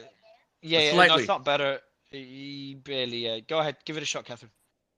No, what I was just saying is just that he's creating this idea that he's speaking all this truth that no one else is, but that's not true. There's lots of people, at least at this point, there's lots of people saying the same things that he is. So it is part of his brand identity ultimately, which is fine. That's a good, smart brand identity. It's clearly working, but I think Grant is correct on the money. Like, why have 7 passports? I don't think it's because he's being chased by the, whoever to get him because of his speech. Whether we don't even know if he actually has 7 passports. He's pretending to just create that whole image. That's true. Well. That's true. That's also true. Hey, Mario, can we get Fade on? He's known him for years. Sorry? Can we get Fade on? Fadde. He's a friend of mine, but he's known Andrew Tate for years. Yeah, sure. I'll Fadde. I'll invite now. I've invited a few people that know him as well. They should be anyone that's been invited. Just check your DMs. If it doesn't work, you leave the space and then click on the link on your DMs. You come up as a speaker. You've got another person here. Human trafficking to bring girls doesn't make any sense business-wise. So this person runs an agency, and he says the following. And actually, it's a good point. Again, I don't want to seem like I'm defending. That was nice, Grant. To your daughter, proud of her. I'll just let you know your mic is unmuted, bro. So we got an account here. Human trafficking to bring girls doesn't make. Sorry, man. Oh, good man. Human trafficking to bring girls doesn't make any sense business-wise. I run 10 girls. No people running 100+ models.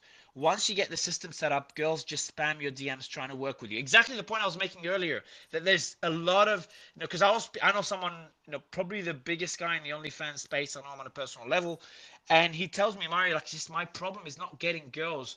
And he runs he's a very ethical guy. So he has a very ethical business. I'm not saying the business itself is ethical, but it doesn't, the allegations made against Andrew are not even close to this guy's business model. And he says the supply of girls, and I know it sounds crazy, but like the amount of girls that want to work with me, there's more, I just can't handle them.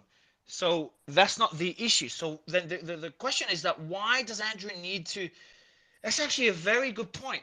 Why does Andrew need to go through all these steps, imprisoning these girls, forcing them to work, when there's more than enough girls, and I've heard this from many people, that want to work and make money on OnlyFans, and they want an agency or someone to help them. So it just doesn't add up.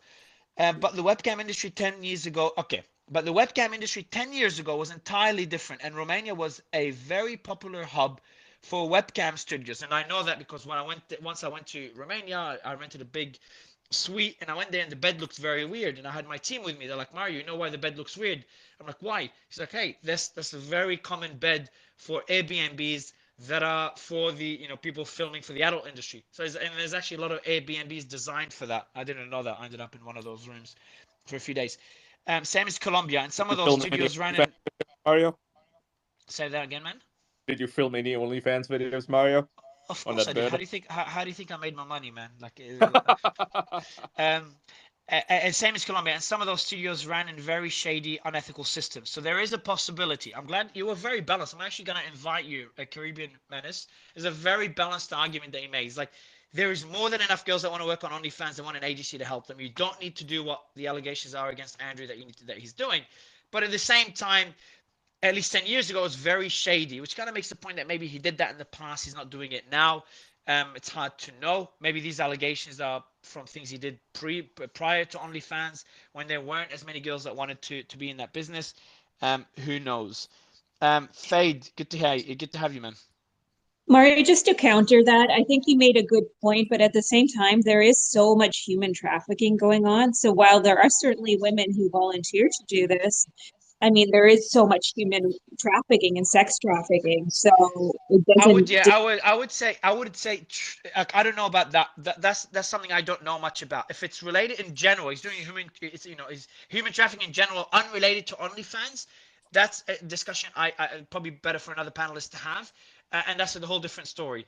But the point I was making is that to traffic women and force them to work at OnlyFans or webcam, that's very odd, because there's a lot of girls that want to do it now, and the whole Yeah, culture you can see behind it. publicly. They are tweeting at him saying, "I'll work for you. I'll do all these things." You know, I mean, that's Yeah, that's fair. evident for Yeah. anyone to see. Yeah. Yeah. Yeah. So the idea that he had to force somebody to do it kind of doesn't add up. And that's kind of what I wanted to. And first of all, Mario, thank you for bringing me on. Knowing Andrew and Tristan for at least like 4 or 5 years at this point. And I work in the sports and music industry out here in America. So a lot of my clients, like to run around in those kinds of scenes and things like that. With that being said, it being around him and his brother and his entourage, he does run around with a fairly detailed security team. At any point there's at least 5 to 10 rather muscular, rather armed security personnel around him at all times. Whether we're in Paris or Dubai or Qatar or French Riviera, Mykonos, it doesn't matter. With that being said, the allegations, being around him, seeing the amount of girls that come around him and his family and his brothers and things like that, and that are literally just throwing themselves at him, I find it hard to believe, just because I've seen it countless times, right? What I think more likely could potentially happen is a girl just wasn't happy with the cut that she was getting from potential OnlyFans or whatever deal that they had made from the agency or things like that. Could it have been something years ago or decades ago? I don't know, right? But at least from what I've taken in and what I've seen, and knowing a lot of the same girls that are literally throwing themselves at the guy, it's really hard for me to fathom at this point. And I just want to add in here, like what I was saying earlier about that girl that like threw up in his house and she refused to pay for it. It was exactly the same deal, right? Like, I mean, she went out and said a bunch of shit that she later took back, and I might be remembering the story incorrectly here because it happened years ago, but it was very, very similar circumstances. They were on good terms. She did something Andrew didn't like. He did something she didn't like, and then it just kind of blew up from there. Very similar to what you just described. Yeah. So, just real quick, I think it's too early to speculate about, how real this is or not. We have to wait for the evidence to come out, for the details to come out. I'm sure in the next few days, some of that will become visible. We also don't know how long ago this was. Maybe this is a statute of limitation case. This may have happened already 4 years ago, 3 years ago, and it's just catching up with Andrew. And also when it comes to, he didn't need to do this. Bill Cosby didn't need to do this. He had a lot of women that were interested in him, yet he was drugging them to have sex with them. There are just some things that don't really make sense. And I think we just have to wait and see what the allegations actually are. And exactly, Kim. I was going to say the exact same thing. That could be something he's done in the past, where, before OnlyFans and before he became who he is now, it wasn't as easy to get girls into that business. So maybe there was a darker side to his business before the Andrew Tate we know now. What do you think? You're absolutely right. If the allegations are true, throw them in jail, lock them up. There's no place for any man in this world to screw around with women or with kids, in my opinion. I think we've become, very lenient for sexual predators of, and men that exploit women and children and things like that.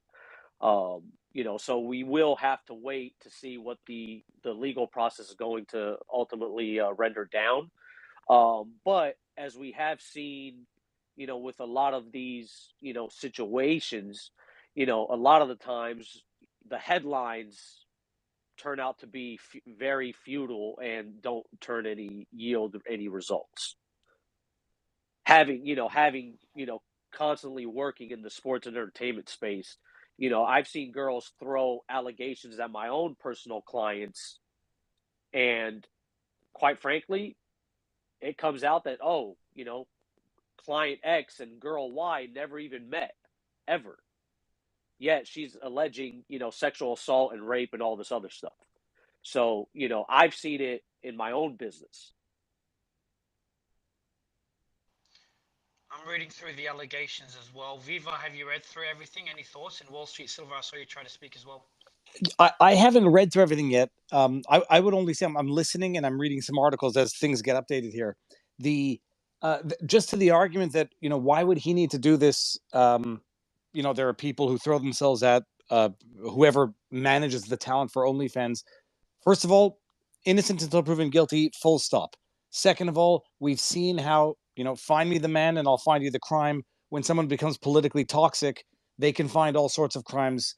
So I'm skeptical from one end and the other, but I will presume innocence until there's convincing evidence of guilt. But the idea that, there are women who would do this and throw themselves at agents and whoever manages them, that's true. There have always been people that will volunteer prostitution for free or for, low cost. There's still been, trafficking for a long period of time for people who get exploited, and it has to do with power. It has to do with a number of other factors other than people will do it. So why not just exploit those who will? But as far as it goes, Tate is politically toxic, which will make him public enemy number one. That said, he has said a number of things publicly, which will make him a plausible enemy number one. And in all of this, we've gotten habituated to the fact of politically persecuting people and presuming guilt when we don't like them. And it becomes unpopular to even say, I will withhold an opinion while the process plays itself out, even if I think the process is corrupt and potentially the accused guilty. But it's an exercise that we all have to go through. Right now, this is a wild, wild process to be watching. And the idea that he might have ratted his own location out based on a pizza video that he put out on the internet, it's a crazy world. I want to go to Fad quickly before I go to Tom and Wall Street Silver. Fad, you've hung out with him for a long time. Is there anything that you saw that could even hint to any of the allegations? Anything you heard? Anything at all? You're muted, man. Thank you. Yeah, I'm here.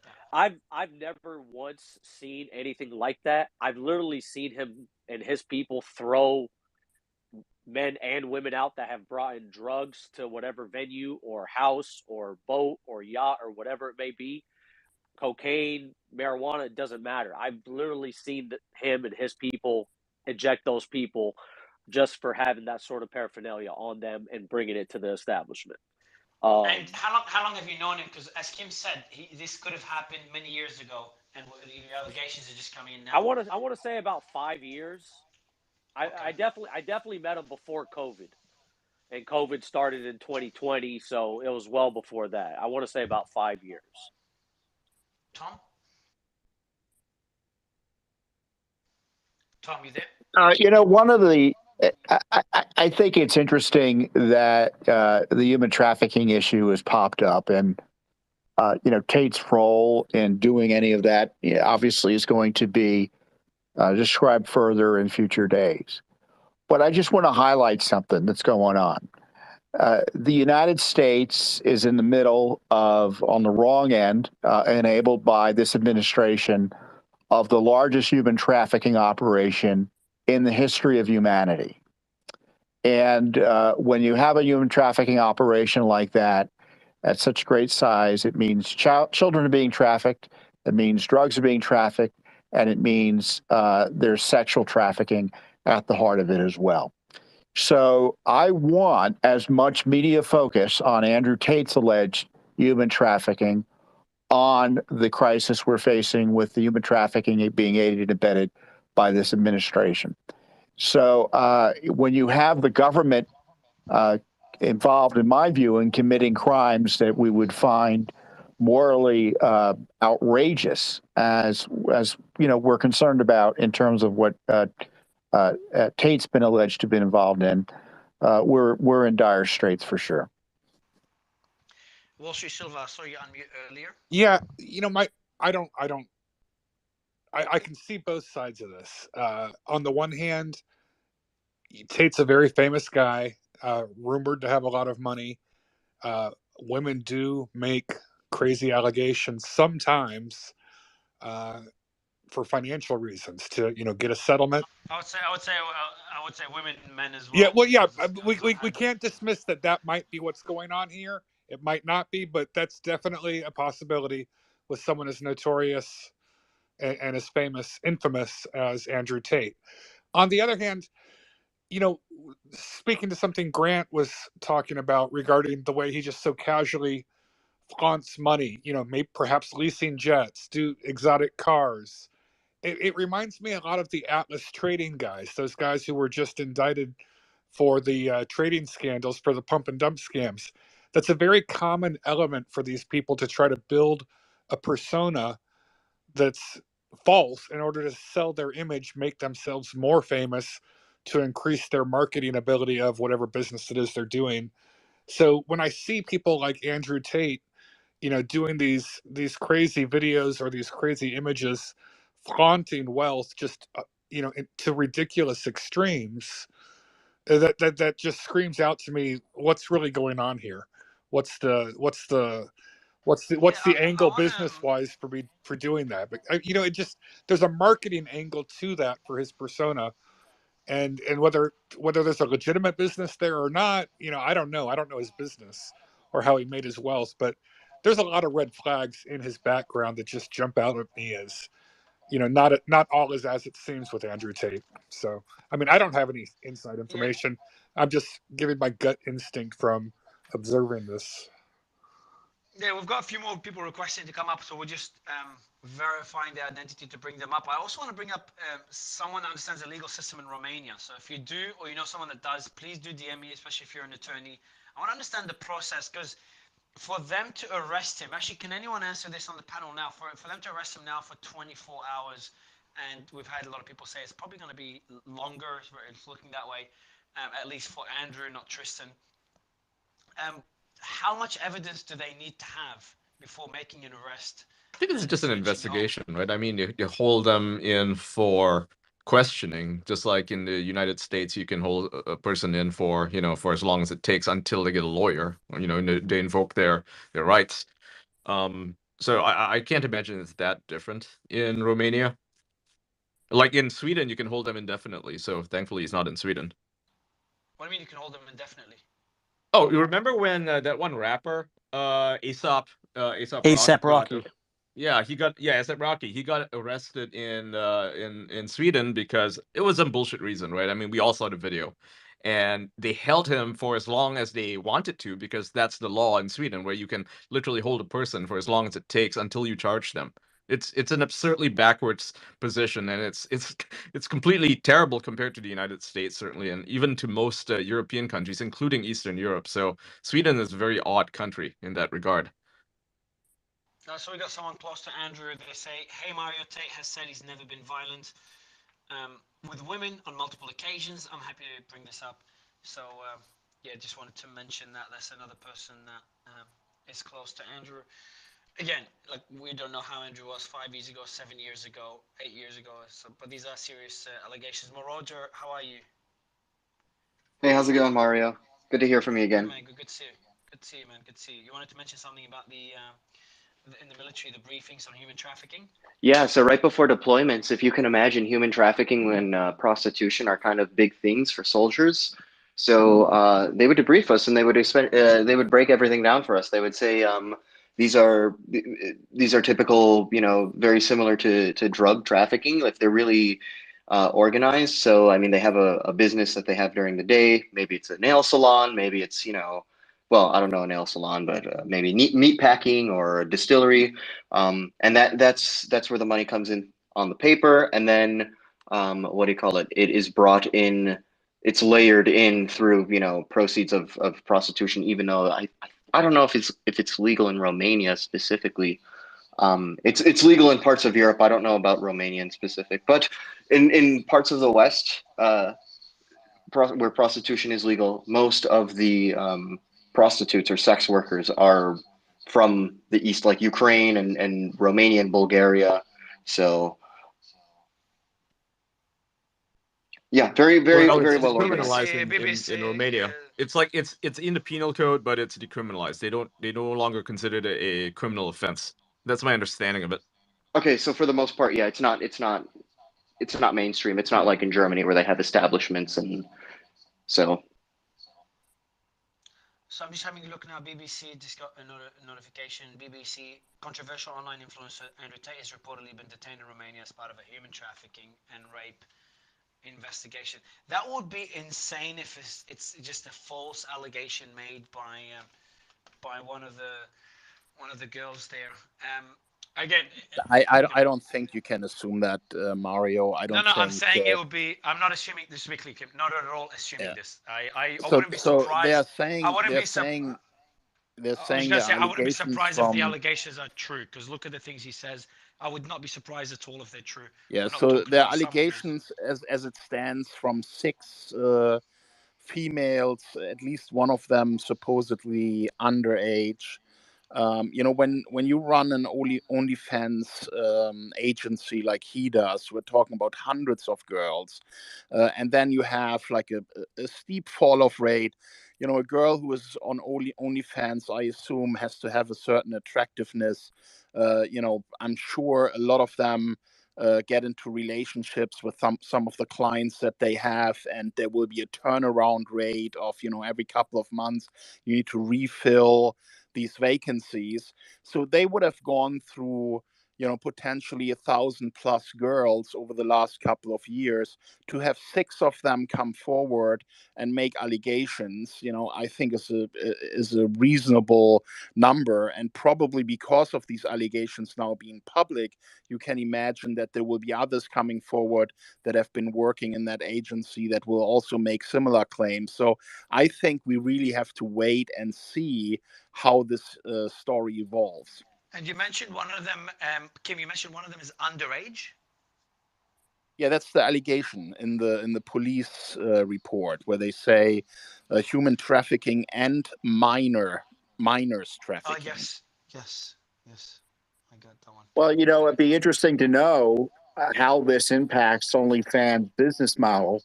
Is that company going to be able to survive the scrutiny that I think probably should be brought to bear, given the allegations in this case? And it might be useful to have Eliza or folks like that who are expert in sex trafficking and get their views on the intersection of involuntary trafficking associated with OnlyFans and sites like that. There's a lot of OnlyFans girls who are being involuntarily trafficked right now through their boyfriends, right? And no one really talks about it. I'm in conversation with a few activists who are trying to stop this from happening. They've highlighted a few girls where this is truly the case, and OnlyFans doesn't care, right? I think this is something that where the justice system, the legal justice system, whether in the United States or in Europe, really needs to come down hard on, right? And unfortunately, they're facing a lot of resistance from activists on the left, right? The so-called sex positive activists, the people who put sex workers in, they think sex workers are discriminated against, or that they belong to LGBTQI whatever umbrella. They're like preventing that from happening, which is really unfortunate because there are a lot of victims that are not being addressed right now. Yeah, I do want to tell the audience, so we had a few people that ran an agency, and they didn't deal with. I'm inviting a lawyer, by the way. is willing to come up and speak as well about the process that we should expect over the next few days. But anyone that is involved in those OnlyFans agencies that can give shed light. If you want to do it anonymously, you can DM us and tell us to keep your identity anonymous. But can shed light on the dark side of those agencies, and any stories, any examples where girls were forced either by their partner or by an agency to do certain things, and whether they've known anything, any knowledge or experience with trafficking. So that's something I want to see, the dark side of it. So I had no one's come out and talked about it, and not unsurprisingly. But when there's 6 girls making those allegations, one of them is minor, and again, those could be old allegations, not diminishing them, just saying they could be before OnlyFans. It could, as you mentioned, Ian, it could bring up a much bigger issue beyond Andrew Tate. Is the trafficking strictly with OnlyFans? Because I thought if you're an OnlyFans creator, you're independent. You work for yourself. No, so the way firstly the trafficking is unrelated. They didn't mention OnlyFans at all. They just said they mentioned the allegations without mentioning OnlyFans. So that could be before OnlyFans. That's number one. Number two, in terms of those, I just invited the lawyer. Number two, in terms of the girls being independent, man, is fucked up. What happens is, like, I learned that I was in Miami and I was invited by some people that wanted me to invest. I knew nothing about OnlyFans. And then I met one of the girls, and then I'm asking questions. I'm trying to understand how it all works. And she gives me a name, and then it just all seemed very scripted. I'm like, either this person's a bit odd, maybe she doesn't know how to communicate. And then later, I'm such an idiot with those things. Later, I found out that she has a fake name that she uses. They own all the credentials. They're essentially, the account is theirs, the agency. They own it, and they pay the girl a percentage out of it, which is the unethical way of running that business. So that's worth mentioning. And that's with OnlyFans. Before OnlyFans, it was a lot less transparent and a lot darker. And that's coming from, and that's me that has no experience in the space, and I'm just telling you what I've heard. So I really want someone that has gotten involved in OnlyFans, ran an agency, or knows someone that ran an agency that can give us a bit more clarity on that, or anyone in the webcam business that can give us clarity on that side of the business, the dark side of the business. I really want to bring up that lawyer. I think it's a good way to kind of summarize everything. Would be getting the lawyer up that's been trying to come up for a while. Mario, can I jump in while you're trying to get in? Just briefly. Sam, you're back. Yeah. Sorry, man. I'm back. So listen, I've been listening as much as I can. My signal's been in and out. One thing that's been brought up a few times is, why would Andrew Tate need to do this financially, business-wise? It doesn't make any sense, and I agree that's true. But again, and I will point out that these are allegations at this stage. But Andrew Tate portrays serious insecurities. If a psychologist was to analyze Andrew Tate, they would say everything he does is peacocking is a sign of deep insecurity. And with that, people who've sexually assaulted women, raped women, it's about power. It isn't about money. It isn't about anything. It's about deeply insecure men exerting their power over women. So if this does happen, turn out to be true, what the accusations are, this could explain it. Sure, it doesn't make any sense from a business point of view, but you got to understand that there are other psychological things that in this sort of scenario that do carry out. And I do want to read one thing that I'm going to invite that person to come up. Regarding Tate, he wasn't actually, and Sam, you can probably correct any mistakes there. So I'll read out what he sent. Regarding Tate, he wasn't actually arrested, but brought in for questioning. That's not true. Yeah, no, it is true. All four have been brought in for questioning based on allegations. Obviously, there's also been an investigation since April, so they wouldn't go in with 5 warrants. The judge wouldn't have issued those warrants if there weren't valid concerns. The police had 5 total warrants for seizing evidence and bringing into questioning. For an investigation since April, I think it's just more than basic allegations. They would have done, they've had months to look into those allegations. Something to point out. Accusations are from early 2021. 6 victims identified and potentially testified against him. The victims were brought in via the quote loverboy end quote method, and then convinced, so it's in quotes, to perform on OnlyFans. Okay, so they do mention OnlyFans. Do they, Sam? Not in the official statement, no. But Okay, I no. guess this is just sort of journalistic. I mean, what Kim said was valid And as one well last, sorry, about the Sam. fact. I'm Sorry, gonna add the last sentence, and then I'll give you the mic. For a 30-day arrest, you need another warrant signed by a judge based on some proof from prosecutors. So if we see Tate, Andrew, or Tristan arrested for another 30 days, now we have evidence, and now it's looking a lot more serious. So go ahead, Sam. Yeah, no, you're exactly right. The next 24 hours will be critical, and again, you've got to remember that this is the heart, sadly, of sex trafficking, sexual exploitation in Europe, where these alleged crimes have taken place. There will be a lot of young girls with very little opportunity in life, potentially being attracted to these lucrative opportunities. And I think, as Kim said, I think it would be very likely now that if these allegations are true, perhaps if they're not true, we would expect to see far more victims come forward. I think in the coming days. And I think that'll be something that'll be quite All right, so critical I've as well. got someone that runs an agency. I'm going to read out what they sent. Human trafficking to bring girls doesn't make any sense business-wise. I run 10 girls and no running 100 models. Okay, so he talks, I've read that before. But then they go through the dark side. I'm going to actually invite that person. There are obviously dark dynamics. I know people paying, say, $500 a month for girls, but they make $20,000. And the girls just don't know. And that goes back to the point I made. The girls have no access, nothing at all. 99%, obviously I think that number is too high, but 99% of girls who do OF, OnlyFans, full-time are ran by an agency, a part of an agency. We do the messaging, so that's the agency. We do the messaging, bring traffic, schedule content, etc. Girls just film content plus TikToks essentially. Last sentence, people do it differently. There's pimp systems where you get girls who you fuck and are involved romantically and manage her OnlyFans. Obviously can't be done at much scale, but you can take a bigger percentage that way. Or a legit agency system, which you work with models you never meet in real life. Okay, I'm going to invite that person up to give us a bit more insight.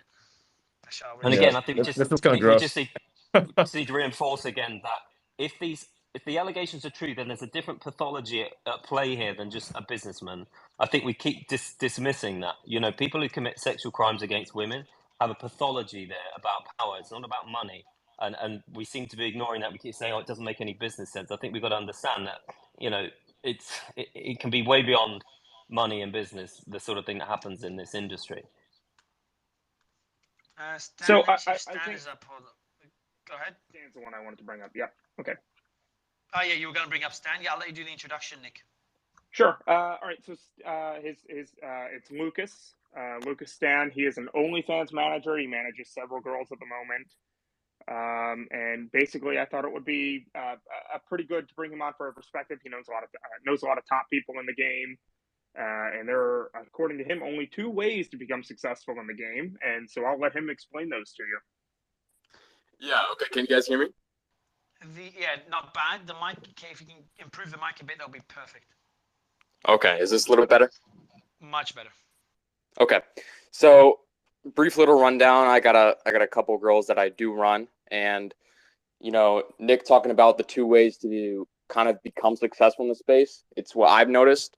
The first one is to have a girlfriend, and you work with them in person, and what you guys kind of explained earlier, you can take a big percentage out of that. I know people who have girlfriends, they put them on OnlyFans and they take 100% of the money, and then they just maybe buy a couple dinners for the girl every month. And those guys, because they can shoot content in person, and what I've noticed is the girls who work with an agency in person do way better than the girls who work remotely. So the girls who are using the kind of pimp strategy, they're making $50K to $100K a month, and the agency's taking home pretty much all of it. So that's kind of the dark side. And the thing is, in this space, I know a lot of people who they run Instagram ads to get girls in Colombia or Romania or Moldova. Now, when they run those ads, they get the girls on a salary. Now, the average monthly wage over there is like $500 in both those countries. So they get the girls on salary. They say, look, we'll pay you $500 a month, but then like all you have to do is shoot content. But then the agency, they have access to the page, right? So they can see all the numbers. The girls can't. The girls are fine getting paid 500, but then the agency makes 20,000, 30,000, 40,000. That's the dark side. So that's basically, I mean, the girls are basically doing it for free, right? Now with me, I just give girls all the access. So they, you know, they have access to all the accounts. They create all the accounts themselves. So it's basically, if they want to leave at any time, they can leave at any time. But with a lot of the people who are in the top or maybe just starting out, they just try to do the pimp game. They go to Colombia, Moldova, run Instagram ads, or they just fly to, you know, Colombia, find girls, do the pimp strategy, and then they just take pretty much 99% of the money.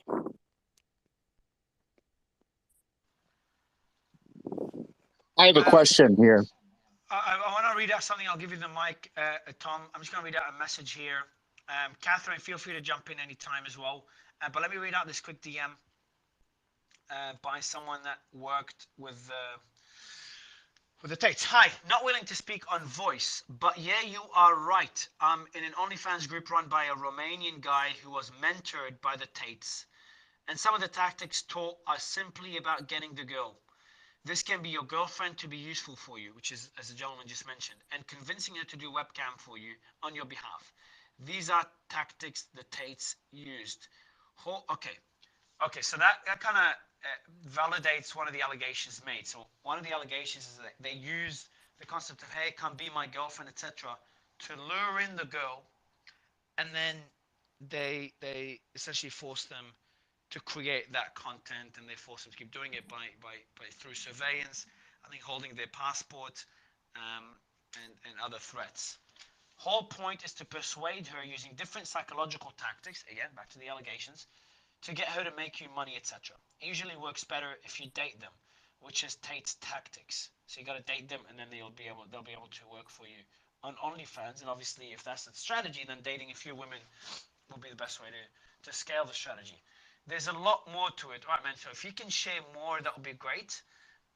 So I won't name you, I won't mention your username, but if you want to share more of that information, I'd be very, very grateful. And I will also mention that there was someone else that sent a screenshot dated. Let me see what it's dated. It's like another argument supporting Tate. Flashback, Fox News was talking about how Andrew Tate, he claimed he was swatted with fake report of human trafficking. So there's like two sides to the argument that we're discussing here. Tom? I just But it sounds Mario, to me. It just a sounds to second. me, based on what Stan's saying, and going back to his analysis, that this system, the feature is sex trafficking.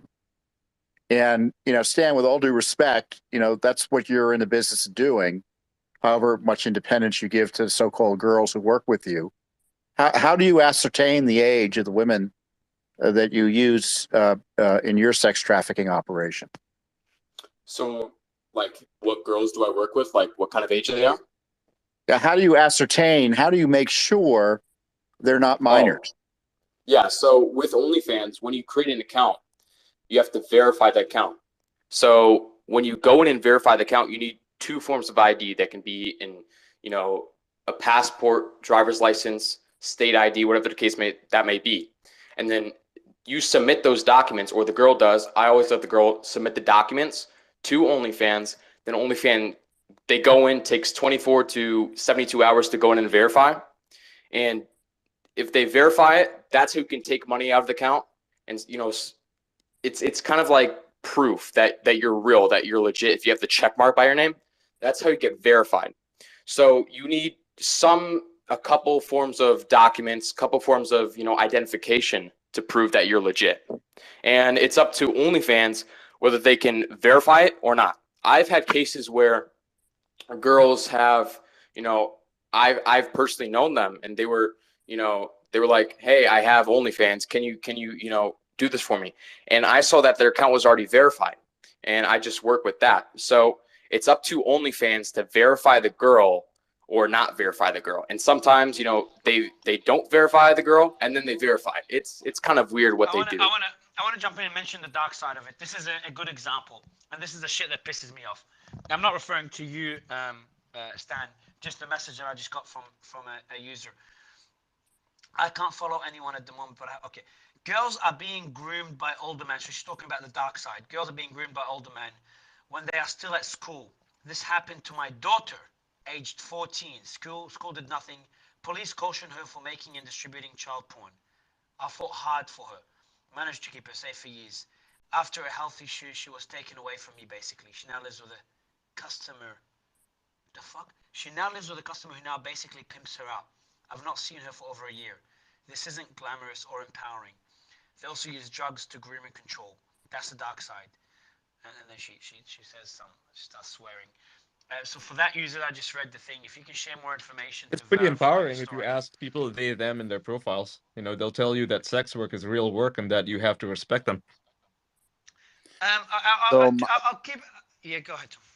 Mario, I just sent you a link to a story that I think could explain what's happening right now to the Tate brothers. They gave an interview to The Mirror, an exclusive, about how the brothers make millions using webcam girls to sell sob stories to separate men.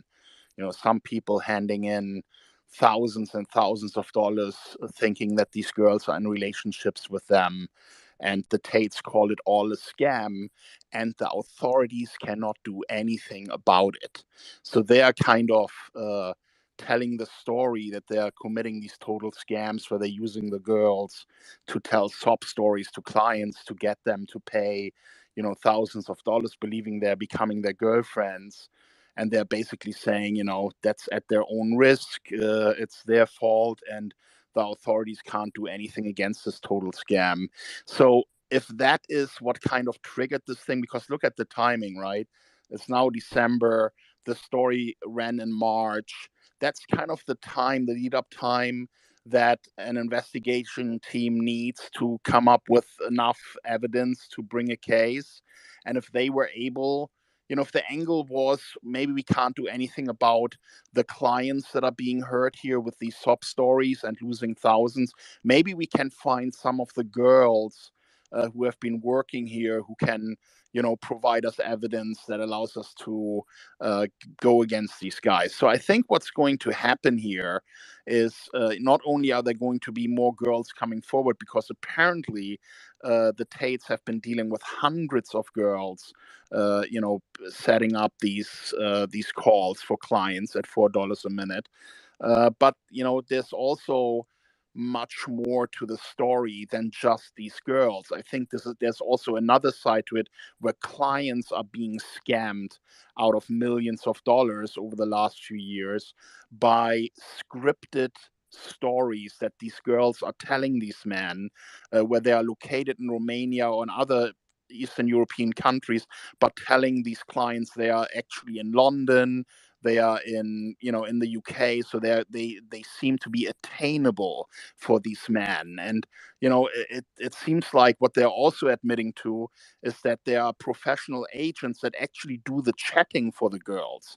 Most of them don't even speak proper English, so it looks like they're touching the keyboard, but it's actually a professional person yeah, of the tape. very common. Yeah, Kim. So that I was saying that earlier. What happens is it's crazy. It's insane. You think you're talking to a girl on OnlyFans, but there's guys that are trained what to send that pretend to be a girl and they have drafts to send. It's ridiculous. So if anyone's using OnlyFans, just keep that in mind.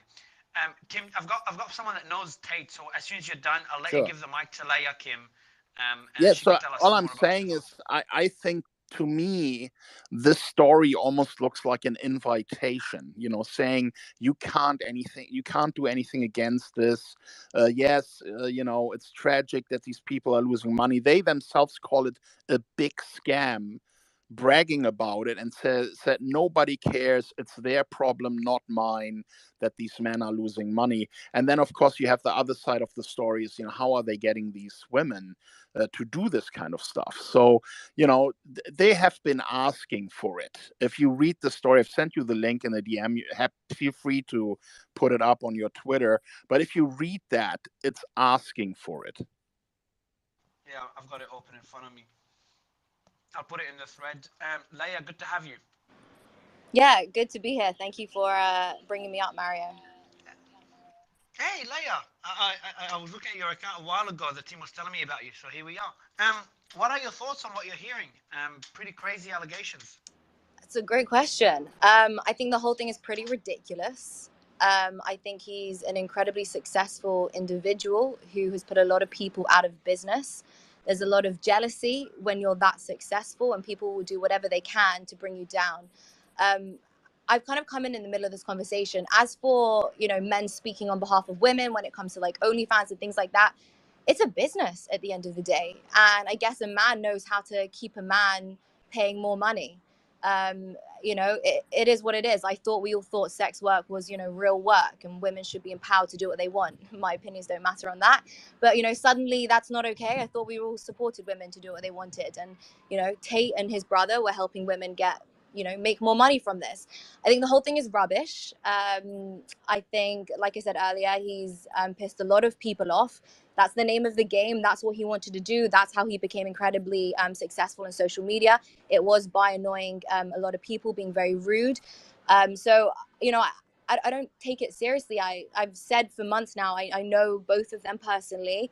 I think he's actually a nice person, despite what probably everybody else in this group may think, or in this space may think. And the whole thing is rubbish. I'm like truly just so fascinated by what's happening. I mean, let me know if you have any specific questions, but I think it's all rubbish. Yeah, so I've got a question for you. So we had Pat David on the space earlier, and he talked about his experience with Andrew. They spent like 6 hours together. He did a long interview with him, and he talked about his personality when the camera's not rolling, and it was even is nicer than the person we all see on those videos. But it kind of reminded me of Sam Bankman-Fried in the FTX story. Sam was an incredibly nice guy, like just so nice. You would never think he's a criminal. And then look where we are today. So I'm not saying Andrew's a criminal. I'm just kind of playing devil's advocate. Would you the allegations are pretty serious. What makes you confident that they're not true? Like maybe it's in Andrew's past before he made all the money, or he had a big personal brand. Yeah, it's a good question. I mean, from what I understand, the cam business stopped a long time ago. I think his brother Tristan continued it and Andrew didn't. Look, when you know somebody's character, you know somebody's character. And from my experience with Andrew and from what I understand of this entire cam business, I understand that he was perhaps in a relationship with many of the women, and that's how he was able to get them to do what he wanted to do. But it's all consensual. These women are of age, and I thought we all believed that men and women were equal. So women are smart enough and intelligent enough to be discerning enough and make their own decisions and be able to be adults and decide whether they want to be a cam girl or not. And I think he's one of those men who women tend to look up to and fawn all over, and that's the women's responsibility. If she's there just fawning all over him and is happy to be his cam girl, then I think she needs to take some accountability. I think this idea of he's manipulative and it is what it is. Like, people are just crying really over nothing. And You're literally defending pimping right now. You understand that, right? sorry, say that again. And whenever anyone is interviewed outside the house with a serial killer, they always say, "Oh, he's the nicest guy in the neighborhood." So, I mean, let's have some balance here. The 6 victims have come forward and said that they've been raped, kidnapped, basically, and sexually assaulted. I think we need to show a little bit of decorum and respect. This happened in the heart of human trafficking in Europe, in a place where people are incredibly disadvantaged, where young girls don't have the privileges that we have living in growing up. It's irrelevant that there are vulnerable young girls who can't even afford to eat, How's who are that being relevant to exploited Andrew? every single day in Romania. How's it relevant to Andrew? We don't know. Exactly. He's just been arrested after a 9-month investigation. So before you just say it's total nonsense and completely You disrespect asked my opinion. the You asked my potential opinion. you say it's total.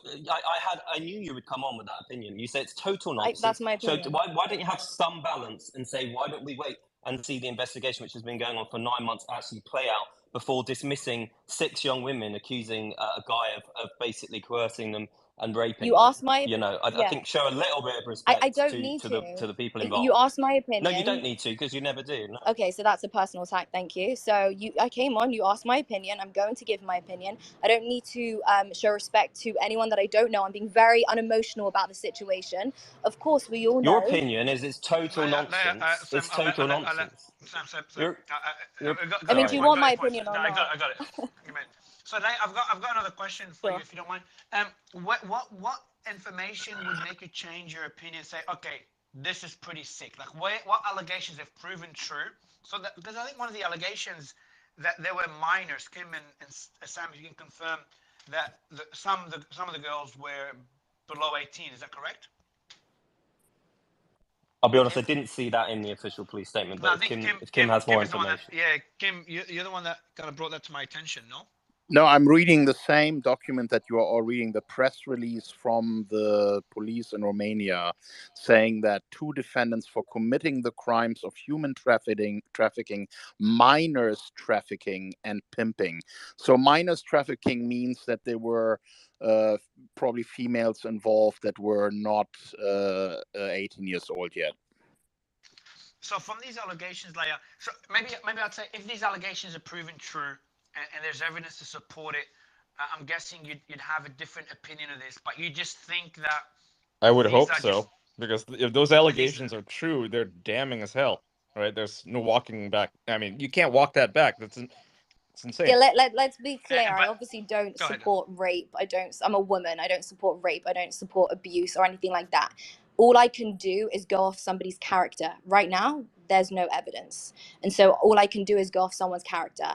What I do know There's is an awful that lot of evidence from the police. There's evidence from the yeah, police, the which is police what led to a 9-month the investigation. police get So things wrong. The police get things wrong. No, they Suddenly do. the police aren't interested in the likes of Prince Andrew and all this stuff. I'm not, you know, it's all The Romanian police are not going to arrest Prince Andrew. He's not in Romania, so even that's irrelevant because of course there's Interpol, there's all these, they're all in communication with each other. The establishment really don't care about the truth. What they care about is cracking down on what threatens them. And like I said, of course, if there's evidence that comes to light that he really did abuse these women and he's a rapist, then of course my opinion would change. I'm not a lunatic, despite what I don't know who was speaking earlier might think, but you know, if actual evidence came to light, then of course. However, all I can do is go off my my instinct and my judgment based off of somebody that I have met on several occasions and have had many conversations with.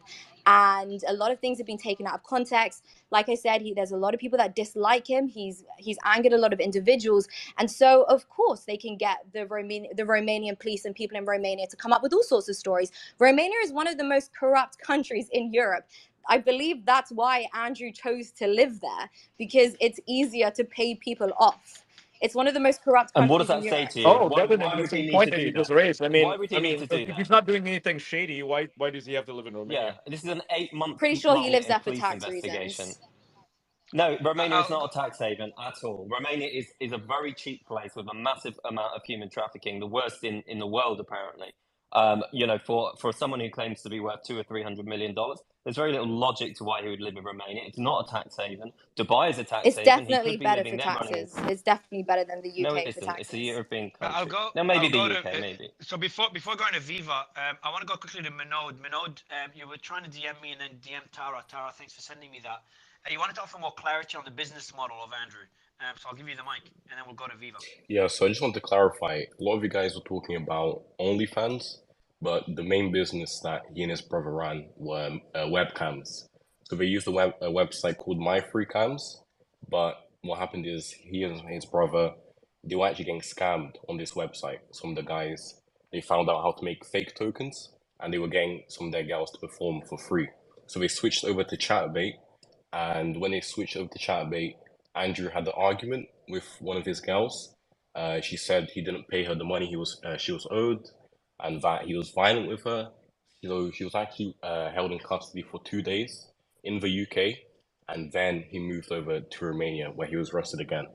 So, I mean, with all of this, I find it hard to believe that Andrew is a good guy. You know, there's just so much evidence against him. He's been arrested in the UK, in Romania, and again. And there's actually some videos where he has admitted that he used the lover boy tactic to get women to basically think he was in love with them and to then become webcam models for his business. And is the lover boy tactic itself, moving away from ethics, is it illegal, the tactic itself? Well, I mean, it certainly wouldn't be illegal, right? You know, he didn't force any of the women Just to very get into love unethical. with him. Yeah, just unethical. It's not illegal, but Understand. yeah, you know, it's definitely Well, it unethical. must be in Romania because they are naming that as part of the charges, which is pimping. So there must be some legislation in Romania that makes that illegal. Yeah, if they named it in the charges, then I imagine it probably is illegal. Yeah. Viva? It's a question for Leia, because I think you mentioned briefly that you knew firsthand that Tate is having personal relationships with the alleged victims and all of this. What's the nature of the relationship that he was having with them, and what are their ages, if you know this? I can't speak on behalf of Andrew's personal relationships. I mean, I've heard him speak online about how he was in an open relationship, so maybe potentially some of them were his girlfriends. I don't know. I also can't speak for the age of them. However, I know that he's not a pedophile, so they are definitely of age, if that's what the implication is.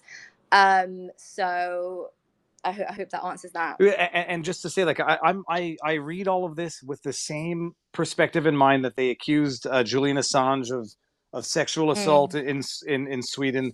So you listen to it with that in mind. You have your own past experience, and you know how corrupt the world can be.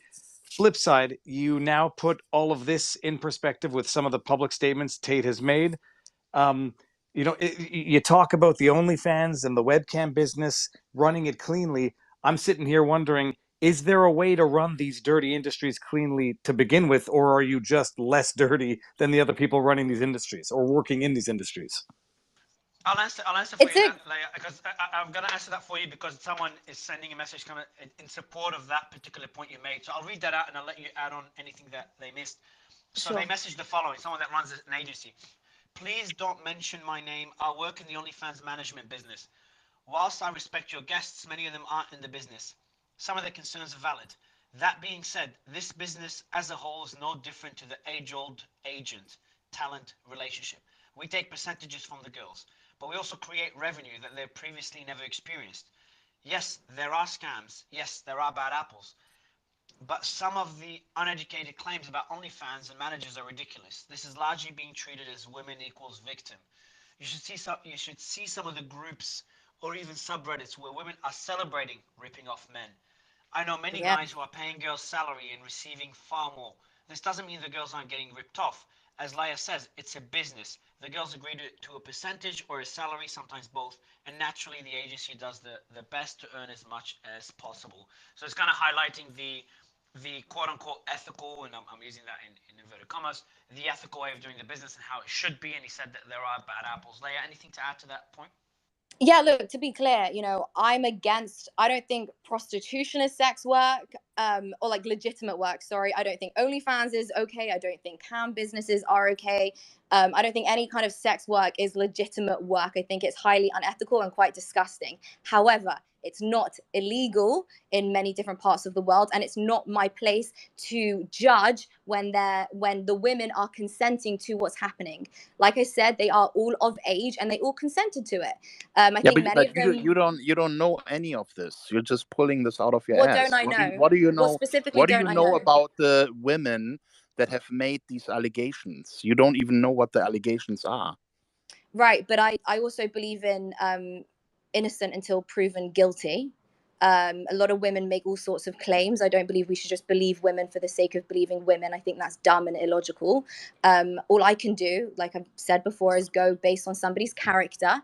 And I don't think he is an evil person. I think he's just the ordinary man, to be honest. I don't think he's done anything different than any other man would do. He's just trying to make some money. I don't think he's forcing any women to do anything. No way. I don't think he's different. I don't think he's any different from any ordinary man, to be honest. I think he's just hustling in life and doing whatever he can do. And I don't think he forced any woman to do what she did. I'd also be the broader conversation here, which probably many people don't want to have, is I wonder where these girls' fathers are. That would be more interesting. Where are their fathers?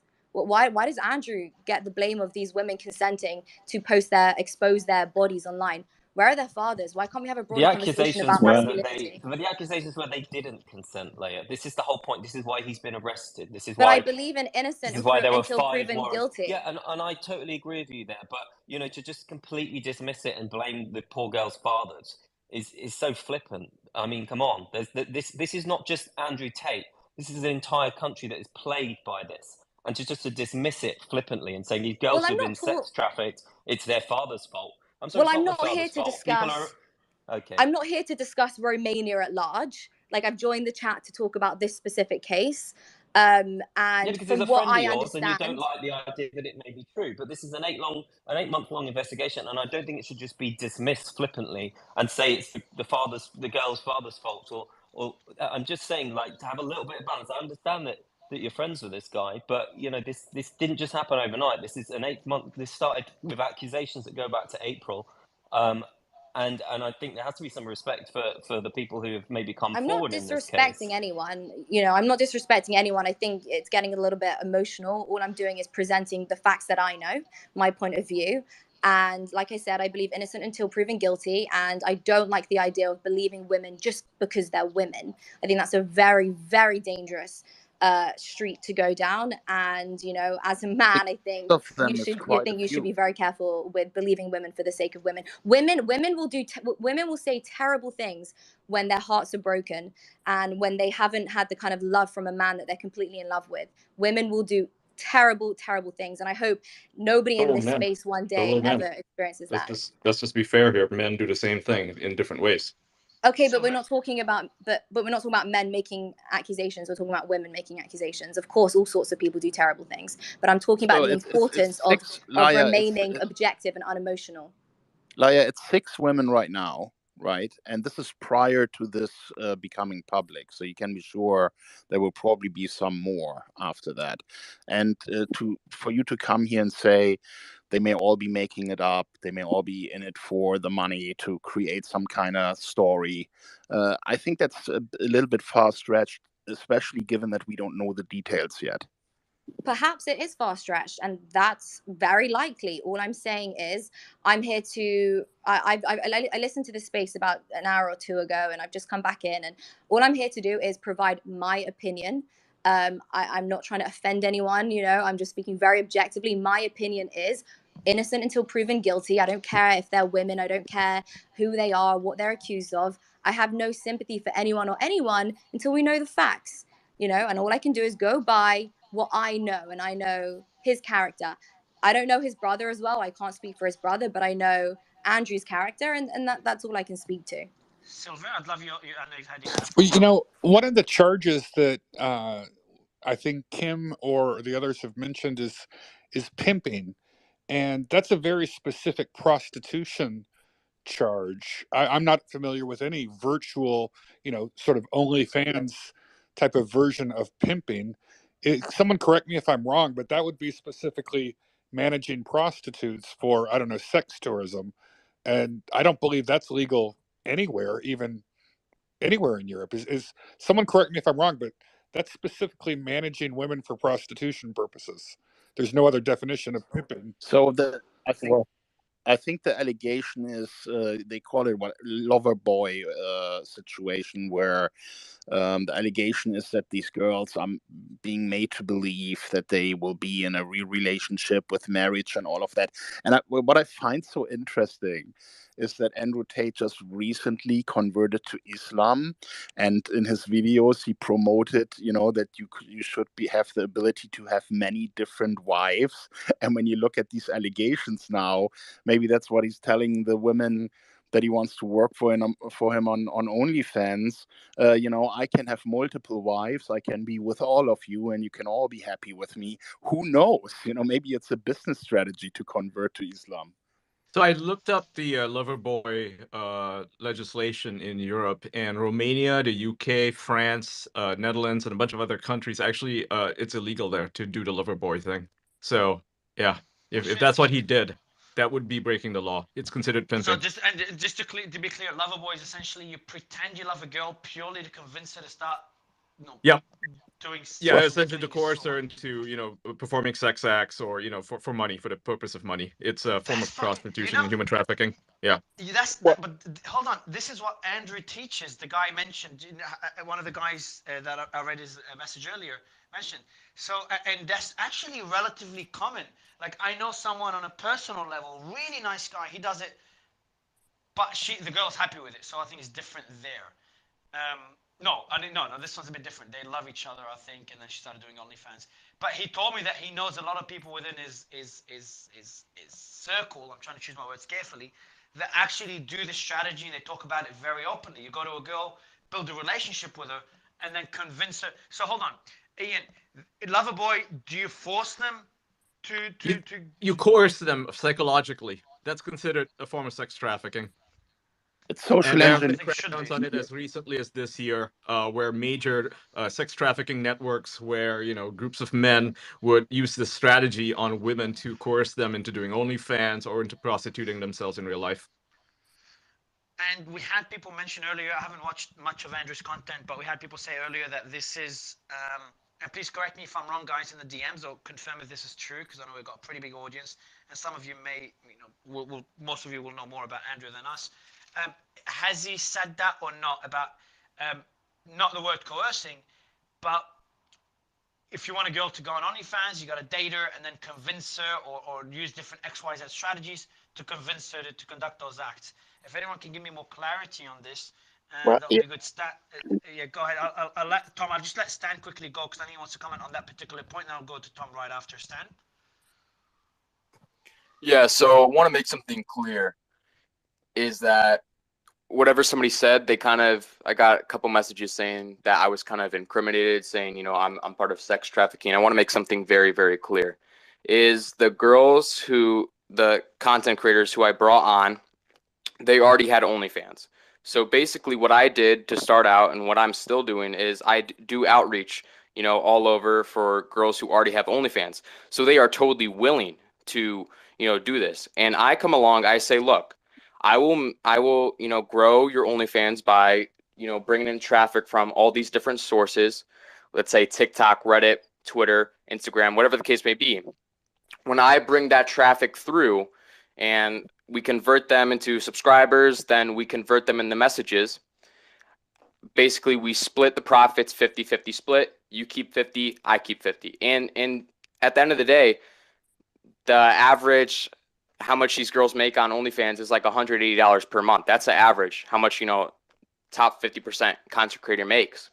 So I basically change your life. I give them, some safety in their life financially.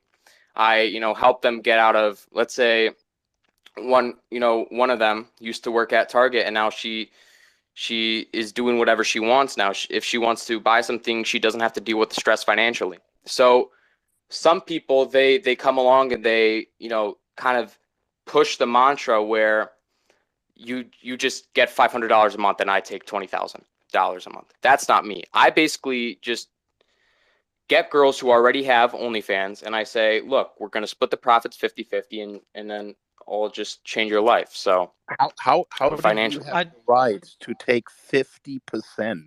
Like, how do you justify that? That's crazy. Oh, it's very common. It's insane. Yeah, it's very, very common. And their argument is that they do a lot of the work and there's a lot of costs in the background that can I goes explain? into. Yeah, go ahead, man. I don't want to explain it for you because I've no idea. So yeah. So basically, all the girl does is just sit down, maybe she spends 30 minutes a day creating content. And then basically what I do is I do the marketing. In addition to that, I run the messaging. I send out content, whatever the case may be, send out messages. And in addition to that, I do go out of my way and I pay for promotions.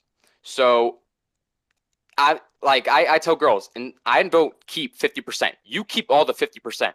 At the end of the day, I'm probably keeping 10 to 20%. That's how much I'm keeping. But I tell them, look, most of this money is going to be allocated towards investments because basically what I've seen is a very, very fast and quick way to grow is by investing money. And it's something called, SGG. Investing where? Investing where? So basically I'm in contact with other managers or there's something called Telegram. On Telegram, you can get in contact with, managers for the girls, and they have something set up called GG, which is called guaranteed gains.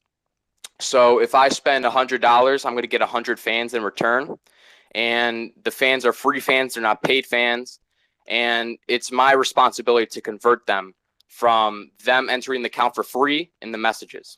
So do you mind if I just jump in? I'll give you the mic right after, and Tom, but I just want to read a couple of things that everyone's just spamming my messages right now. So Romania has 80 prostitutes per 10,000 people. US has 31, so Romania has almost 3 times more prostitutes per capita. There's another video. So I lost it. Where is it? There it is. Okay. I'm going to read this out. Tate went on the Full Send podcast and told the entire story of how he does it, the Loverboy strategy, and why he lives in Romania. If that is illegal, the Loverboy strategy, he is going to jail because he described the whole thing. So I'm going to get that podcast and probably get segments and play them in the space. But just thought I'd mention that. So go ahead, Tom. Well, with all due respect, Stan, you are involved in sex trafficking. You're pimping out women. You're taking a cut of their sexual activity. It may not be physical activity, but it's sexual activity nevertheless. And what we're learning today and tonight on this very educational spaces is that OnlyFans and these other platforms are high-tech prostitution operations. There's no reasonable way to ensure that the women participating are of age, as if that makes it right, but it makes it worse. And we're hearing the incredible profit motive to churn and increase the number of girls participating in this. And and if this is the business Tate's been in or is in, it almost necessarily involves criminal activity. You just can't get into it to any great extent without running up against the rule of law in various countries. And it doesn't mean that that what Tate is accused of is all correct, and but based on what we're hearing is that he's made admissions suggesting he was running up against the law here, and nor does it mean that he's not being unfairly targeted given the widespread industry there in Romania. But let's be clear here, and that this is an ugly, often illicit business that, as Ian has highlighted, there needs to be significant clampdown on, because it relies on the sex trafficking operations and pimping and the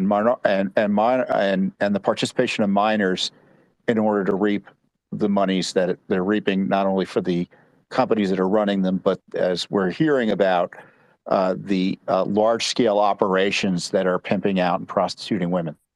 Yeah, and I've also been reading a bit more. So there seems to be quite a financial incentive here, because if I see these stories correctly, the Tates are bragging that they're making $1 million a month with this cam girl business. So that's a substantial bread and butter business that would fund all of his lifestyle costs, that allow him to launch other businesses and portray himself as a multi-millionaire, or even as he did with Piers Morgan, as a billionaire. So the motive of doing this and operating this in the way the allegations are put out there by the authorities in Romania seems to suggest that he just kept his bread and butter business going. I'm reading a piece by The Guardian. Around the time UK police were investigating abuse allegations, Tate is understood to have left the UK for Romania. In one video explaining his reasons for the move, he suggested it was because it would be easier to evade rape charges. This is, quote, probably 40% of the reasons on why he moved to Romania, he says in one video, adding, quote, I'm not a rapist, but I like the idea of just being able to do what I want. I like being free. Again, You know, stuff like this will be quoted in a court case or in an indictment if it comes forward. And I have to say, you know, reading that Mirror story just now before we spoke about it, they are literally taunting the authorities and saying, you know, you can't do shit against us. It certainly doesn't do him any favors to say stuff like that.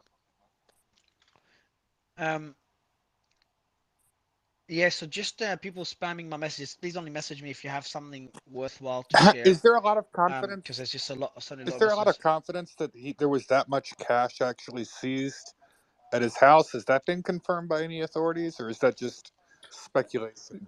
No, it hasn't. Just a rumor. The only things that were confirmed by the authorities were the accusations of this trafficking and sexual and rape. There was no. I mean, we've had a lot of speculation about money, about tax evasion and things like this. But so far, the only official statements are about these particular charges. And just think about it for a moment, right? If a guy on the internet can grow from nothing to 3.5 million followers because he is, you know, very good at what he says. He's believable. He is, you know, showing a different side to the story.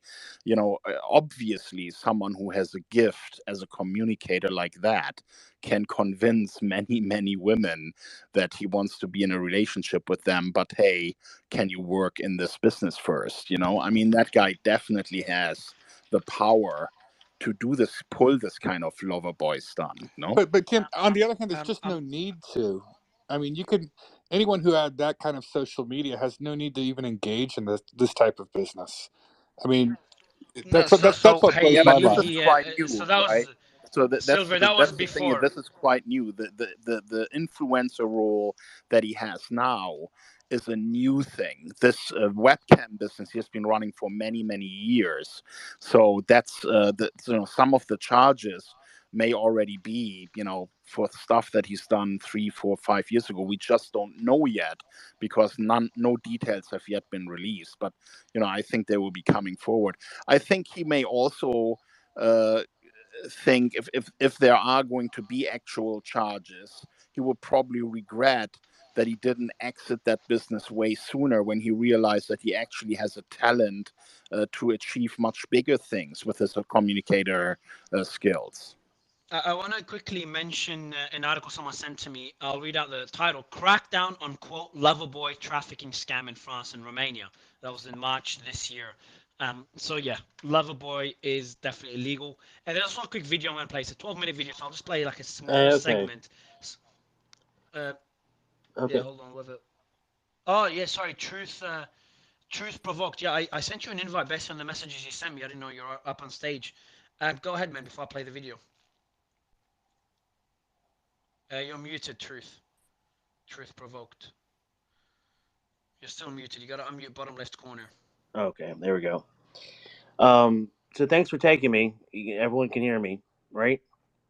Yes. Okay, so I've been hearing a lot what Tom has been saying about, you know, sex trafficking and all this and all that. And as I sent you and the co-host, Tara, about there's a legal brothel in Nevada in the United States. And they used to have an HBO special, and it described, like Andrew did in his videos, he described everything, is how he does it, when he does it, and everything else in between. The show on HBO hosted this legal brothel on there, and it clearly showed guys coming in. They go to the bar. Every girl has a different amount, and they have a madame and all that. They have everything set up like a brothel would. So, and then also I wanted to make another case is that back, you know, going all the way back to the 80s and the 70s, rock stars had groupies, and they treated women, you know, not say poorly, but you know, because everyone makes their own decision. So nowadays we live in a society where everyone wants to play the victim and not, you know, own up to it. I understand. It's a fair point, and I think from legal grounds, there's a difference in what OnlyFans done and what sex trafficking is. So yeah. So I do want to make that clarity. I do want to just quickly play that video for the audience. Someone said he admits in that video, he admits a lot of dangerous things. So let me see if I get it. I'm just going to kick it off in the beginning. spit on by a big hoe. So guys, I'm probably infected with the hoe virus. So less common. Actually, what I'm going to do, it's a long one. I'm going to listen to it by myself and then find segments. I'll give the mic to Tom because you wanted to speak, Tom, and Nick, I'll give you the mic as well.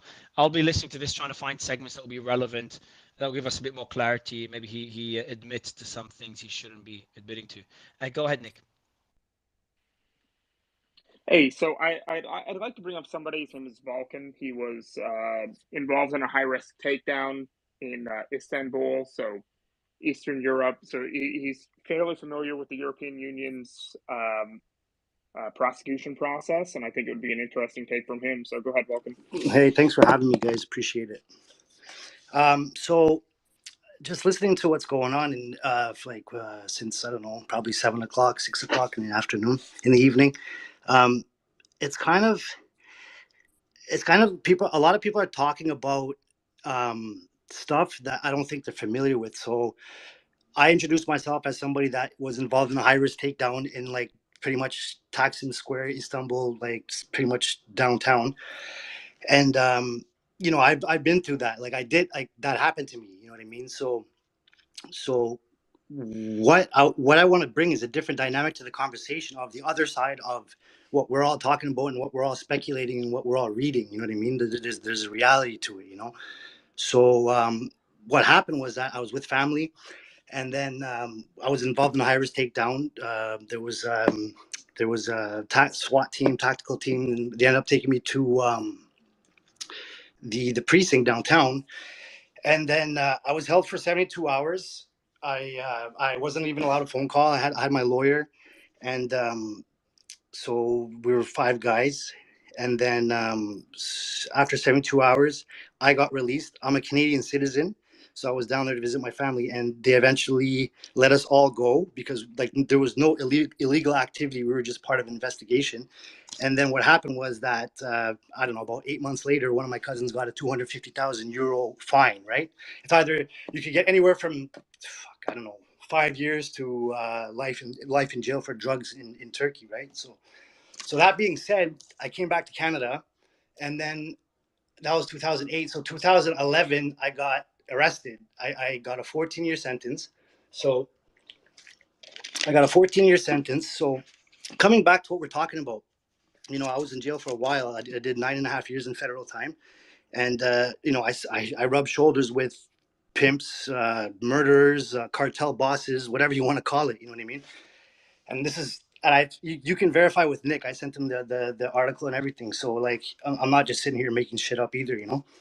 So at the same time, it's like the words that are being used in this whole kind of scenario with the Tate brothers, the words that are being used when you're saying kidnapping, rape, and organized crime, like that's called in the legal system from people that have never been arrested or have never done crime in their life and have an opinion today.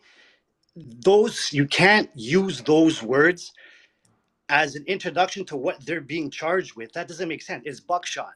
They're using, like, organized crime has 200 charges of its own.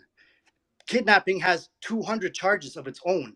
Rape has who knows how many charges of its own. You understand? So them labeling this article with those 3 words doesn't make any sense, first of all. So just goes to show that there's some people here that understand what's going on. You know, you can't believe everything you read.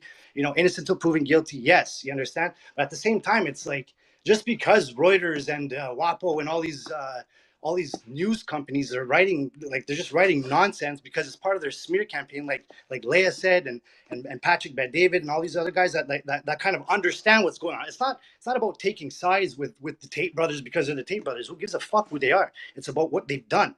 You understand? I follow them on TikTok, not because I follow what they preach. I grew up with I'm a product of my environment. I grew up in a hard neighborhood. You understand what I'm saying? So sorry, let me just finish my point 1 second. So at the same time, it's like we're not like I'm not talking for you guys. Sorry, but myself, I follow them because of what they've done, how they've figured out the algorithm of TikTok, how they've taken over social media. I find that super interesting. I find that I haven't seen. I understand. So I wanna. For the reason I'm interrupting you, I just do want to focus on the legal side. Can I read something out to you if you don't mind, and you let me know your thoughts? Is that okay? Go ahead. All right, so I'm gonna. This person doesn't want to share their name. It's a lawyer. Please leave my name out of this. I am a lawyer who works in migration and international law. While my background is not in criminal law, I think it's important to note that the division. So it's important to note that the division that conducted the investigation is the highest law enforcement decision in Romania, which deals with special cases. For them to be even involved, it is likely they received approval from chief prosecutor and the general prosecutor. This is likely beyond a territorially isolated case. In other words, and we know that the US and the UK are involved as well. Um, what are your thoughts on what this Yeah, so lawyer? this would Well, be first of all, equivalent let to me the tell you FBI. my Just a point. second. Just a second. Now, let me Chill. my Chill for a moment. Hello. Hello. Thank you. So this is an FBI equivalent with an organized crime department, right? And they're also dealing with terrorism. So it's absolutely right that this is the highest investigative body in Romania, and very, very serious if they are involved. And you can expect, when we talk about organized crime, that they will probably bring charges where it was an organized criminal group to bring in these girls through these lover boy and pimping attempts to make them work on these cam services.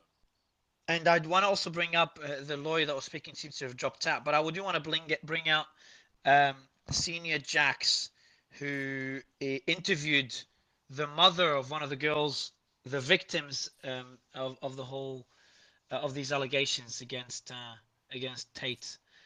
So I'm just trying to bring her up now. So Senior Jax, I've just sent you through an invite. You can click on it from your DMs, and I'm going to open up the interview as well and see if I can get some bits and pieces to translate. In the meantime, I got a segment from the video about the whole Loverboy discussion that I want to play quickly. Let me, if you can't hear me, just interrupt. I'm going to play it now. Put the volume up. So I messaged all my girlfriends. I have 5 of them. I was like, look, you're moving to London. I've decided we need to be together. You're coming to London, blah, blah. She's like, well, I have nothing to do in London. I said, don't worry about a job for you, baby. It's going to be fun. You're going to come work for me. And I was sitting there for a while thinking, how do I organize the fact that these 5 girls are coming in thinking they're my girlfriends? And I want them all to do this job. And I decided that honesty is always the best policy. Exactly. And I also decided that I'm not a coward. And I also decided that if all 5 of these chicks attacked me at once, I've got the Aikido. I can deal with it. You understand? I've been around the block. At least 2 of them are going to be. I've been around the block, right? I don't want to take them out, but I could. So they ain't got hands. So I ain't got much to worry about. So I flew all 5 of them in on separate flights. I sat them all down at the same table and said, listen, ladies, this is what we're going to do. And I talked about the webcam business, talked about how I've been with them all, asked them all to come to London, etc. 3 of them told me to get fucked, go back on a plane. 2 of them stayed. And the 2 who stayed worked for me for a very long time. And from there, for about the next 4 years, it built into an empire where I ended up having 75 girls, 5 locations. I was turning over $4 million a month, and it all it went crazy from there. And so that's the story of the webcam business. It's kind of what it is, and that's one of the reasons why I retired. I'm back now because I'm a violent individual by nature. But I retired from fighting because I started to make. So he talks about the level boy strategy, but in this case, at least from what he said, there's no coercion. He tells them what the plan is. 3 of them wanted to leave, they can leave. 2 wanted to continue, and they made money and worked with them for a long time. So the video that was sent to me just doesn't show coercion, at least not what he's admitting in that interview. And I just thought it was worth sharing. And let me see if the person I invited is up. How's my mic, Nick? Is it good? Sounds great, Mario. Cool. I've invited the person now to come up who interviewed the mother of one of the victims. So I'm gonna bring that up, bring her up. Now I've just sent you through an invite, and let me read out what she sent to me. Let me open it up. Anyone else that's from any Romanian attorneys will be perfect to come up and have you guys give us more insight. But all in all, while waiting for the mother, I think my position on all this. Ian, what do you think? My position is there's just too much smoke. But at the same time, he's gone through it again where false allegations were made and then, the charges were dropped. What do you think of this one, Ian?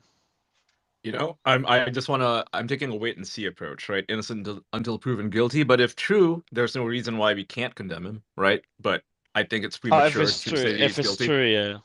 It's premature to condemn him right now. We need to wait for the case, and we need to wait for the facts to actually surface. Right now it's a lot of allegations, a lot of smoke, a lot of media.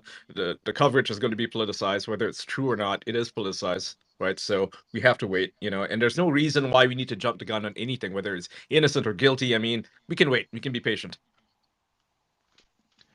Silver? Silver, you with us? Oh, I'm sorry. I had it on mute. I was on another screen. Yeah, I'm very skeptical at this point that everything is as it seems, especially based on how quickly the media is all getting on board with using all these certain, very inflammatory words.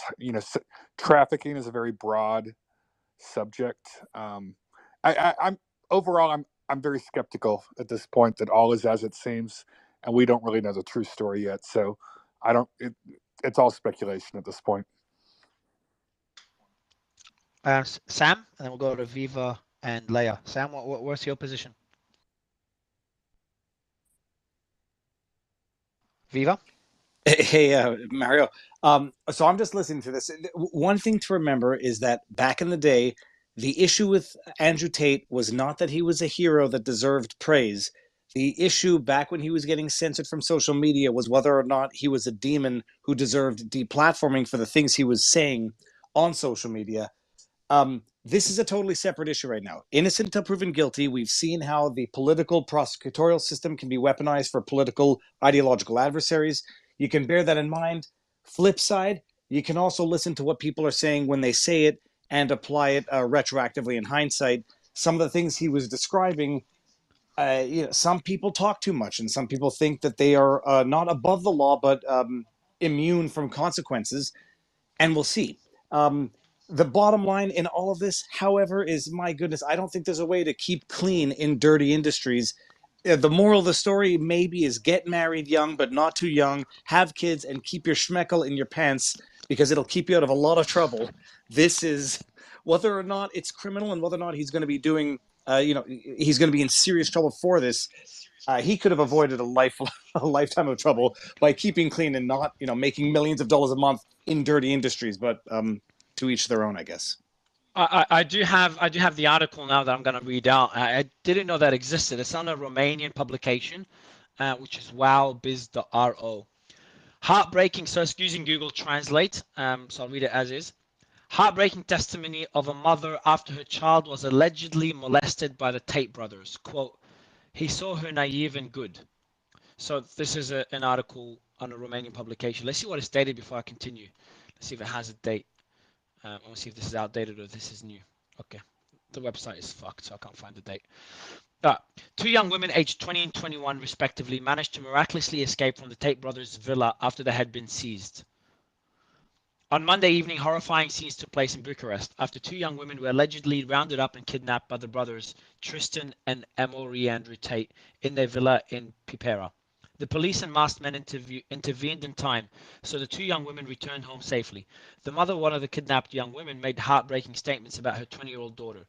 In the villa of the two brothers, there were two young women, including an American named Emma Ida Gabby, aged 21. Fortunately, the young woman was able to notify her boyfriend and tell him where she was. Why wouldn't her boyfriend know where she was? Later, he called the embassy urgently, alerting the authorities. There was also a video chat studio in the Pipera villa. Next to the young woman who alerted her boyfriend, there was also a young Romanian woman aged 20. Her mother made statements about how her daughter, a second-year student, was recruited.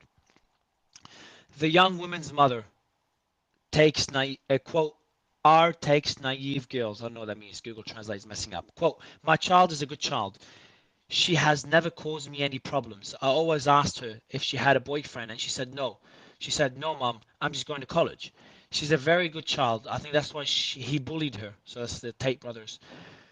Because she's too naive. He told me he was going out for a drink with a friend. She told me she was going out with a drink for a friend. It seemed strange to me from the beginning. Since I saw pictures of the girl, she said,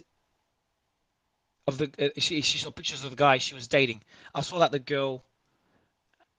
Oh, I saw that the guy had, the Google Translate messed up. I saw that the guy had more dubious figure. I didn't like it, but I said, I didn't say no to my child. And then it continues a story about, I think there was this guy, not Tristan Tate, another one, picking up naive girls from introductions. That's the whole, the lover boy strategy. That's what I think. I think that's where that, quote, fish got it from and bought it to this one. Again, Google Translate is messed up, guys. That he always sent me pictures. Look, mommy, I'm a she. Whenever I say he, it's she. That she always sent me pictures. Look, mommy, I'm at the presentation. We stay this much. So the girl's just pretending to be out in college, and she's with the Tate brothers. So the mom is just talking about the story. So then there's a police statement. The police, the E4 police, were notified on Monday by a representative of the diplomatic security office of the U.S. Embassy in Bucharest regarding the fact that there is information according to which in a building located on Washington Street in the city of Voluntari, Emma Gaida Gabby, 21 years old American citizen, would be detained. So she was detained at the Tate brothers' villa. And next, they contacted the Diplomatic Security Bureau, and after obtaining additional information, the police bodies. So they went. Is that the new one? I'm gonna see if that's a new article. I'll put it in my thread. There's no date there, but I'll put it in my thread. That's a pretty. If anyone knows the story, please do let me know. In the audience, you can just send me a DM if you know about the story. But I think it's recent. Let me see if we have a date. Do we have a date? So that Mario, is this kind of possibly back from April? Because that case wasn't actually closed back in April. They just when accusations were made. So what's the case? What's the case in April? Well, this is where it's all started from. So the police statement said that the first accusations were made back in April. It wasn't closed, but they obviously investigated further. And as has been pointed out on this panel, it's clearly become a far deeper investigation since then. So it obviously triggered further investigations. So I would, I have to assume maybe that original quote was from the original accusations back in April. Okay, so I've got another lawyer here. Point I want to make here is that from a legal perspective, being in the supply chain of human trafficking, even if you are not the prime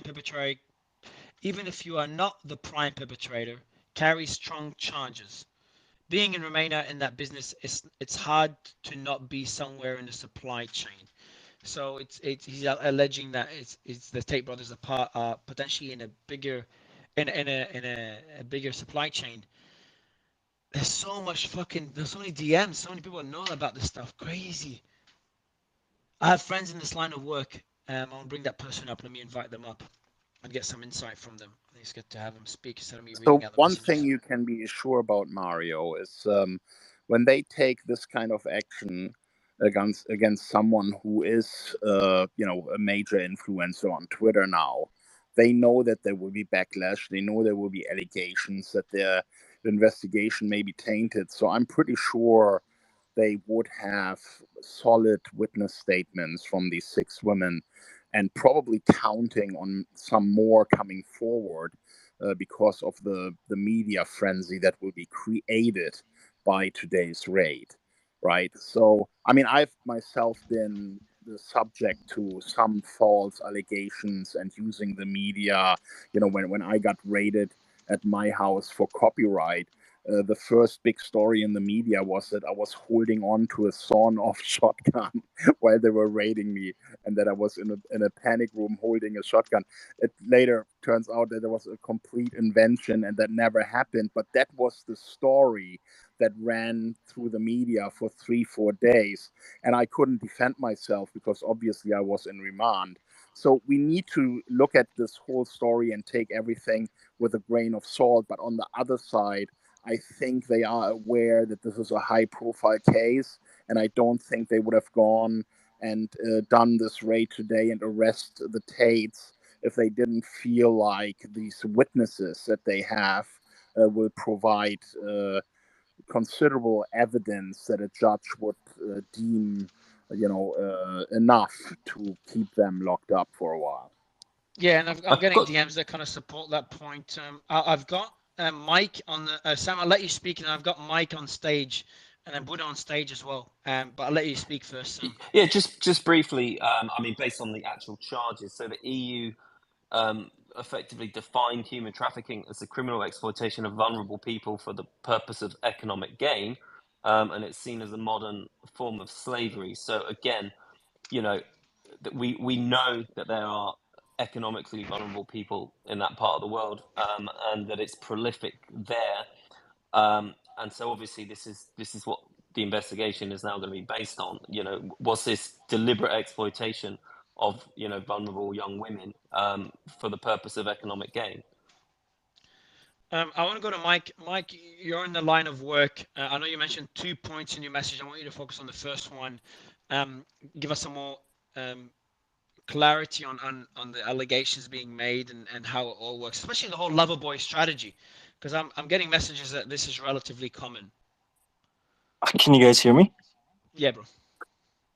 Okay, so I'm not involved in this industry. I have friends that are involved in this industry, so I'm around I'm around the girls, so I kind of see what goes on behind the scenes. I kind of know like the mindset. A lot of these girls choose to do this. They go to the men to kind of like guide them on like what to do. I also see like the bad in what goes on.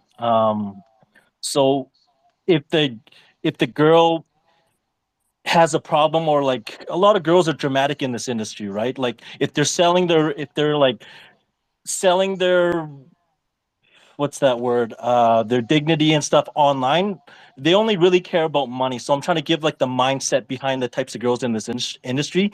So like I'm not saying what Andrew Tate and them, I don't know what the laws are in Romania. Mike, I'm trying to focus more on the Steph. I think can give more clarity on this, but I'm trying to focus more on the lover boy side of things. Like I've got another lawyer here that says they're lawyer. They're talking about EU law, and in most EU countries, you cannot punish a person by making someone fall in love with you without psychological or physical pressure. So you can't just tell them, "Hey, fall in love with me. Let's do this OnlyFans stuff." That's not enough to be considered illegal under the Loverboy allegation. I think what it really comes down to in this case is what the evidence of the women will be, and how many women there are. And if it's not just one person against the Tates, then it's not just their word against that female. But if there's a good number of them, 6 or 8 or 10, whatever the number may be at the end, then it becomes very, very difficult to bring a defense where you say, these girls knew exactly what they were doing. I wasn't coercing them. Like it becomes extremely difficult. So I think just from what we've seen so far, this is going to be a difficult challenge for the Tates to deal with. I have I'm trying to verify it, but there's an account called MMA. Everyone, you can check it out. It's MMAF Press. MMAF Press. The hardest hitting. Okay, it says fake in the bio. So whoever sent it to me, fucking read the bio. Ignore it because it's MMA Fake Press. So you don't have to check it out. I want to go to Steph. Steph, go ahead, man. Yeah, thanks for having me. Guys, just for full disclosure, I'm a lawyer. I'm from Romania. I was born and raised here. I don't have a lot of experience in practicing law as I just got my degree, but the idea is that I've been in this environment for a long enough time. Like in my family, I have judges, prosecutors, and so on. But I can give you some context in regards how the legal system works in Romania, and some context in regards to the whole situation as how the authorities are relating to these types of activities, okay? So first of all, you have to understand that Romania is a very poor country, okay? The salary here is like $500, the minimum salary, which is nothing. Now, there are a lot of gypsies, a lot of people that are doing exactly that. It has been worse like 20 years ago, 15 years ago. Now it's getting better. But there are a lot of gypsies and a lot of people that are abusing women, and it's their main business. They are getting women, they are renting apartments for them, and they are obligating them to prostitute. This is like the first level, right? Because those people are usually stupid and they don't know how to make OnlyFans and so on. Now, the next step is the people that have video chat studios and OnlyFans and so on, okay? That's the category where Cobra Tate, in my opinion, falls into. What you need to understand is that the judges and the prosecutor would have never arrested him if they wouldn't have clear evidence on that. In my opinion, what is going to happen, they're going to detain him for at least 30 to 60 days because they have the charges against him. And overall, if you want to share my opinion on him, I feel like Now, before you share your opinions on him, how much jail time if he's found guilty? How long could he be in jail for? Well, it also depends because he has multiple charges, right? And at the end, once the process finished and everything, the trial finished and everything, we will see exactly how many charges he's going to face, and based on that, he will take for each a certain number. But let's say again, give us like just an idea. If like let's go with the extreme case. If he's guilty of all charges, because they took a long time to investigate all those charges. So let's say they all turned out to be true. Well, for rape and for trafficking and everything, he can get up to 20 years or something, 15 to 20 years. Wow. Yeah. One other thing Do that I you want to think, touch on that is very Steph, important. Hold on. Sorry, Steph. Hold on. Go ahead, Kim. You got hey, a question? Steph, real quick. Do you think that he will get bail if he puts enough money down, given his international... That's what I wanted to touch on. I wanted to say that Romania Okay, is a very corrupt country, and I'm telling this like first-hand experience. I've been working with the Romanian authorities for the last 5 to 6 years, and I know that the money rules everything over here. So you literally can buy anybody. So that's he mentioned like even if there's other jurisdictions involved. We talked earlier how the UK and the US are involved as well. Well, it depends because it depends where they are going to judge him, right? Because if he has a Romanian passport and Romanian identity, and the case is filed over here, he's a British citizen. Yeah, but the case is filed over here because the department that has arrested him is from Romania. It's DCOD is called. But would you if the victim is an American and there's another one, I think it's another British victim, I think, or Romanian, I think. But if at least one victim is American, so there's a fair bit of pressure from other countries, plus there's a lot of media attention, doesn't it make it more difficult for him to get away with bribery? It's just way too many eyes on him, no? The other one was British, just to confirm. Yeah, that's right. That's right. That might be the case, but just like I said, usually, man, we got people here that got away with bribery and everything. They had cases so much more complicated than this, right? It's crazy. But so I can this at is least a I high can profile. Just real short, Mario. This is Go a high profile case that is now getting international media attention. So all eyes will be on the court system, the judiciary over there in Romania, on the prosecutor. I mean, how easy do you think it is going to be for Andrew and his brother to get bail? Well, there's one more thing that you need to understand about the legal system over here. If they manage to free him, like in a sense that they will arrest him at the home or something, then the trial can go on and on for like 5 to 10 years, right? And he can get like the charges dropped because there's this thing called, I don't know, like in Romania it's called prescriptions. I think it's the same, right? Because the charges are prescripted because it's like a long period of time. That's one of the tactics that usually lawyers are using in Romania, right? Like if you are charged for something, the law says that if the trial goes for more than 5 to 10 years or whatever, right? Then the sentence is prescribed and the charges are fallen. So the question that I have hasn't really been answered. Like, what do you think are the conditions for him to get bail? Would the prosecutor be able to claim that he shouldn't have bail because he will try to coerce these witnesses or pressure these witnesses that are speaking against him, or that he is a flight risk because he has a home in Dubai and he travels internationally, he has multiple passports? Like, what do you think is going to happen next? Will he be able to make bail or not? To be honest with you, I don't think he's going to be able to make bail, only because, just like you said, he's internationally known for having tens of passports and being like citizens of every country in the world. And so I think that they will just hold him for now, because again, he can just fly away and just escape everything. So you're an attorney. Are they going to charge him after the 24-hour remand period is over, or Yeah, so what happens is that now they can, for example, give him arrest for 30 days, and after this 30 days is finished, they can give them an extra 30 days and an extra 30 days. We had cases where people were arrested for like half a year or 1 year, only because the prosecutor decided and the judge, of course, decided to prolongate this type of arrest. Okay.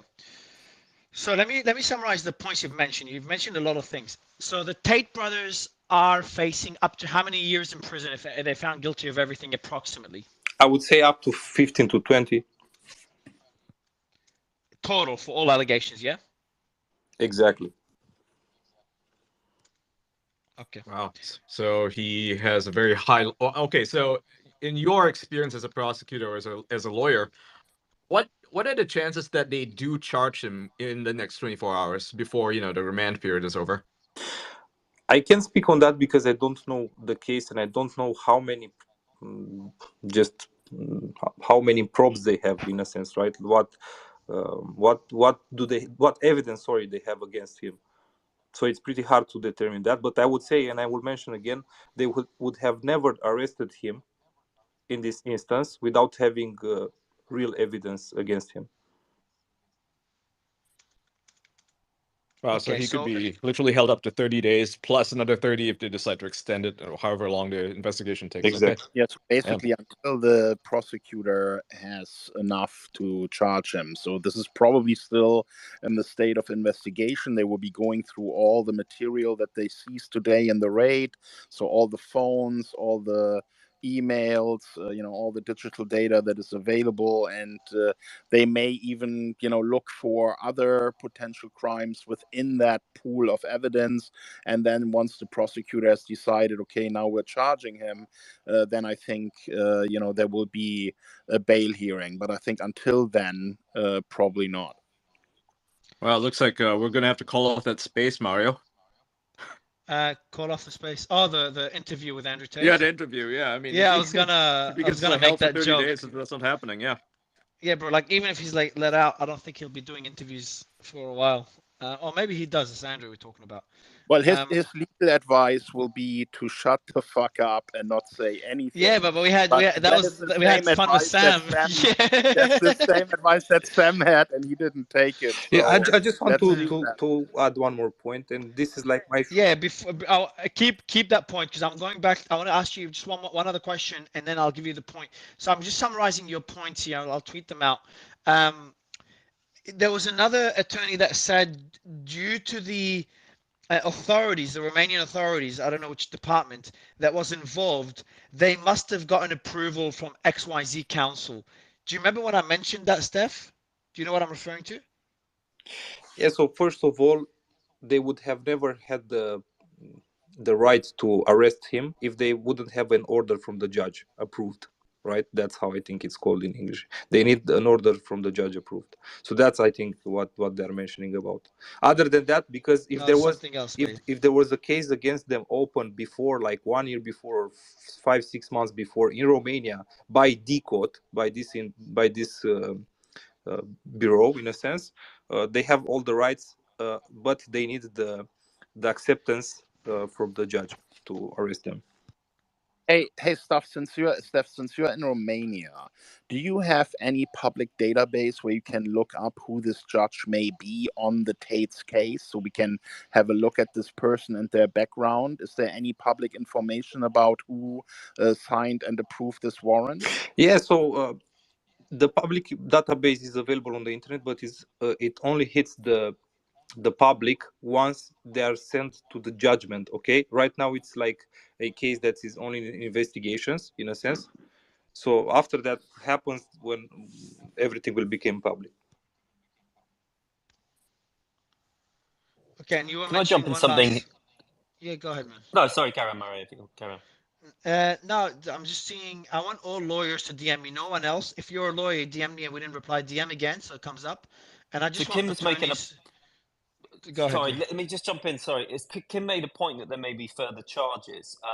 I've just seen a video of the raid. I don't know if people have seen it, where there were firearms, handguns, and weapons in the house. Not much cash, so I think the $10 million rumor has been quashed. Is that even legal in Romania to own personal firearms? It's not. You can't. So this is very likely that he'll have.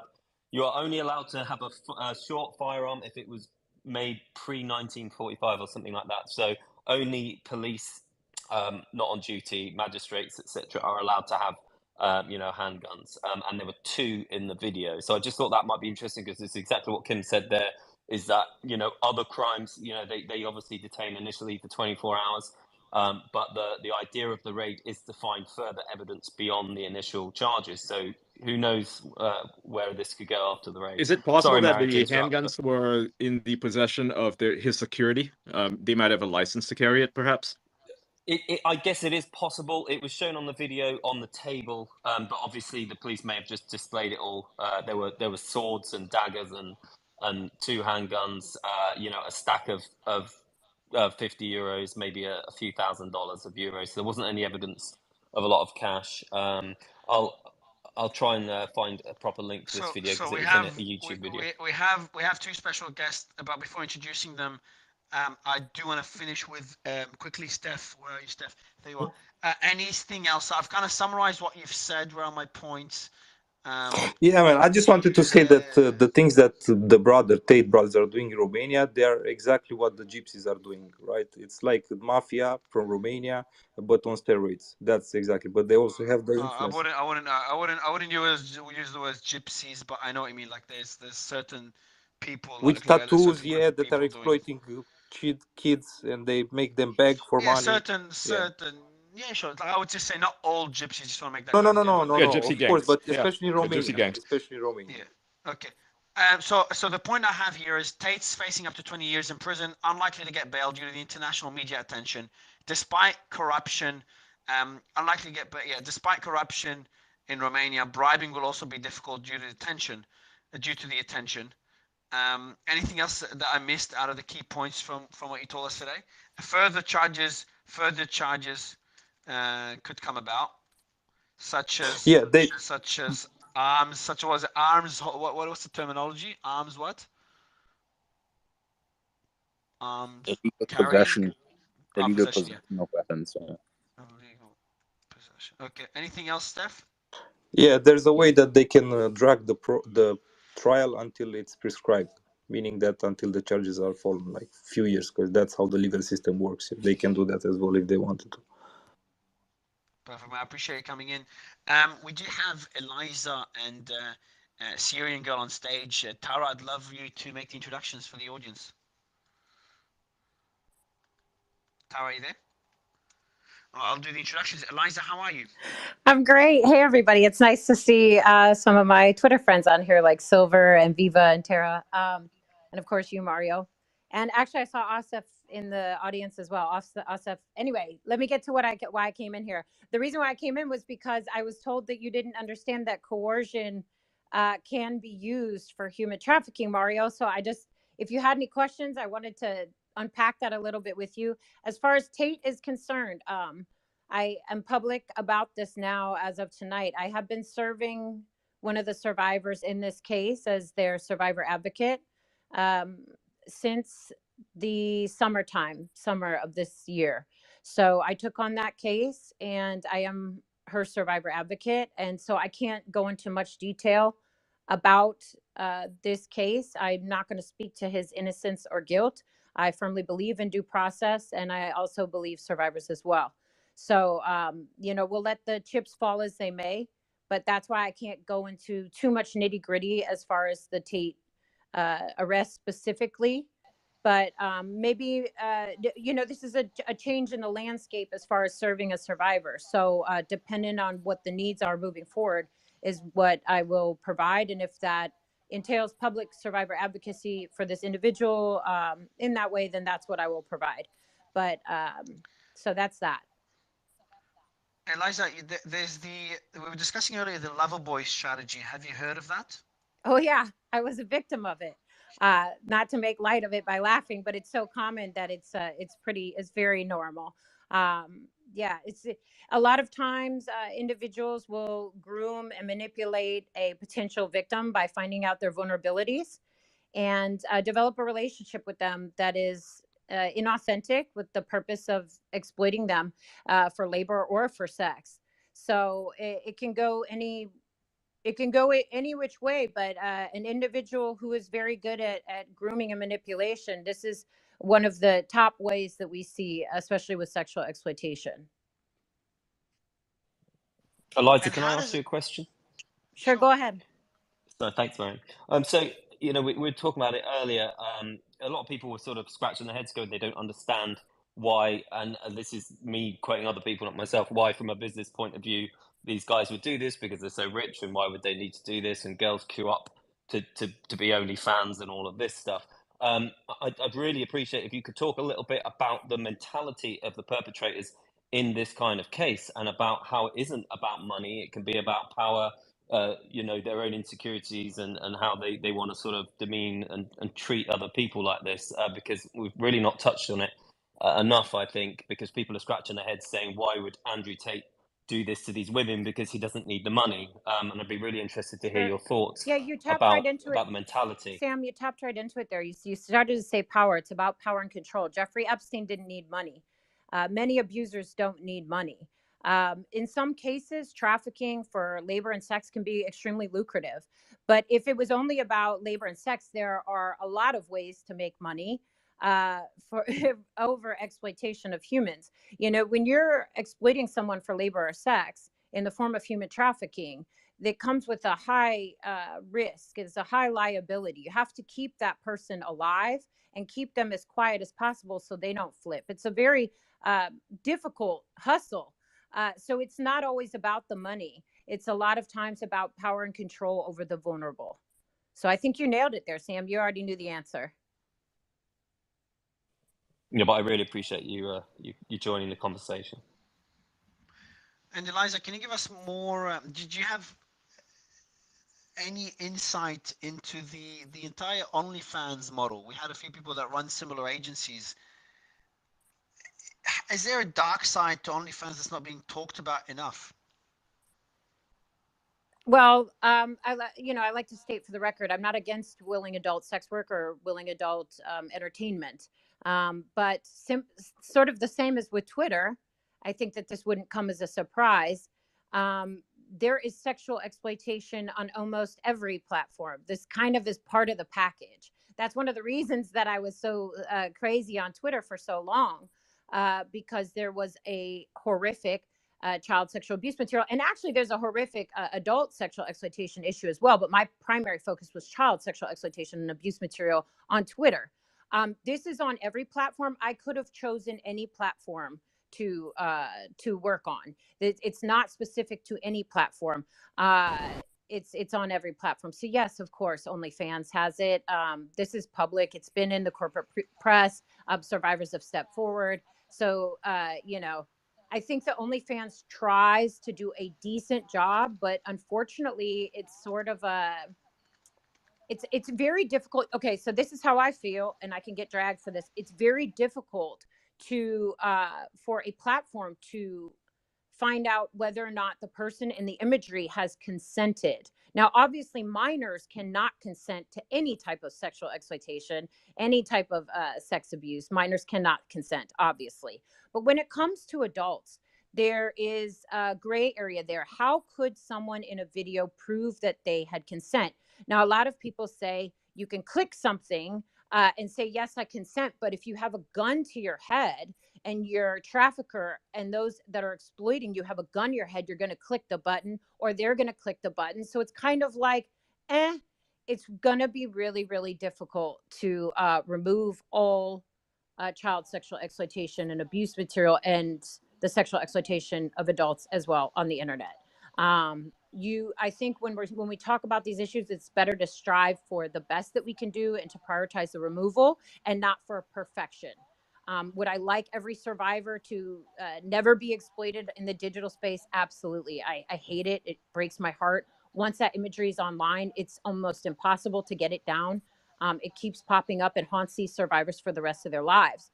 But also, we cannot not have an internet. So that's not a reality either. Does that make sense? It does. It does. And perfect timing as well, Eliza. We do have Syrian girl here as well. Syrian girl, how are you? Hi guys, thanks for having me on. I'd like to contribute if I can. Please do. I got the messages from Tara, what you sent her, so I'd love you to share that. Well, I just want to reiterate what Eliza said to try to protect the victims. It's their story. So I'm not gonna say something that I'm not supposed to. But I do think that people who are kind of giving Tate the benefit of the doubt really haven't dug enough and seen not only his history but the facts surrounding this case. And I think that the arrest was made because of evidence. And no matter what your political opinion is, and whether Tate sometimes espouses a view that you might agree with, doesn't mean that he didn't victimize people. And by his own admission on their website, Tristan Tate said that his job was to convince women that he was in love with them, and that that their business model is unique, supposedly, because all of the women that work for them were never in the adult entertainment industry. Was on their website. But that's not unique at all. That's really the story of most pimps and sex traffickers. They take advantage of women who've never been in such a situation before, and they convince them that they have a romantic connection, and then they pull away that romance, and they start to think what they've done wrong.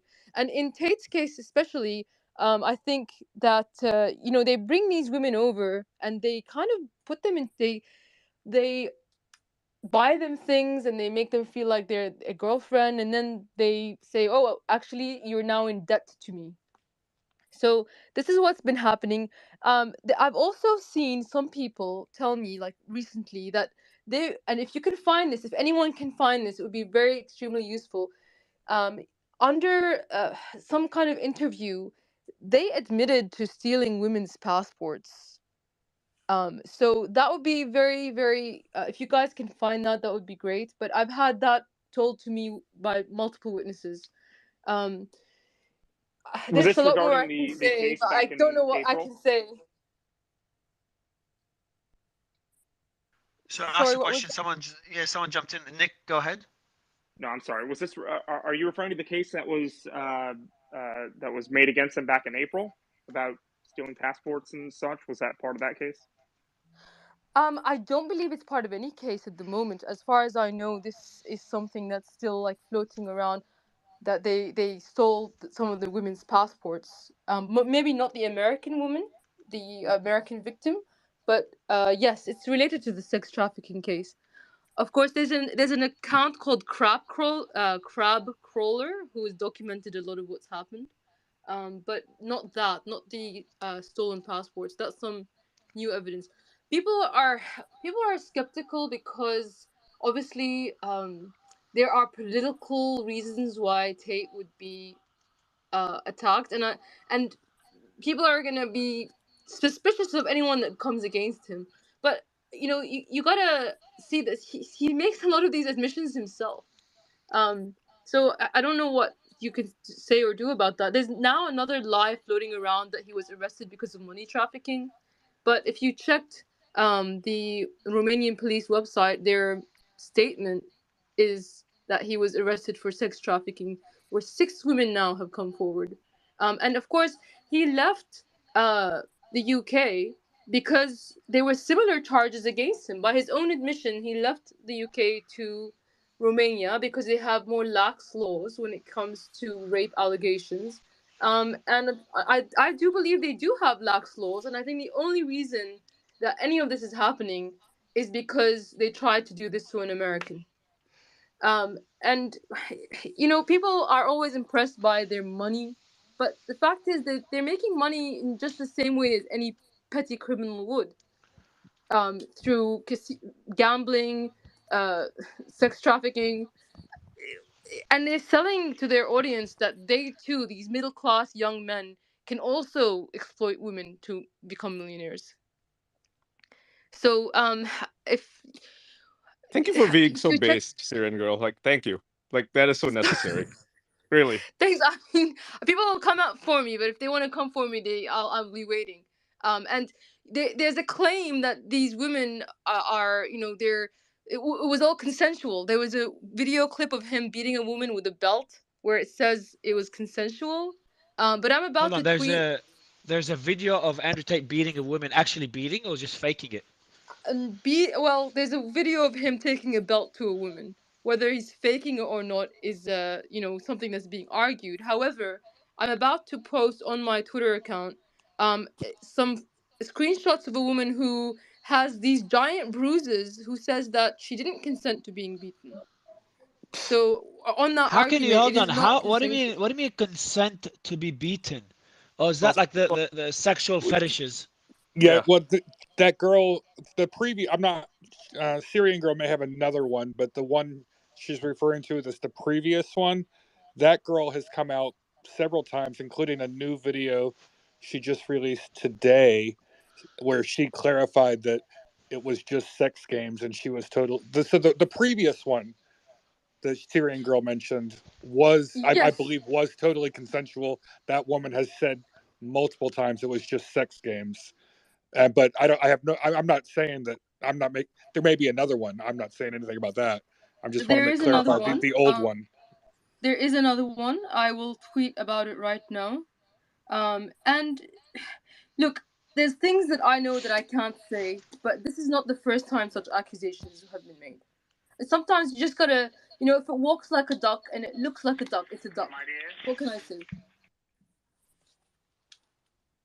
So I'm just watching the belt video on Reddit. I found it on Reddit. Am I allowed to tweet such videos, or Be Twitter careful. doesn't I mean, I let me? shared it with you. You can link the Honestly, Sun link. I don't know what you're talking about specifically, but just remember that Twitter has some pretty strong, rules about sharing exploitation. Yeah, just see the link to the Sun. I sent it to you in the Oh, chat. I've got one daily, the Daily Star, The but it Daily, looks yeah, very... yeah, Daily Star, yeah. Yeah, That's but the one this that has it, is not the Sun. Yeah, sorry. okay. But this one looks just sexual clothes and stuff. So I don't know. I haven't seen him. But this is so the videos fucked are in up. the This article. is so fucked up. There's one other thing I want to say.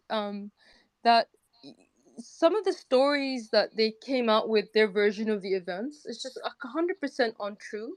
For example, Tate, in an interview with Romanian television, said that this woman, he only saw her once, and she was at their house for a party, and that they didn't, this American woman, and they didn't fly her over, and all of that is untrue, and the evidence will come out, but all of it is just complete utter lies.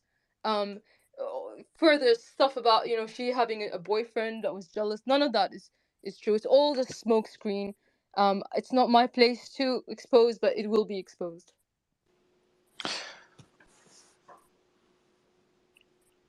The reality is that those girls, they come from nothing. They come from poor countries. So I just watched the fucking video. Great. I don't get it. Unless I'm missing something, I don't get it. I really don't get how he became so popular. Like my team, no joke. I tell my team I'm interviewing some politician that all of you would know. They didn't give a shit. Then I tell them I'm also interviewing Andrew Tate. Two of them just wanted to come. One flying into Dubai, because I live in Dubai, to come to the interview. I don't get it. I don't know what I'm missing. I can tell you how. It's very clever, actually. What he did was a pyramid scheme. So if you pay $50, you will join Hustlers University and you'll get an affiliate link. And what happens is, if you can get more people to join this university, you'll I also get, I get that's how how it he's became popular. grown. Yeah. No, I get that. We discussed that earlier. I just don't get. I don't get it. Unless there's sex games that are like this, he's just beating a woman with a belt and slapping her. I don't know if it goes like you guys Yeah, but got it man, far. this is the tragedy of modern life. It's become acceptable. You know, the president of the USA said he grabbed women's pussies and it was okay because he was rich, and nobody cares about it. Everybody loves Trump. This is the world we live in now. It's No, A girl can normalized beat a in woman with a pornography. belt for entertainment, In and it's pornography, okay. it's completely normal, right? This is, rough sex, and Yeah, but they this is a normalize it. mainstream. I know that. But yes, for some people they might like that stuff, but this is a mainstream influencer, saying and doing this stuff, making statements that sometimes it can be a woman's fault if she gets raped because she put herself in the situation. This stuff's just not acceptable, and we've made it acceptable. But over the last So 5 to 10 years, society has made all this stuff acceptable, and now we have this huge movement against against woke people, against libtards and lefties and all of this. it gets more and more dangerous because we're going to these extremes. We need to bring the world back to the middle somehow because we're just going to such an I extreme wanna, now. Steph. I wanna go to Steph if you don't mind, Steph. So there's another attorney here. Um, Steph he is partially true. It's a is no bail options.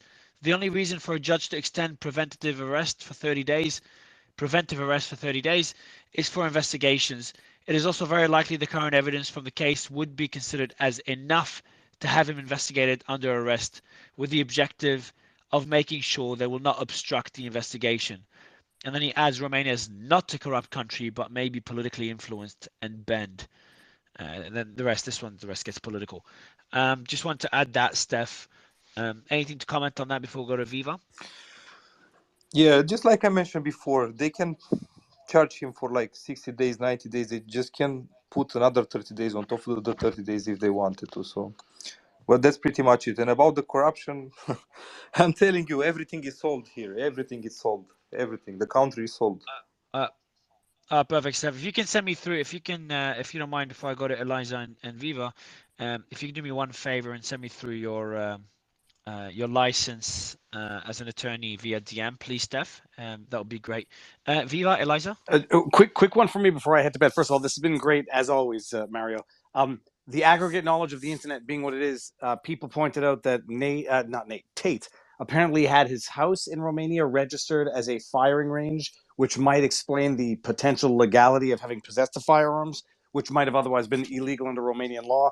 I posted a 15-second video of Tate explaining how he registered his house as a firing range so that he could own firearms. So that's how corrupt they are, huh? Hey, Damn. it's creative. And know a good lawyer, you can work It's your way creative around as hell, anything. yeah. I applaud him for that. But this has been great, guys. Thank you very much. I might have to check out, but it's been fascinating listening. Hey, I wanted to touch on something that Syrian girl just said. Yeah, I'll let you then, and then we'll get Eliza to jump in right after you, Kim. Yeah. So I find this observation really interesting that maybe he was using his Hustler University to get people to become affiliate agents, affiliates to his chem businesses. So what if he got those people who paid $50 a month a job saying, hey, promote these OnlyFans accounts and you get a 15-20% share of all the revenue you bring. So he's been potentially, and I just want to hear more about the Syrian girl. Are you saying that he's potentially used this university to drive more sales to his OnlyFans business? No, so the way he did it, and Syrian, you can correct me if I'm wrong. The way he did it, Kim, is he had, so he sells a course. People could promote that course as an affiliate, sell it. The course, not OnlyFans. There's a course about how to make money. This Tai Lopez type course. I haven't seen it. Maybe it's better. Maybe it's worse. I don't know. Just a course, self-development course, and people promote it. And that's what made him go viral. Is everyone started promoting him like crazy with an affiliate link. And that's their incentive. And then everyone started distributing his content like crazy. It's not the only way either. It's not the only way he did it too. Like he contacted a bunch of TikTokers, and he's talked about this publicly. Contacted a bunch of TikTokers, whether they were positive or negative, it didn't really matter, as long as they were talking about him and sharing his clips. So they would make, remix videos, like responses to him. And so everybody started talking about him. And that's a reason why if you mention his name, just mention his name on TikTok, you will have your account flagged for community violation. Trust me, I've tried it. Right, I literally put out a video last week where he is a banned name in certain video games. Like you cannot mention him in the chat, even in the voice chat. They will ban you for it, like temporarily, like a 24-hour lockout. You mention him on TikTok, the same thing will happen to you. Crazy, right? I'll go to that Syrian girl answer for a second because I asked. Yeah, go ahead. Yeah, of course. Syrian girl. Oh yes, I'll just briefly say before Eliza. Yeah, I agree. It's more so about driving people to use his name and promote him, and that's how come he went so fastly viral. But I wanted to just quickly comment on the fact that he claimed to be converting to Islam, and I think that was part of his objective to move to Dubai and wipe the slate clean, because he probably knew that he had a limited time before he gets arrested. And the reason I comment about that is I am a Muslim myself, And I come from the Middle East, of course, and you know, a lot of what he does is not going to fly in the Middle East. So I don't think that that was going to be ever very viable. I'm sure Mario can contest to that. And you know, some of the stuff it's just bizarre that in the past he said that the only true version of Islam is ISIS. And you know what? Maybe that he really believes that because they're the ones that were doing all the rapes. So I'm just gonna leave the next to Eliza. Yeah, I'm loving the conversation. And Syrian girl, you had so many good points. I want folks to just think in the broader context. Like, I know this is horrible and it's rough. The ways that we are going to make progress in these areas is by having these real and honest conversations with the people that we love in our life to hopefully prevent crimes from happening in the first place.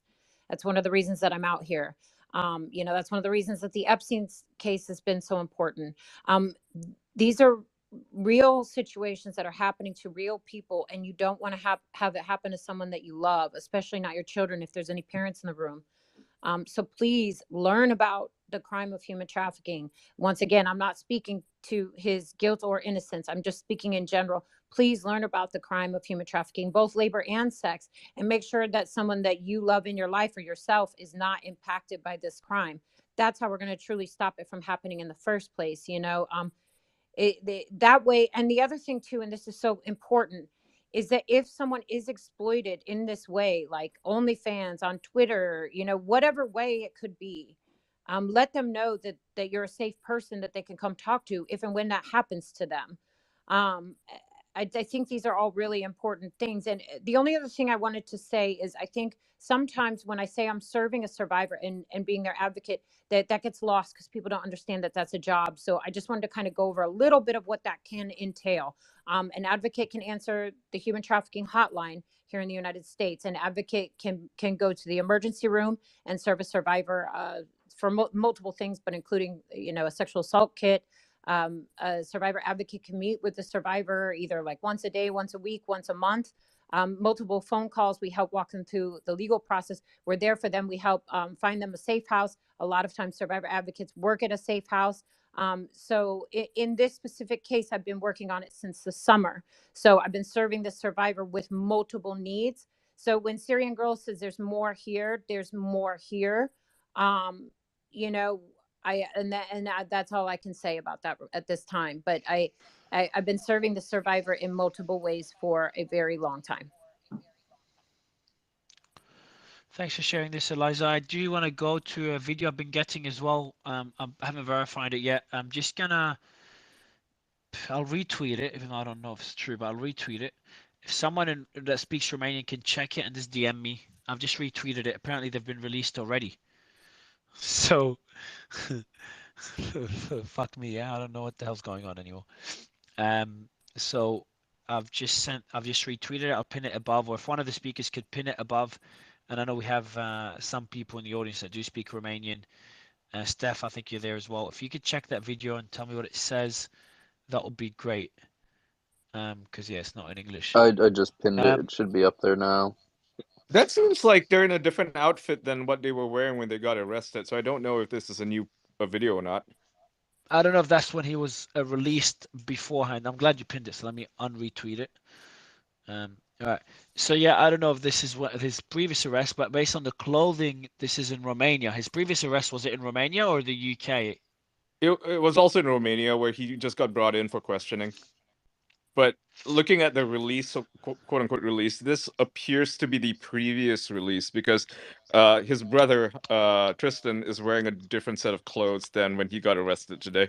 Like he's wearing A lot of the comments below say old arrest. Exactly. Yeah, Okay, yeah. This is the old one. Yeah, this is the old arrest. Yeah, this is not the new one. Okay. This is just some clown posting garbage. Should information like this be censored? I'm joking. They should have a community notes on it because this is definitely an old video. Nick? Yeah, so we have Shar here, and Shar is she's a financial crime analyst at a fintech unicorn in the United Kingdom, I believe. And she has a lot of experience in human trafficking investigations, and she's currently in a high-profile lawsuit that I won't give too many details here, just to not, out her for that. But I'd love to hear her take on this investigation. Hi, Shari, yeah. hi, how are you? Sorry, I wanted to clear something up first. Syrian girl posted the screenshots of one of the girls who had said that she was beaten by Andrew Tate. I know this girl Wait. personally. Do you mind putting some clothes on for a second? I'm not sure if that's actually relevant, considering my experience within the conversations has got nothing to do with what I look like. What happened with clothes? Apparently, women having a chest is an issue when we're talking about trafficking allegations. Oh, Kim, come on, Kim. Yeah, put some clothes on. This is a civil space, Let's just all look This is a dressed family up. space, okay? A family space where we talk about really dark things. Well, regardless, the allegations against Andrew weren't against Andrew. I know this girl personally. I remember these tweets. This was allegations against Tristan. She'd said that this situation was consensual, but the beating wasn't meant to be as brutal. She had mentioned that he had purposely went out of his way to beat her with the metal part of the belt, as in to inflict more severe injury. So I'm just pointing out that the tweets from Syrian Girl where it said Andrew, I know there was a lot of miscommunication about this. It was actually about Tristan. Is that the video that I saw on Reddit? No, this Daily isn't. something? No, this is a completely separate woman, I believe. She's not mentioned this is her in the video. She posted these maybe a few months back. But this has got nothing to do with the video that was on Reddit.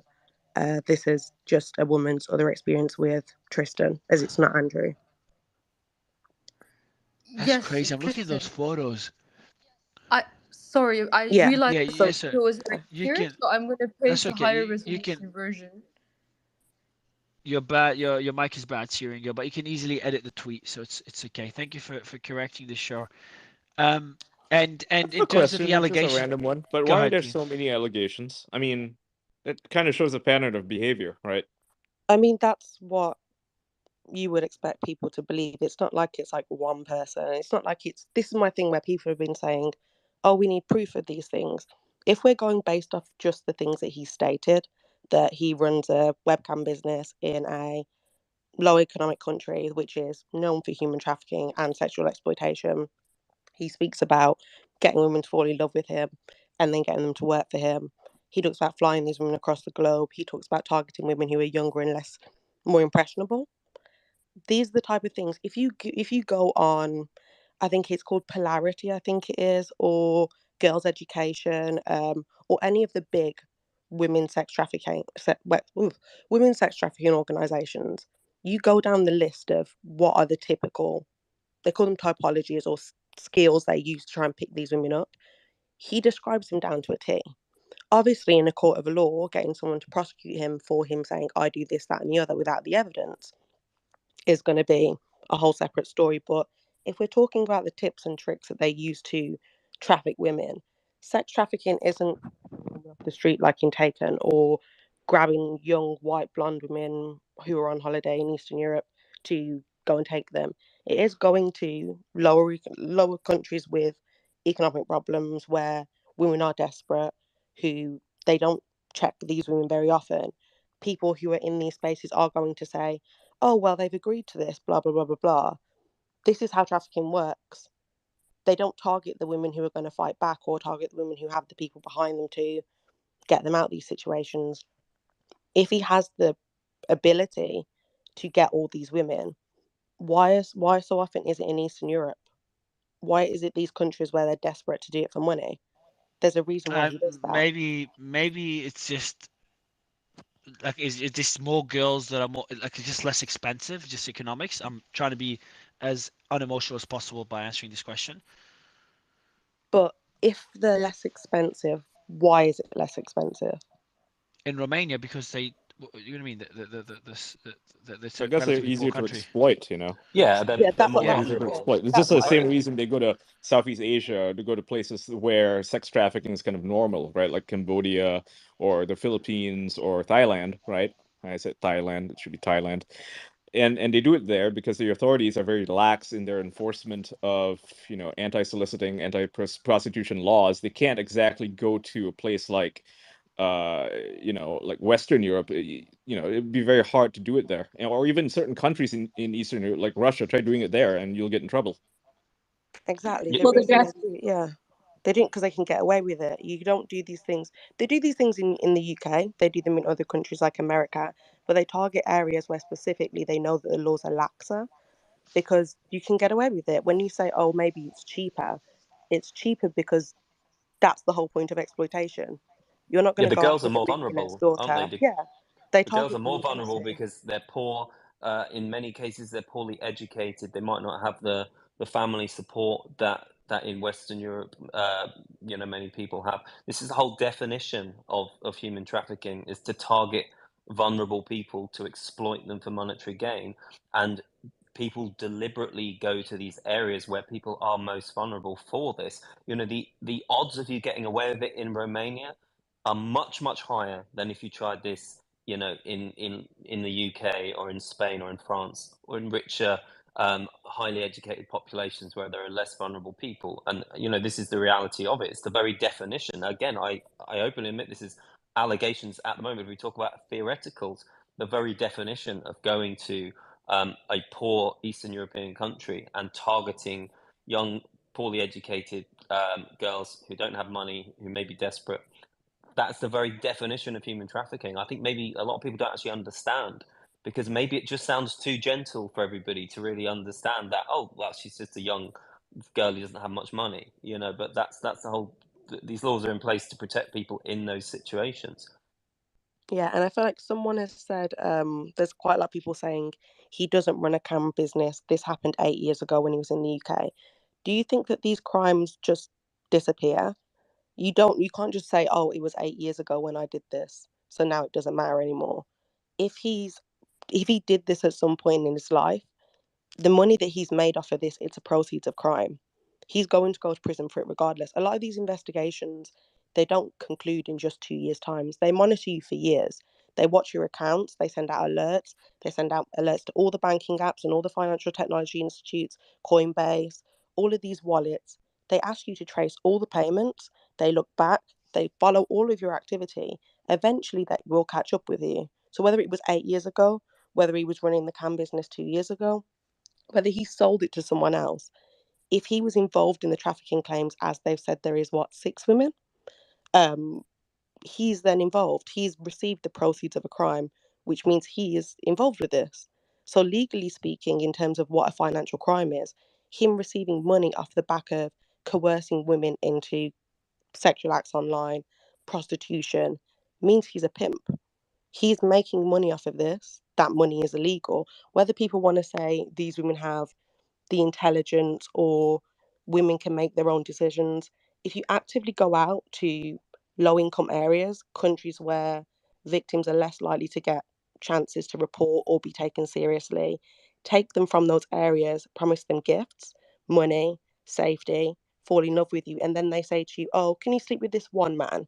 Then that turns into another man. That turns into another man. Eventually, you're withdrawing consent from them. That is a crime. Whether you want to believe that these women should know better or not, legally, the law's not around what you believe morals are. It's about what legally you can do as a person. And coercing women into having sex based on the fact that you're providing them a better life, to have sex with multiple men, that is escorting. And escorting under false impressions that it's their, I guess, their right, or they can do it because they're women. There's a big difference between voluntarily getting into sex work and being exploited. What he has done is exploitation.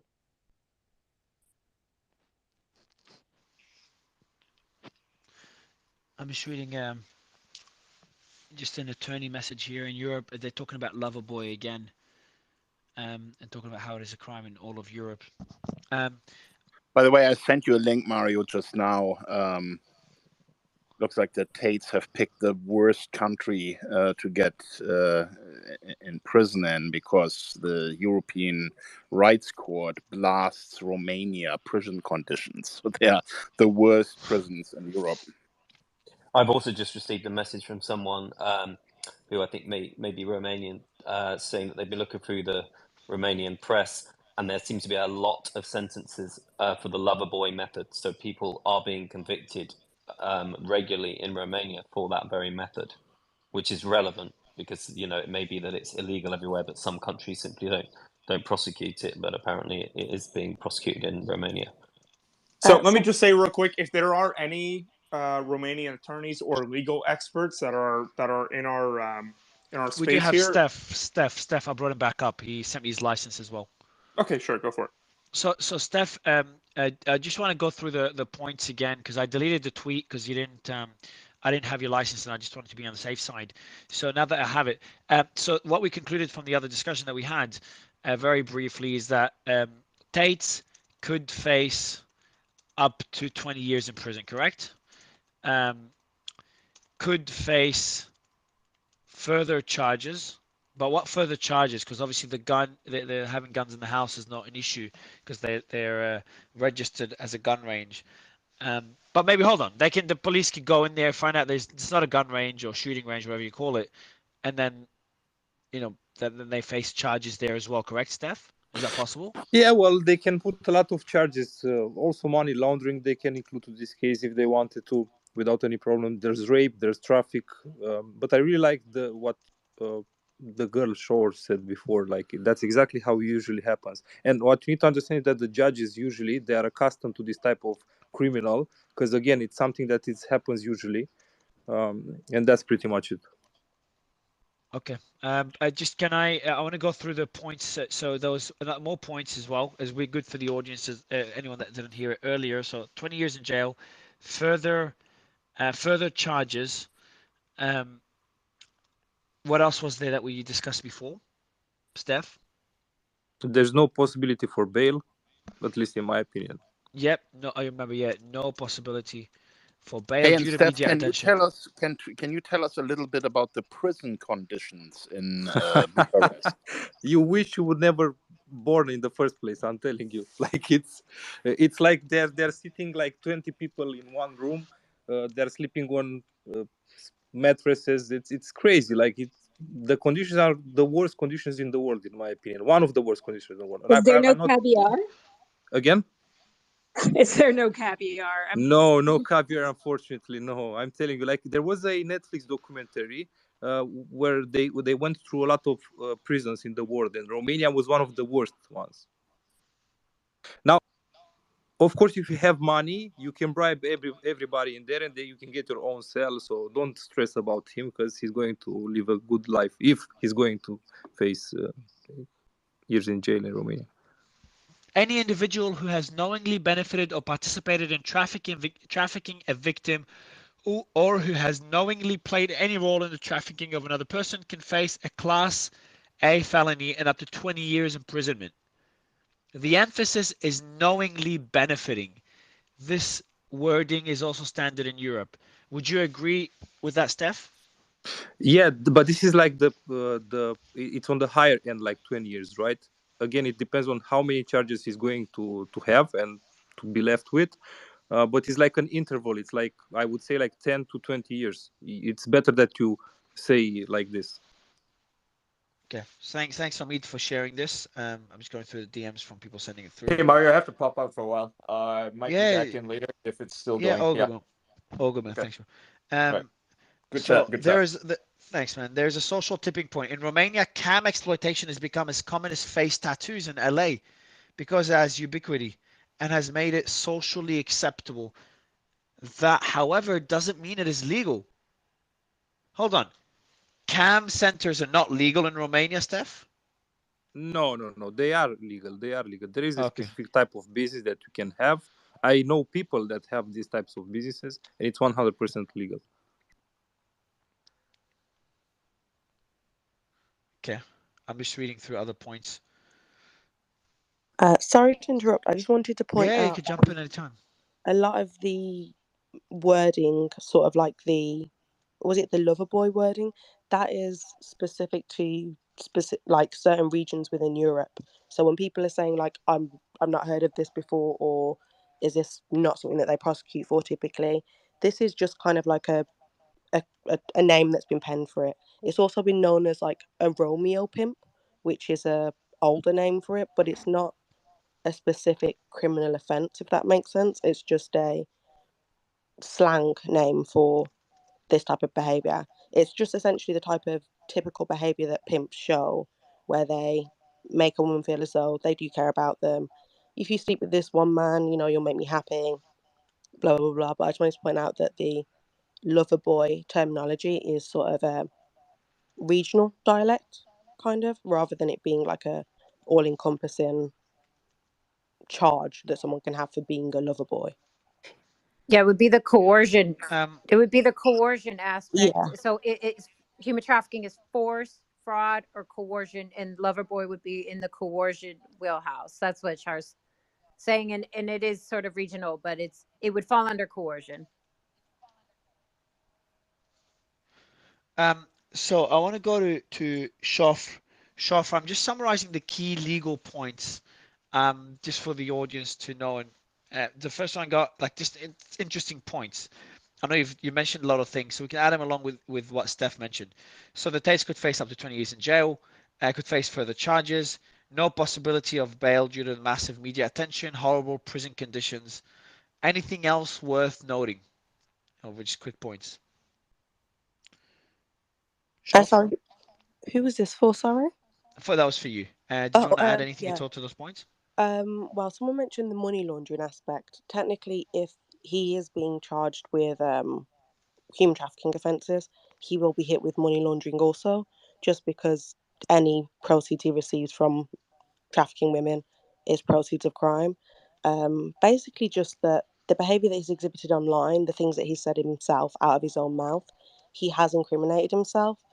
In terms of, he can argue that, you know, it's a character, it's a personality, he's just playing up to what people have said, but based on what he's explained, anyone with a financial crime background, immediately their red flags sort of blink, blink, blink, blink. When I first heard about him, that was my immediate sort of red flag. I have another information. They want to stay anonymous. Andrew Tate's sister is a prominent lawyer.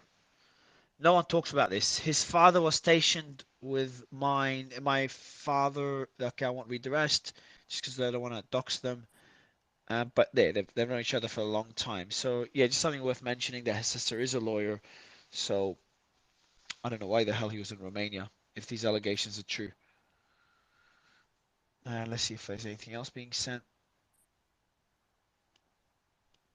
All right, that's another one we've covered. I think that covers most things. What are your thoughts, Eliza and Syrian Girl? The videos that you shared, the one that we showed on Reddit, Syrian Girl, the one that you shared, I find them heartbreaking. I just don't understand how this could be sexual. But was there consent in those videos by the other girl and they just went overboard, or was there zero consent?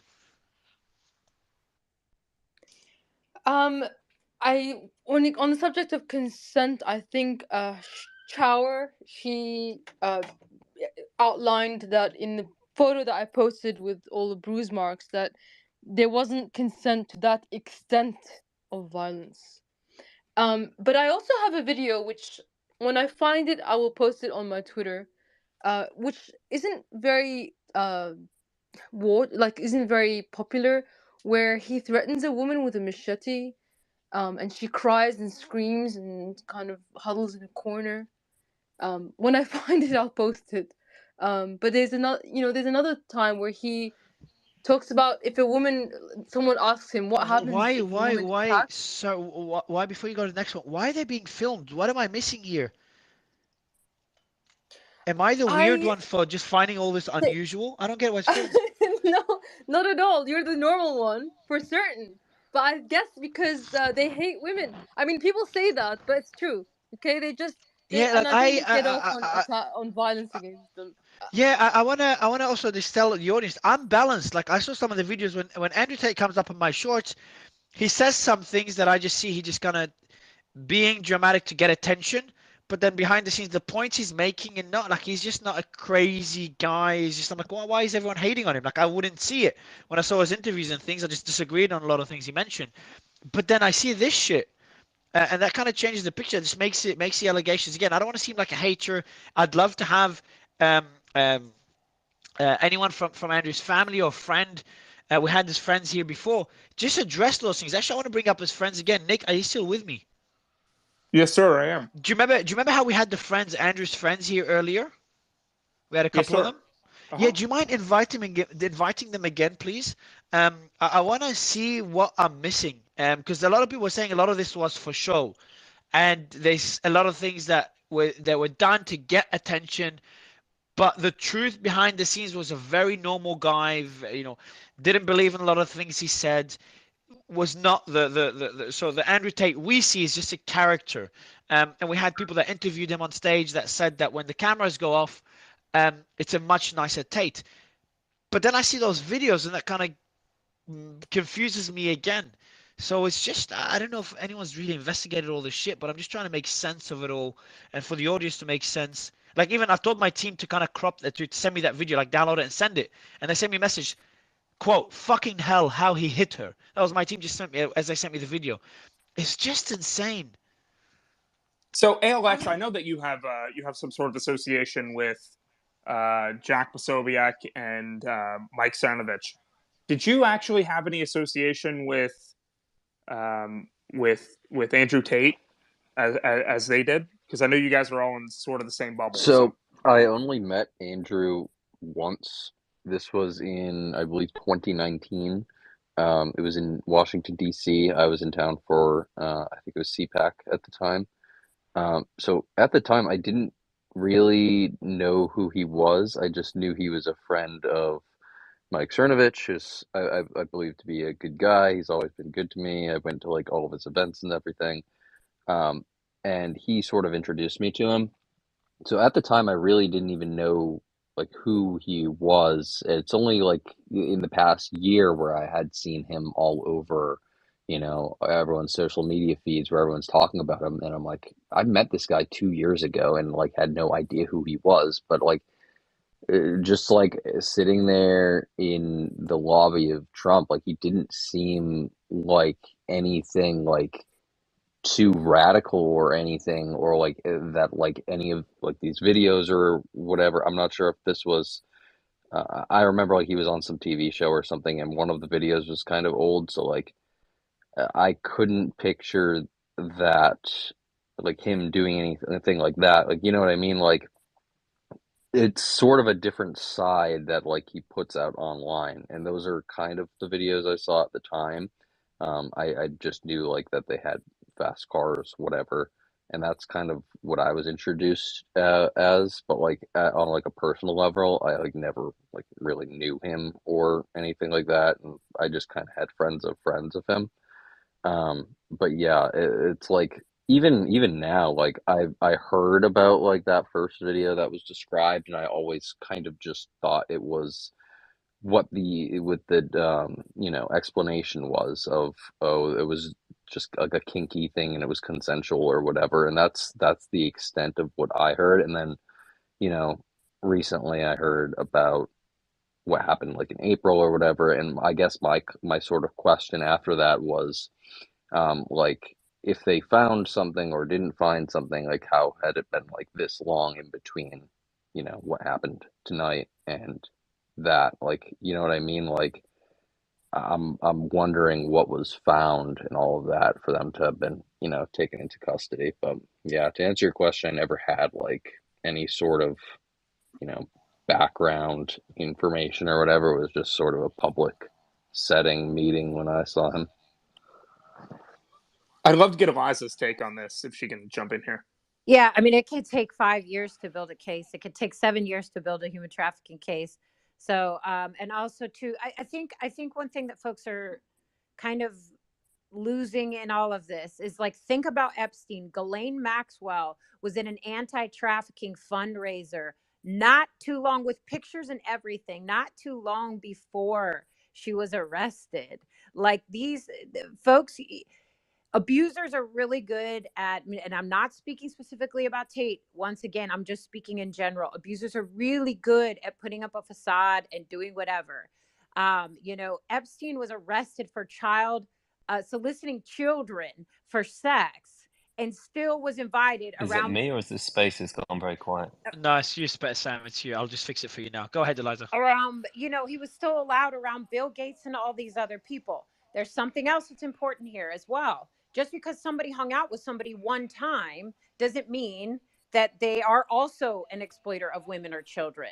You know, but as far as the videos go, or any video ever, we don't know. We weren't there. I'm not Tate, and I'm not the other individual in the video. And there are a lot of kinks out there. You know, just because it's not your specific rabbit hole doesn't mean that it wasn't consensual. And I definitely hope that justice is received if it wasn't consensual. 100%, but it takes a really long time to build these cases. I think that's another thing that folks, I don't think folks fully understand. It can take so many years, and the survivors, unfortunately, many times are shamed into silence, especially when it's someone high profile, especially when their fan base is rabid. You know, in many cases, it's really difficult for survivors to step forward, and they get harassed, they get threatened. I can speak, many survivors from many high profile cases, including the Epstein survivors, including the current survivors that I'm serving, are terrified of what the fans will do and what their former abusers will do, period. So it's like just for speaking and trying to receive justice, because what people don't understand, let me calm down. What people have a difficult time understanding is survivors go on and live their normal life. They're servers at a restaurant. They don't have security detail. If you're speaking out against someone high profile like Tate, or if you're speaking out against Epstein or R. Kelly, or the list goes on and on, survivors don't have protection like that. So speaking out against a high profile individual comes at a cost, on top of the fact that the whole internet and the corporate press drags you through the mud. So there's a lot of nuances here, but you know, just because somebody met somebody one time doesn't mean that they're affiliated, that or even multiple times. I don't think that everybody that ever met Epstein is a child abuser. You know what I mean? That's like ludicrous. I want to go to Aurelius. Aurelius, I don't know if you can balance it out for us, because you know the panel is just kind of shifting back and forth. Initially, it was people supporting Tate and, you know, saying that this is a conspiracy against him because he's fighting the establishment. And then now we're shifting onto the other side, and we're talking about other red flags that we've seen over the last few years, and his behavior and his previous arrests. You were there earlier, and I think there's another gentleman, Nick, that I would love to bring up, the one that knew them for 5 years. He was on the panel for a while. Maybe if he's still awake, I'd love to bring him on. But Aurelius, you've worked for Tate, you've had other employees that you've interacted with. What type of person is he? Because this video I saw, have you guys seen that video that we were talking about earlier of him beating up that woman? And what do you know about it? Has anyone asked him about it? Yes, personally, I have seen the video. I did want to actually agree with Eliza on most of her points, and especially even from personal experience, I've had certain intimate interactions with women, even though, and I agree with you, Mario, when you originally said it's something that is completely not my thing, and I don't know how people could be a part of it, where they've asked to be hit or abused, and to a point where I totally didn't even feel comfortable about it. But if it is a consensual thing, then who am I to per se say that that's wrong, even though the way I've just stated the way that I feel about it, and I don't per se agree with it. So if it does come out and there's enough So evidence, it was consensual. Have any of the Tate brothers commented on that video? Does anyone know? yes, they originally did comment on the video in some of their emergency meeting podcasts that were edited. And they originally stated that the woman in the video, especially with Tate, and it was also posted another video that he actually said to her, "You're crazy," and she said, "Don't be a pussy, hit me harder," and he said, "You're crazy." Oh, okay. So and Okay, excuse that my changes language. things. I'm glad you've offered. I'm glad you offered. I still find it weird as fuck, but I'm glad you've offered No, I that do agree with you. clarity. I do agree with you. Yeah, but like, Can who I am I add to something? judge? Yeah, please do. Yes, so I think that that video in particular, this maybe in that instance it was consensual, but the woman that I posted with the bruises, different case, that was with Tristan Tate. But I think we're making too much out of just that one video because the charges against Andrew and Tristan include rape, not just trafficking. So a Romanian woman said she was actually raped, and that's what we really should be talking about. And Because I wanna also, I think we should also talk. I'll add on to. I'm glad you kind of pivoted because I want to also talk about what another audience member said. The space is focusing too much on the Tate brothers. I like that guy, specifically Andrew. Romanian news has confirmed that 5 properties were searched belonging to 4 people, hence the phrasing of organized crime. The Tate brothers might be the main suspects, or they might be the persons of interest in the organized crime group. So there is more people involved. We're focusing on the Tate brothers because that's who everyone gives a shit about, and they're the ones that got all the media attention. But there is others involved. Either this could be false allegations, turns out all to be untrue. Andrew Tate goes off, comes out tomorrow, and some of us look like idiots for saying he's going to be in jail for a long time, most likely. Or we might not see Tate a free man again. I'll give the mic to Chauffeur and Steph to comment on this before I read more messages from the audience. The audience is killer this time. This show is getting a lot of input from the audience. So I'm very grateful for that. Go ahead, I Steph. think it's important. Oh, sorry. Steph, you No, go. go ahead, Chauffeur. It's fine. No, go ahead, Oh, Chauffeur. I Sure. think it's important when people are saying things like these could all be false allegations set up to, catch him. This is an Interpol investigation. You can't just, create a human trafficking organized crime investigation off the back of one false allegation or one allegation from one woman. This is like a long-term investigation that's been ongoing for a long time. If they've publicly arrested Why do you him, say it's the Interpol? Do we know that the Interpol is involved? I read something a while ago when the first allegations about him being raided came out. I'll try and find an article, but I know they'd mentioned that they were liaising with, I think it was the US. So if they're liaising across jurisdictional lines, i.e. countries and continents, It means it's the Interpol's involved. yeah, if they have to communicate across But it's also countries. it's important to note, just back to the point that it's been going on since April. If Sam is with us, and I'll give you the mic right after, sure. But Sam, are you with us?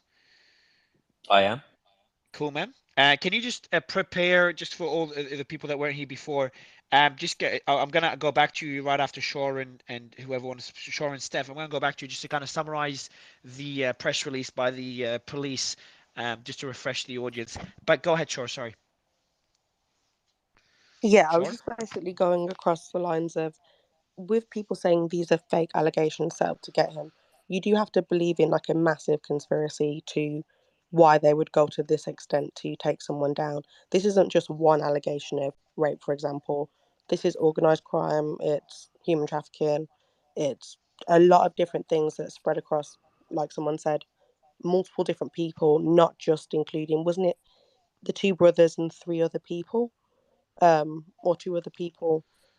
That's a lot to just say this is taking someone down. There's a lot going on here at the moment for it to just simply be this is a false allegation for whatever reason someone might believe that could be. No, Just that's getting exactly fucking. right. I feel like he's using his social influence to cover everything about him, right? Like he's the one that's creating these conspiracy theories, saying, publicly, stating publicly that, oh, they're going to arrest me. The next step will be to kill me, and so on, because he knows that he's guilty, right? And he needs to portray himself in a good way for his audience, right? And again, he's just like a normal criminal, but he has this, he's like on steroids. He has this influence, he has this money, he has everything else, right? That those people are missing. Just so you know, everyone, anyone that's in crypto, Kim, you were with me by my side when we kicked off the crypto show with the FTX. Do you know the SBF thing is ongoing, by the way? He took out more money by the looks of it, and now I'm just getting information that he was involved in a big hack many years ago by a guy, an anonymous guy called Chef Nomi, and they're saying that that could be Sam Bankman-Fried. So like today is just a shit show of a day, and another night with no sleep. Who would have thought that today will include Andrew Tate as well? And like, like I had many guesses, as many people it could include, but not Tate. And Nicole, good to have you. Hey, thanks for having me. You guys are killing it on Spaces. Just to go back to what Eliza was saying, I'm not an expert in this field whatsoever, but what I do know is abusive or violent people aren't abusive or violent with everybody, and that's their cover. So even you think to someone like a Jeffrey Dahmer, he didn't kill everybody, and that's the cover, is the charm, is the wit, is all that kind of stuff. And for me, just even as a woman and someone who's experienced some of this stuff myself, it gets a little bit scary for me seeing people online say, oh, they're just coming after him because he has these political views or these views, when there's hundreds of other people that have those views who've never been accused of human trafficking. Like, it feels like we're just really reaching for straws here and not paying attention to the language he's used in his videos, such as "I'm going to imprint them." That's groomer language. He's even used the terms grooming. He said he goes for the youngest ones because they're easiest to imprint on and impress. So I just think there's a lot more that all of us should be taking in here, and maybe, forget politics of this and really look at this as this might be a very scary human trafficker. And we need to separate what we believe politically from what actually might be happening. Sam, do you want to read out the allegations? In the meantime, Nicole, pleasure to have you, and thanks for sharing this. Yeah, sure. I guess a summary, because I don't know how many hours we've been going for. It's great. It's great. The last sort of hour or so, we've had like new speakers come up with really good perspectives. I think we've balanced the debate out, which is very important. So just to confirm, so it's what 6 a.m., 6:30 a.m. in Romania right now. So not a great deal will have happened. They were arrested after a raid, and the authorities released a statement. That is all we really know. So the statement, just to summarize it, and before you summarize the sure. statement, Steph, I want to ask you a question. When do you expect the next update, Steph? Now it's getting morning time in Romania. When do you think we'll hear the next update from the authorities? Probably by afternoon. Yeah, fuck that. I'm gonna sleep and wake up for that. And maybe Steph, actually, you know what, Steph? What we did before I go to Sam, what we did during the FTX collapse is we had not us. There's people that went to the Cayman Islands and tried to get information there. We didn't. We almost did the same thing, but then we saw others do it. We didn't. Is it worth that? Can we get more information from all this? I've got a team in Romania for one of my companies, so I might actually see if they can help. But how does it work in Romania? Because this is a corrupt country. Like, is there a way we can get more information that's what's being released to the public if there's people on the ground there? Because I know bureaucracy there is 100%. I'll give some phone calls a little bit later today, and I'll keep you in the loop. Okay? All right, man. You're Steph. You're our spy now. Hey, Steph. Let's do this. You find out what police station he's at being held right now, and you just go there and you use your magic and get a phone to Andrew so we can have a chat with him on Spaces. Man, Steph, we did crazy shit when FTX was collapsing. It was like crazy shit. That's why we are here today. I want to do it again with this. So if you can, and my team's going to send you my phone number now, my WhatsApp. Let's work together to. Kim went overboard, but if we can achieve what Kim said, you're a hero. But let's try to get more information. Take a few days off work. I think you work on a metaverse project. I saw Game of Dragons, One Link, Be a Visionary. So do you have a metaverse project? No. I actually have like a business development firm in Dubai. We offer legal financial services. All right, so I'm based in Dubai, and I have 3 companies there, and there's a lot of people in the audience as well.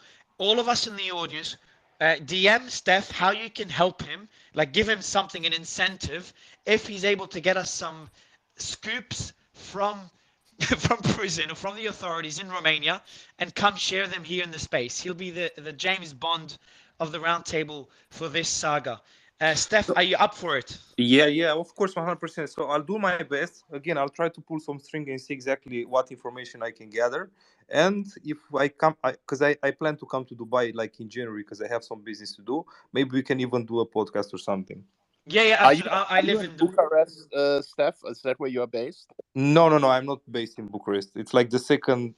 I'm based in Iași, which is the second biggest city in Romania. How Isn't long would it take you Cluj? to? How long would it take you to drive to Bucharest now?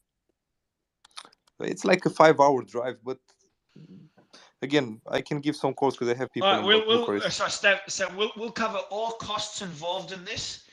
You must be financially well off. Even if you are, I still want to do that. It's the least we could do. We'll cover all costs for you to do this. The audience right now is probably DMing you with like things they can do as a thank you for you doing this. And so it makes it financially worth your while as well. And it's good to have that support. So everyone in the audience, you can see Steph there. Let's all give him support. What we'll have Steph do is try to get us more information. And it could be, we don't know what it is. It could be like, shit, the allegations are a lot worse than what we think. Or it could be like, hey, Mari's actually something shady and the allegations seem like bogus and he should be out soon, or there's something fishy and let's investigate it further.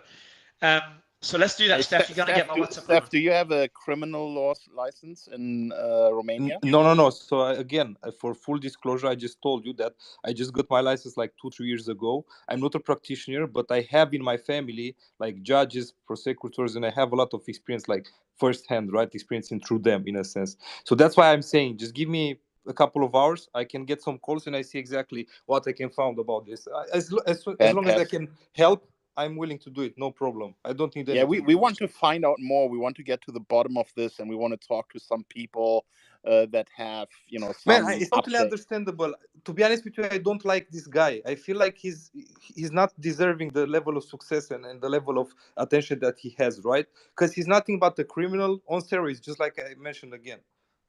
No, I mean, look, we all have to wait and see what the charges actually are, right? But I think what's for sure is that this is a topic of public interest. That's why we have a space right now with 12,000 people listening, and I'm sure they want to hear more, right? So all I'm saying is let's try and investigate and get to the bottom of this, just like we did with the FTX case. I can hear you getting excited, Kim. Your voice right now reminds me of the I mean, FTX days. this thing is unfolding. I was actually laughing when I saw the reply from Greta Thunberg to Andrew Tate. It was actually really funny. Kudos to her. And then literally a day later, he gets arrested and raided for this. I mean, it's only on the internet. No, isn't that funny? I swear, man. I was asked to do an investigation into Tate not too long ago. Anyone defending him doesn't know how bad this guy is. And I know the source. I know this person. Let me invite them up. This person has helped us a lot in previous spaces. So let me bring them up. If they're up, I won't disclose who they are. But Steph, yeah, you have my WhatsApp, so make sure you DM me so I connect you to the team. And I've got a team in Romania, so I'll connect you to them as well. And they can help you with like small things, booking and calling people, etc. And let me bring Alex up. So yeah, I'm gonna bring that person up. Let me see what other messages I'm getting from the audience. Hey, and one thing I think that's a safe recommendation that we can do right now. Anyone who's signed up with that Hustler University and paying $50 a month, just think about if you want to keep that subscription running, because I'm not sure that you're going to get service in the next couple of months. Yeah. I also want to add something. I want to say that I'm completely unbiased. I genuinely have no idea. Tate could be an incredible guy, and this could all be either fabricated or just he's innocent, and others were guilty, and he was dragged into it. It could be anything. I have no idea. That's number one. And remember, we said Romania is a corrupt country, so could be an enemy that Tate made, just paid regulators there to fabricate everything. I have no idea. I'm usually pretty naive when it comes to this shit. Or he could be a complete asshole that created this facade and people love him and he's just a complete asshole behind the scenes and there's a lot of bad shit he's done. I have genuinely no idea and I'm trying to get more clarity. So I'm going to tweet about Steph doing what he's doing. Let's all try to get that. Let me see what I can write and get it viral. And maybe we'll get more people in Romania wanting to support you, Steph. So if you want to support Steph, either DM him or DM me. I have my team checking DMs because I know Steph will probably be overwhelmed, and we could create a group with others in Romania that want to help with this this investigation. Tom, you want to go to Romania, Tom, and help out? No, thank you, but good luck on that. And the question I have, and I just raised this, is that given the nature of the American involvement initially in the investigation, there may have been U.S. citizens involved, and obviously Tate, my understanding is, I think he's a U.S. citizen, if I'm correct. It wouldn't surprise me British citizen.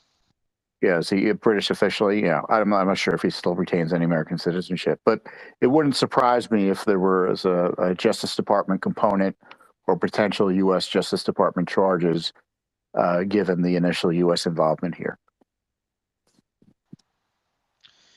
I'm gonna tweet about Steph. I won't include you in the tweet.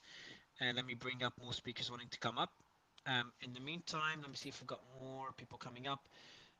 Okay, so we got another lawyer. Okay, shit. Okay, that's interesting. Yeah, and what? Okay, so Janine, so lawyer. I've got information on Tate's sister. Not that it matters actually. Let me I'll say why it doesn't matter. Her name is Janine I think Tate White, Sarah but it wants to doesn't really say matter. something. Sarah, Oh, what did you want to say? Oh, hey, Who's hey, Sarah? Mario, hey, Kim. Oh, Sarah. Yes, how are you? Been months. You haven't been on the panel. Good to have you Oh, back. yeah, thank you. Thanks so much. Yeah, so I worked with Jason Somrak for a while when I worked in the anti-money laundering department of Oracle, and Oracle has a software that is used by Interpol and all of the biggest investigators in the world. And Jason, he's a very famous investigator. I had the real sincere privilege of getting to work with him and call him a friend and a colleague. And he's responsible for the takedown of the third largest sex trafficking ring in the world. And so I've been able to see the intimate details of how his investigations work, how the artificial intelligence is used to aid these investigators, the pattern recognition skills that the investigators build, and how they identify the sex traffickers. And I can say, probably without a doubt, that Andrew Tate and his brother are a very minuscule part in a much larger, longer chain of sex trafficking. And so typically how it works is they work their way up that value chain and they get to the top. And it's a bigger project than just taking down an influencer who's building momentum. And this process is very thorough, and it's also applicable to blockchain.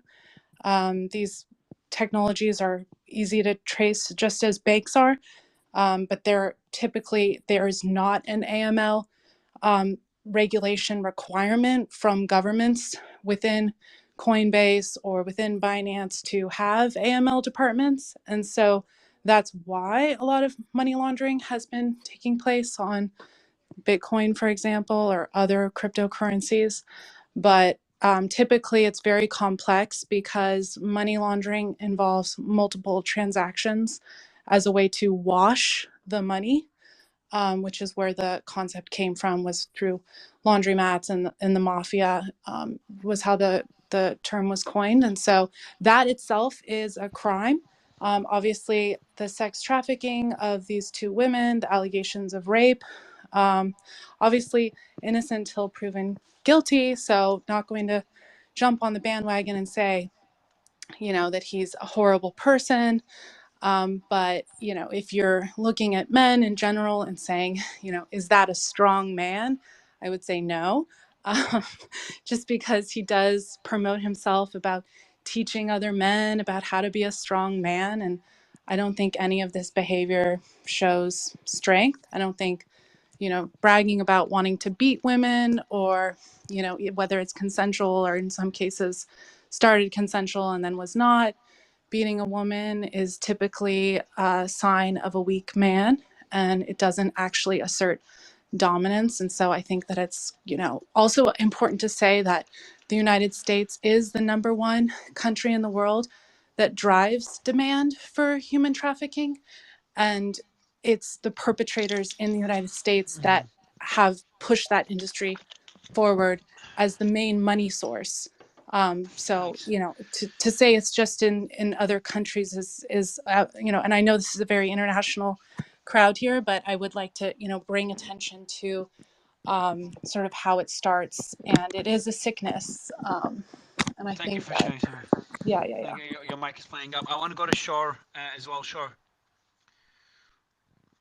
Yeah, sorry. Within the EU, because that's where a lot of the work is being done at the moment. There are new regulations that came in. I think it was last year, regarding it's called customer due diligence. So there is a lot more tracing of payments regarding money laundering and terrorist financing and human trafficking, because that's the work that I do.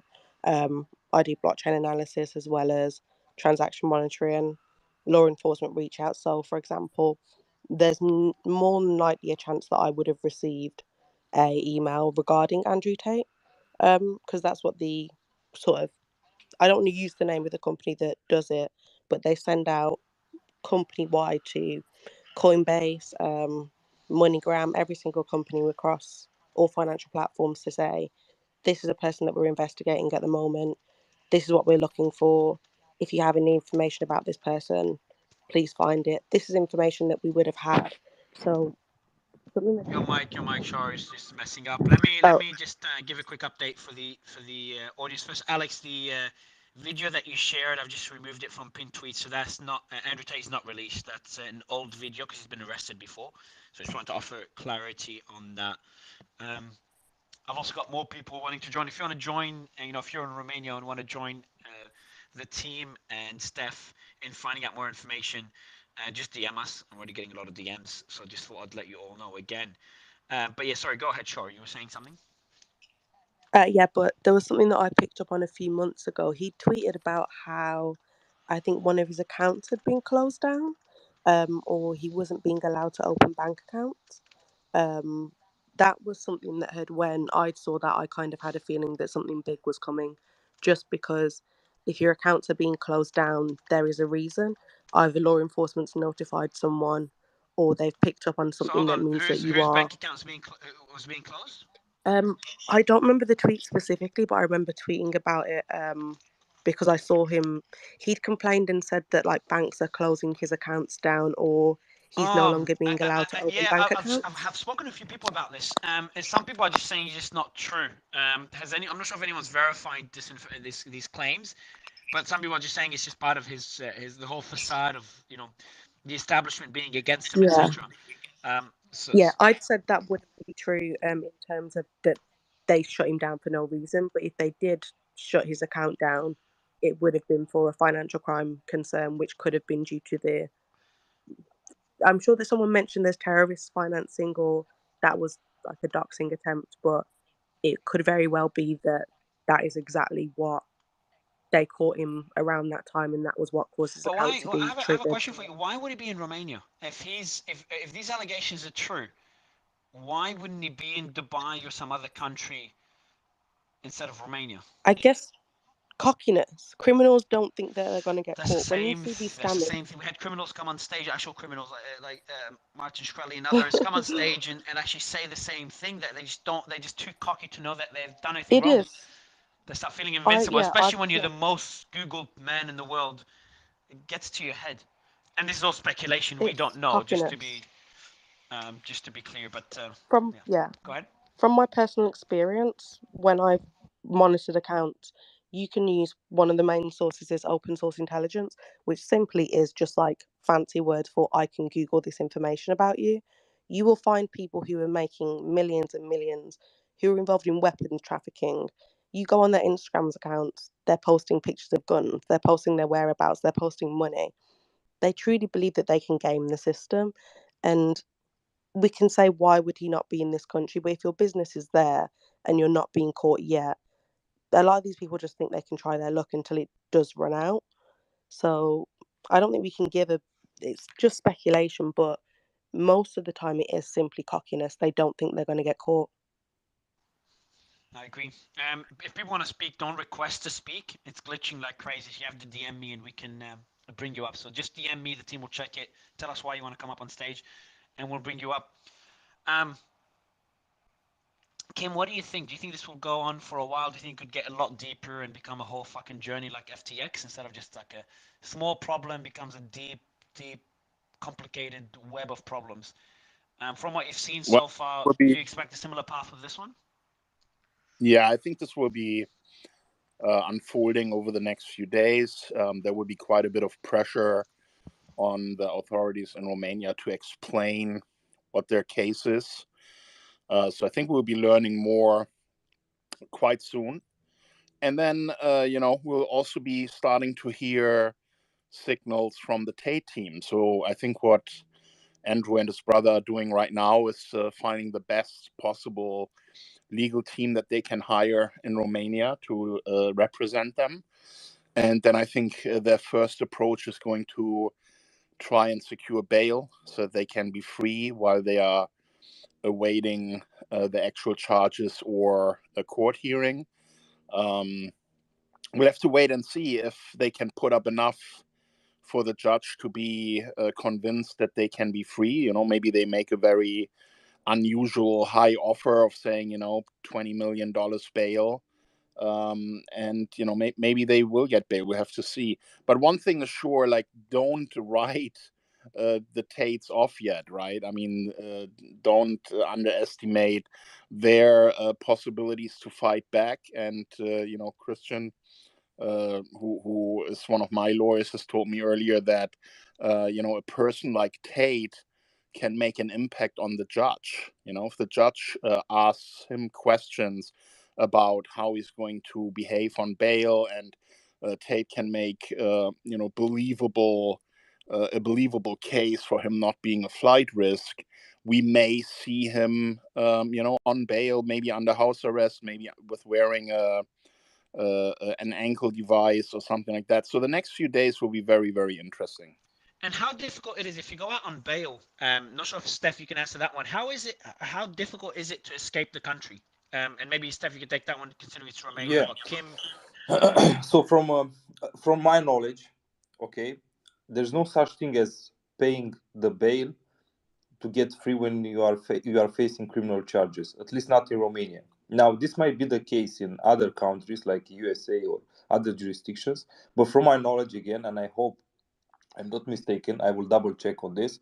There's no such thing as bail. At least from my experience, I've never heard of any person that faced criminal charges getting out on bail.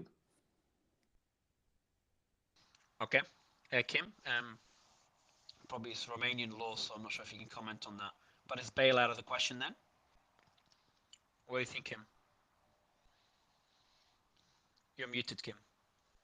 Sorry, I'm having some steak. So bail is a thing for other types of illegal So, Steph, activities, right? surely, if someone is alleged of a crime in Romania, it is up to the judge to release the person on some conditions to either, be free with restrictions, or be in remand waiting for the charges to be laid.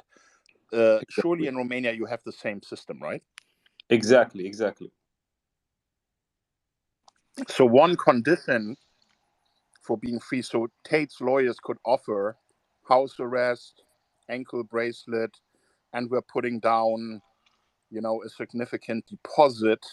Yeah, they will have to prove that they are not a danger for the society. That's what it comes down to. So if the judge believes that if they give him like house arrest, he's not threatened to leave the country or fly away, or being a direct threat to the society, then they can give him this type of treatment. And how hard is it? Is there some infamous stories of people escaping while on bail? By the way, before you answer, I just got a message that we do have someone we're trying to get up on stage, or just send us some information that's pretty close to the Tate brothers. So just giving you all a heads up. Hopefully we'll get that soon. But in the meantime, Steph, how likely is it for someone to, not how likely, how possible is it for someone to be able to Well, I think they will be very cautious with this particular case, because again, he's the most Google person in the world. What we are talking about, they're going to be very cautious about not him escaping, because then the legal system in Romania will look like shit in the world, right? Again, so that's not what they want. I've just been reading that they can hold him for up to 180 days during the criminal investigation, which is interesting. Exactly. They can keep extending it by 30 days at a time during the And not in investigation. prison, just so you make it clear, not in prison, but in like the police station. Yeah, exactly. The hold, exactly. Yeah. Well, Aurelius just sent me a message. The editor, the video editor. I have a bunch of info to be able to confirm or deny certain things about Tate, since I've dealt with such a large volume of footage, even BTS footage. So let's see what information Aurelius can share with us. There he is, Perps official. Just sent you an invite, Aurelius. You can come up and tell us what you can share with us. Sure, you can just jump in. I might not see your hand up, so just jump in if I don't see it. I've just sent you the link. Someone had shared with me, I think it's Tristan's tweet, about his account being locked by Revolut with $700,000 in there. I've shared that with you if you wanted to put it in the And messaging. does it have a reason? What does it explain why? Is there any Well, information? this is what I work in, so they would never give a reason. But from reading the messages that they've sent him, I can guarantee it would be to do with a financial crime concern. They can't say this is why, because it's called a tipping off offence. If you give that information, you're potentially letting someone know that they are potentially going to be investigated. But if I have a quick question. Anyone that knows the answer, just DM. Let me go to my DMs. Does anyone know of Tate? Or actually, put it in the comments. It's just easier. So bottom right corner. Does anyone know of Tate having traveled to the US? Because I know he's always in Dubai, Romania, and other European countries. Has he traveled? Has he traveled much to the US? Does anyone know? Just put it in the comments, guys. Because if they've had their accounts, like Revolut account, shut down, it's and it's related to Yeah, I just wanted to mention something, because I have Revolut as well. It's pretty hard to shut down Revolut. Like, it's not connected directly to the Romanian banking system in a sense, and so the fact that he has his Revolut account shut, I think it says something very, very important, because it's not easily shut down. That's what I wanted to say. Yeah, he's posted like all of the messages between him and Revolut. I've retweeted it if anyone wants to see. And what does it say in brief? Basically, they basically just give a generic response. He's asking, why is my account being frozen for this amount of time? They're just telling him, we're performing security checks. We'll let you know in 2 days. And then when he gets him back in touch, they're like, okay, it can take up to this amount of time. This is basically just the legal jargon surrounding how long they can freeze an account, because they're under the FCA, which is the Financial Conduct Authority. They're allowed to freeze your money. They have to check. Say, for example, they believe that the money could be proceeds of a crime. If they just allow him to use that money, they will then be sued and be fined millions and millions or even billions for facilitating a financial crime. So basically, what's happened is they froze his account. He's upset. He wants the money back. They're not giving the money back because they have to do an investigation into where it's gone on. So it could simply be the police contacted them and said, this was only 6 days ago, actually. I've just noticed the dates. He posted this 6 days ago. So it could very well be that the police got in contact and said, freeze his accounts. But okay. So, do you want to share something else? Someone shared. This is a speculative message, but one worth mentioning. So Andrew Tate has also. The reason I'm mentioning this because I know the level of corruption in Romania. I've been there a lot, and as I said, I've got team members there. So the message is the following. Andrew Tate has also mentioned he runs casinos in Romania.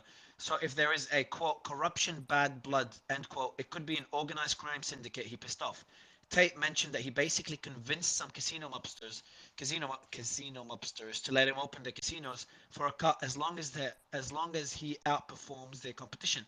So yeah, he works in the casino business. Yeah, let me give you some context on this. I'm telling you, like, the casinos work the best in Romania. It's because all of the money that are coming from crimes such as drug selling, such as trafficking, they are getting in a sense, they are doing money laundering to these casinos, right? Because here's the thing: when you are getting money from shady stuff, you have to declare it in a way or another, right? But if you take this illegal money and you go to a casino and you play around with it, then when somebody comes to you and asks you questions about, okay, where do you have this money? You just say that, hey, I just won it on this casino. So those casinos are used for money laundering in Romania, especially, and I'm sure that the rest of the countries in the world as well. I'm not surprised, man. Aurelius, if I don't tell you to speak, man, you can just jump in. Did you see this report out of, I don't know, you may have caught this while I was not here, this Romanian report, Gandul, Gandul. They found several women, and Gandul is a Romanian reporting site. They found several women among the houses they raided, including a woman with an American citizenship, but also a young woman from the Republic of Moldova. And those are the victims that supposedly were threatened, with the coercion and such. And so, they had a raid of, as we were talking about earlier, 4 or 5 homes, and in those homes, they found various women. So this is much more serious than, it's someone who worked with him a few years ago or had a relationship with him a few years ago, where women were making these allegations. All of a sudden, they just popped up.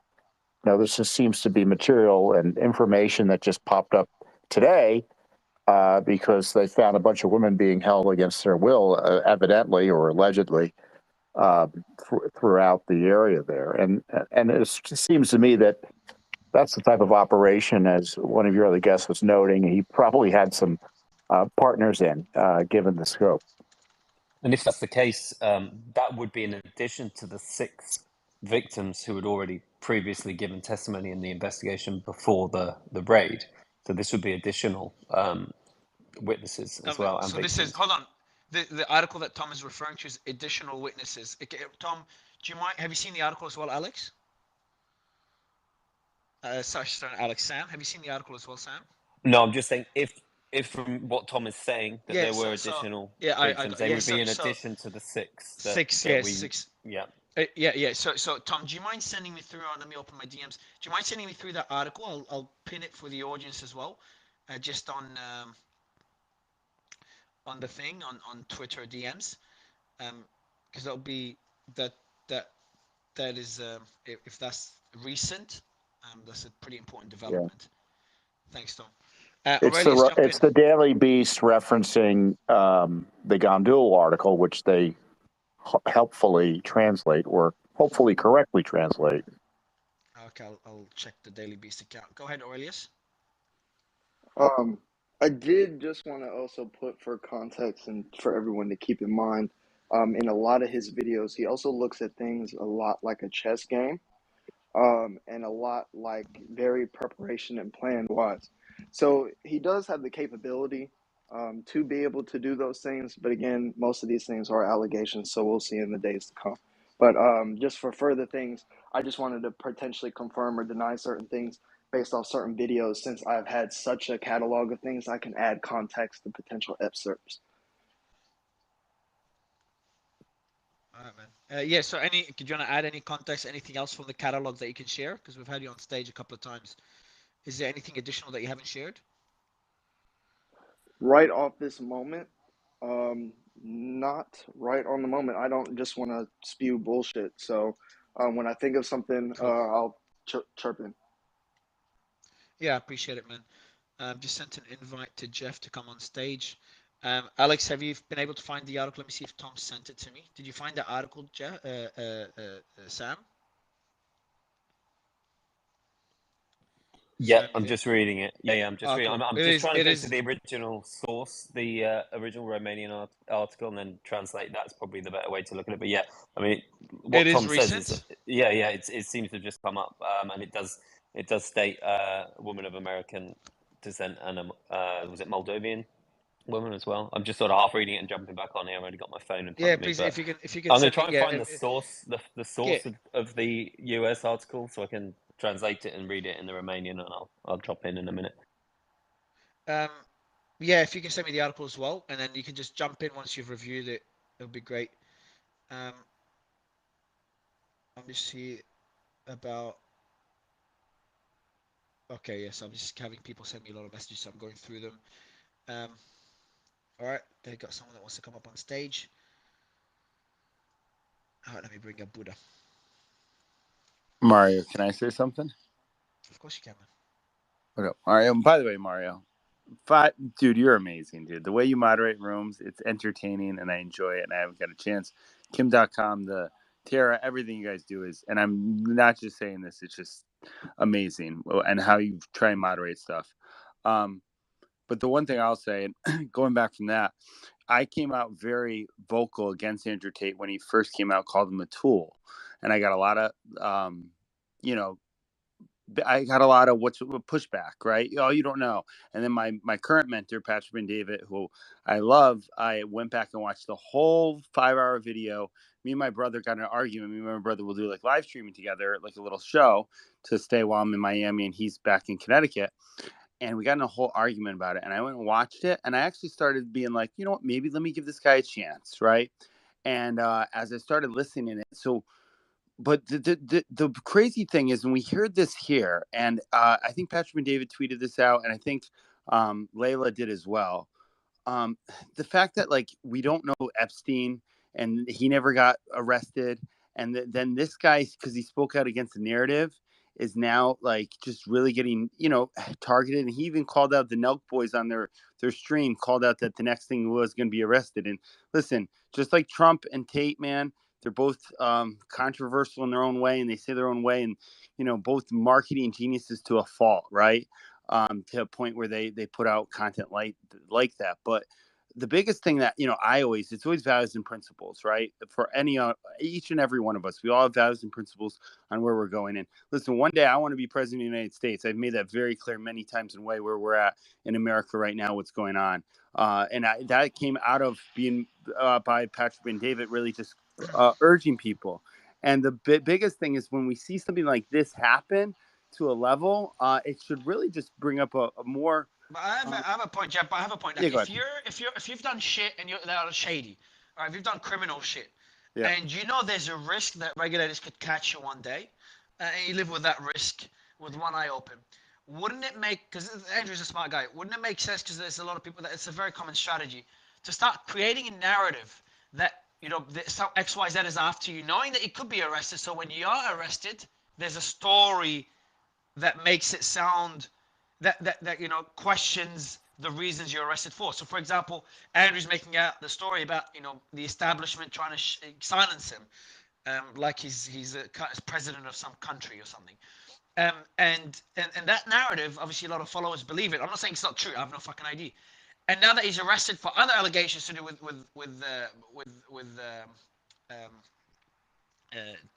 what is it? Trafficking, human trafficking, etc. Yeah. The narrative that he created is kind of a hedge against what could be the truth. I just don't think just a common strategy for someone that is shady to create such a narrative. It's something I want to point out. Yeah, no, and I agree, Mario. I do believe a lot of stuff he orchestrates so well, and there's a bit of arrogance and a bit of I think it's not to say there's a bit of narcissism, like kind of the way he does speak sometimes, right? Of like he's above reproach. That whole little however he got into with that girl with the pizza box and Greta, the climate control girl, and then he gets arrested the next day. There's a lot of things that I don't think he does himself any favors. You know what I mean? And to put him for innocence. But with all that said, a gut feeling, man, I just feel like I felt like he was going to get arrested. And even him and Trump, man, like these two guys, they push the envelopes in so many ways. They call out a lot of stuff. It just feels like they're going to be where someone like you, Mario, who speaks pretty well, at a point, Patrick and David, myself, we're not above it, but these guys, they put out like a target on their back. Yeah, no, I got it. Sam, did you read the article? Anything interesting in the article? It is. There is something interesting. It's a bit of a confused article because I don't know if it's mixing up the arrests back in April. But one thing it says is that a third person arrested was a female police officer who that's new. That's new. Is this new? This is new? No, that's not this new. As in, it's about this arrest. But we knew this since we started the space. There's an Okay. ex-police officer that was also arrested, but they didn't give much information about her. So is it's there saying more that insight? she not only worked alongside the models, but it was also she was basically the madam. You know, it's her job to pressure the girls. And the two girls that they found said that they were being held. This is obviously journalism. It's an official announcement, but they said they were being held against their will in the house. Not much more really beyond that, just confirming the stuff that we already know. But I mean, if they found two girls in the house who were being held against their will, that's pretty damning. And that seems to be what this article says. I'll send you the link now by WhatsApp. If this madame that you mentioned has been a police officer before, she's likely going to become the crown witness in this case against what they call the criminal conspiracy, because she will know exactly what the consequences are, and they will have better chances to get a deal with her first before they go to anyone else. So that's an interesting plot twist. Is she gonna be the what's her name? Caroline of Tate's Caroline. Well, Caroline Yeah, lost the his hand back first when to he make a came. deal. That's right. We've seen that rodeo before, haven't we, Kim? Yeah, I think there will be a lot of interesting developments here and many plot twists. I think what we can also assume is that Andrew and his brother are not going to see each other for a while, because in cases that involve, criminal conspiracies, the defendants are usually kept apart so that they cannot talk about their defense and what they're going to say. So I think they will be held separately. They're also being held at the DICOT headquarters, which I don't believe is a standard thing. So you were asking earlier on if we could find out where they're being held. It says they're actually being held at the DICOT headquarters, which from the little I understand of it, is not a standard, local police station. Steph, what's your next step? How are you gonna find more information? Yeah, so I'm waiting for people to wake up because it's like 7 a.m. Honestly, I didn't sleep all night. Oh shit, you haven't slept, have you? No. But I'm waiting for people to wake up like 9, 10. It's a good hour too. Because again, they are usually, most of them, they are in holiday because it's like holiday season, like the New Year's in 2 days, right? But I'll do my best again. I guess I'll get back to you in like, let's say 10 hours from now, 8 to 10 hours from now or something. Yeah, the timing of this is also not at all advantageous to the Tates, because it's still holiday season. New Year's is coming up. There will be very few duty judges. There will be just very slow movement with anything to do with this case. So the timing of this raid and their arrest is also quite disadvantageous to them. Yeah, in my opinion, the best case scenario for them would be that they would give them house arrest until the holidays pass and everything, so they can continue with everything. But that would be the best case scenario. I don't see any scenario where they would be judged in and give them total freedom so they can leave the country and things like that. But we'll see exactly. I think today we'll see exactly what happens, because again, it's like 7 a.m. But I expect by this afternoon in Romania to hear from them. Speaking of timing, it may end up being that the pizza box did lead to this mobilization, because the other thing in this article they're saying is that they've had difficulty tracking them down over 9 months of them sort of not being regularly in the country. So it says that they rapidly mobilized the forces for this arrest. So it may well be that the video response to Greta yesterday and the pizza boxes, perhaps that was actually what caused this rapid mobilization.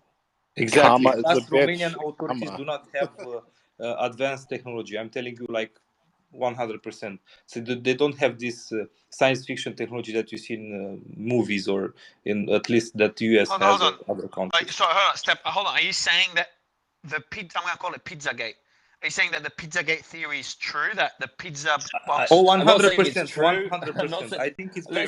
It's not true, but it has become more plausible in the fact that this particular article that does seem to That's have more exactly information the than anything things else. they do to track you down. That's exactly the things they do. Because again, like Tate is not a normal guy. Like when he travels, for example, he travels with his own private jet. You know, so there's other things involved. With, like he doesn't own a private jet. He charters. He charters them, whatever. But Oh, it's he not could, like but he's going to the gates. yeah, but fuck. Like I've been to Romania a lot, so I know that it's not as advanced as most other Western countries. I see Gabe on stage as well, but like he has a house. I don't get it.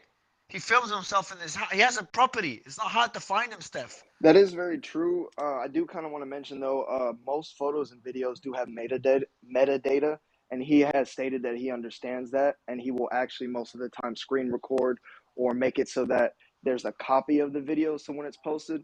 And a lot of the times you'll see certain celebrities, they'll post videos after they've been to a place when they're no longer there.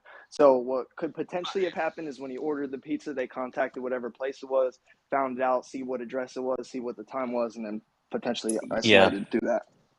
And another thing is they would have wanted to, you know, the reason they wouldn't have just raided his house while it was empty or caught him off the plane is, you know, they wanted to catch him red-handed. They wanted to catch him when they were all in the house. They could seize further evidence on the warrants. So they wanted to make sure that he was definitely there. I agree it doesn't sound particularly sophisticated. They could have monitored the properties, etc. But, you know, maybe they just don't have the resources for one guy. It was an ongoing investigation. They knew they wanted to bring him in for questioning. They probably thought that, you know, we have the warrants already. The strongest case we could build is if we know for sure that they're all in the house together, the evidence, we can collect evidence, etc. And this pizza box, you know, gave them the strongest case possibly. It may be as simple as that it was the strongest possible case to get them while they were in the house together. They could get the evidence and they could arrest them at the same time because they'd been building this case for a long time. I suspect they were on standby to mobilize. And it's just a theory, but it's not a bad theory, you know, that all of that attention yesterday gave them 100% evidence that they were in the house, and they were like, you know, let's mobilize, let's do this. They might have been waiting, you know, weeks or months. We just don't know.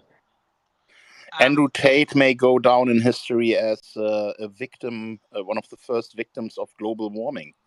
Because if it wasn't for that, he wouldn't have gotten in a fight with Greta. Greta wouldn't have replied, and he should wouldn't have have a shown his Tesla. pizza box. And you know, if he had a Tesla, none of this would have happened. Yeah, and exactly. I'm telling you, that girl has better values than this man. Like, I agree with you, That's Steph. look But how let's not get into big. that. Look how big she is. I'm just looking at her profile. I remember just she was like she got a bit of attention when she spoke at one of the events, the UN or the World Economic Forum or something, a while ago. But she's still massive. Look at her. Look at her Twitter account. I've just sent her an invite now to join. The tweet yesterday had over 120 million 3.1 million likes. 3.1 incredible, million. yeah. Oh, it's over 2 Insane. million now, I think, the likes. But I mean, I personally think it's one of the funniest moments because of the irony that a woke teenage girl, you know, at that point was just taking him down, demasculating him in front of tens of millions of people. And obviously, if Pizzagate becomes a new terminology, then it may go deeper than that. But there's a great irony in the fact that this happened on Twitter, the fact that Elon brought him back onto Twitter, you know, to give people from different political positions a voice, and the little woke climate change girl, you know. So did you know that actually the culture? So Tate has created the culture around him, right? And those guys search for the pizza place on the internet on Google and left 1-star reviews. You know, it's like crazy. This pizza place has like a ton of reviews right now. I'll try to find it and send it to you. And it has like a lot of reviews, like 1-star reviews from his adherents. The poor fucking shop. Imagine they're just gonna. Oh, kill they're a probably shop. so busy. They're probably so everyone, busy now. Can everyone in the space do us a favor, because we want Greta on the show tomorrow when we go a deeper dive into this case. Can everyone tweet at Greta to join Mario's space tomorrow, you know, and give us some insights about how she feels about this case? Yeah, so I'm gonna do a tweet. It would be great to host Greta. Yeah, maybe you make a tweet, tag her, and then everyone can retweet that. Let's just get her attention, because I think it would be really funny to hear from her tomorrow. That she's Mario, don't say anything mean to her, because she will destroy you be with one kind. tweet. You got to be kind to I this know, girl. but you know, hold on. She's You a know me, right? smart girl. Yeah, I know. I'm Say joking, man. like even to assholes, I'm pretty nice. I'm No, I'm the just saying. I'm just joking in the we context that need this is a girl who can destroy Andrew Tate with a single tweet. So we've all got to be careful. um I just tweeted now. So I'm bringing someone up on stage. By the way, I've sent a lot of invites for people to come up on stage for various reasons. If you cannot, just check a DM. If it doesn't work, what you need to do is leave the space and then click on the link in the DM. So I've got someone I've Yeah, invited up. and by the way, it looks like Top G really meant top grader. Huh? That's cheesy, Kim. I'm going to read out this message. It appears that on November, I haven't read the message, so I'm going to read it here. And the team sent it to me. It appears that on November 23rd, 2022, it's a DM I got, prosecutors from the Directorate for the Investigation of Organized Crime and Terrorism, Costanta Territorial Service, ordered the detention of 2 defendants for the crimes of human trafficking. Okay, that's the story. Why are you sending it to me? Let me see. Okay, I'm gonna read it. Maybe it has new things. If not, it could be refreshing. It will refresh the story for the audience. Ordered the detention of 2 defendants for the crimes of human trafficking, child trafficking, and procuring. What the fuck is procuring?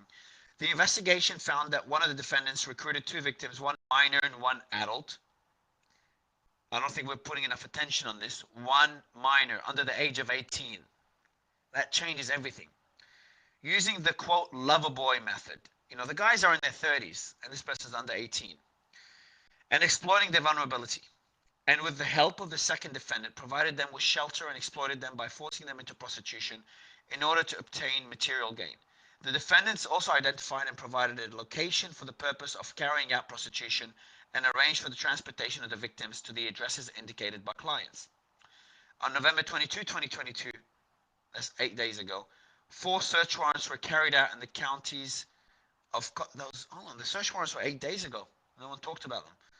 And the counties of Costanta and Tulsia, and several pieces of evidence and means of proof were identified and seized. On the same day, the Judge of Rights and Freedoms of the Costanta Court was notified with a proposal for the preventive arrest of the 2 defendants for a period of 30 days. The judicial activities were carried out in conjunction with police from the Costanta blah blah blah police county, a lot of different police organization in different counties. Along with the General Directorate for Social Assistance and Child Protection. There's a lot of organizations involved in this. That's a lot more serious than many of us made it out to be earlier. And received psychological counseling and all the rights and protection measures provided for in the Criminal Procedure Code. It is worth noting that throughout the entire criminal process, the suspects are entitled to the procedural rights and guarantees provided for in the Criminal Procedure Code and the presumption of innocence. So that's the document that we posted. I don't know if it's different to the one we read earlier by Sam.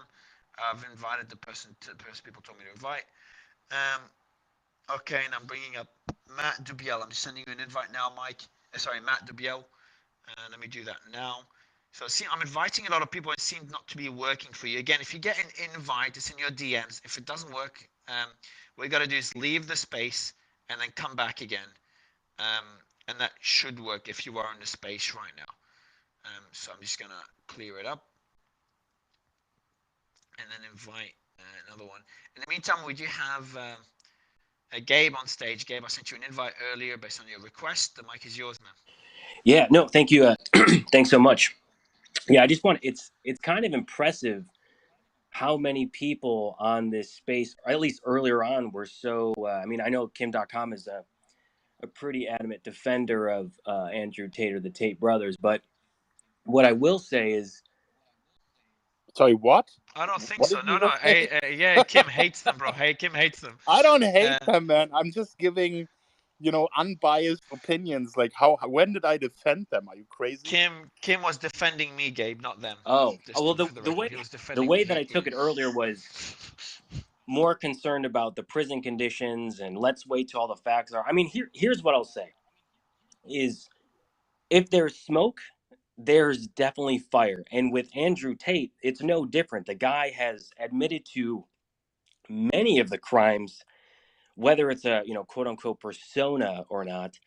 The guy is going to be his own downfall for the things that he's admitted through his Hustler University videos and his lessons that he teaches, how to be an alpha male, top G hustler in this world of a bunch of betas, or however he describes himself these days. But when you look at the situation, like, there are countless stories, multiple women. I was so glad to hear other women come forward and talk about this through the actual emotional trauma, the actual human trafficking, the financial side. To me, I feel like in many ways, a lot of people in this space had never really known about this stuff, or in the sense of never really took it seriously. So when I hear people reacting to, oh, whoa, what's going on with Andrew Tate? How, is this real? Let's wait for the facts. I'm kind of stumped, because I look at him and say, he is 100% at fault, guilty. The guy is not. I wouldn't say 100% guilty, but I would just rephrase that, because he's not 100% guilty. He's innocent until proven guilty. But I think what you mean is he was arrested based on evidence. That's a fact. Yeah.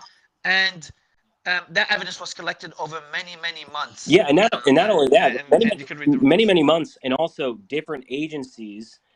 And as much as and earlier I saw Eliza was on here, and as a trafficking advocate, that's great that she's speaking out. But then I also look at how much she's a supporter of Elon Musk. Elon Musk is someone who, whether or not Andrew Tate actually met with Elon, I know that he posted a video of him on a chartered jet, drinking alcohol and smoking a cigar, saying, "I'm on my way to meet Elon Musk to thank him for letting me back onto Twitter," even though that was a previous video from 3 months prior. So whether or not he actually met with Elon, I do find it interesting that there are certain people on here that are like very supportive of Elon, not supportive of human trafficking. But I wouldn't put Elon, but I wouldn't like.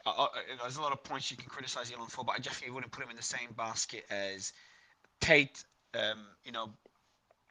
All the shit he said. And Tate also confirmed he didn't meet Elon. Just by the way. Yeah, I wouldn't. If I was Elon, I wouldn't meet Tate. I'm just gonna jump into Matt very quickly. Matt, just if you don't mind, Gabe, because Matt has been trying to jump on for a while. Thanks, bro.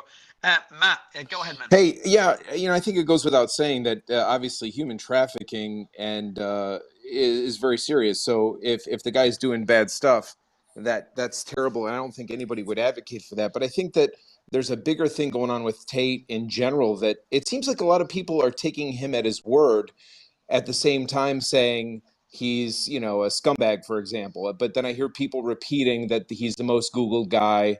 I fact checked that. I don't know that that's accurate. So I think a lot of people are taking what the guy says in his content, as you pointed out, Mario, and then using it to support him, which he's masterfully done, or maybe not so masterfully done, with too much hubris. And now he's in hot water. But if you take a look at him over the course of this last 12 months or so, at his core, he's an info marketer that's selling info products to young kids. And when this kind of stuff happens, I know that Kim pointed out that, maybe delivery is going to be a problem if they're incarcerated, but their system kind of runs itself. And so they make money no matter what. The more publicity they get, the more money they make. And I'm watching this video, I'm watching some of this footage. I don't see handcuffs on these guys. I don't see traditional police cars. There's a lot of footage that, Roger Stone got arrested, and CNN was waiting for him when he got arrested, and his house was broken into by the federal government in the United States.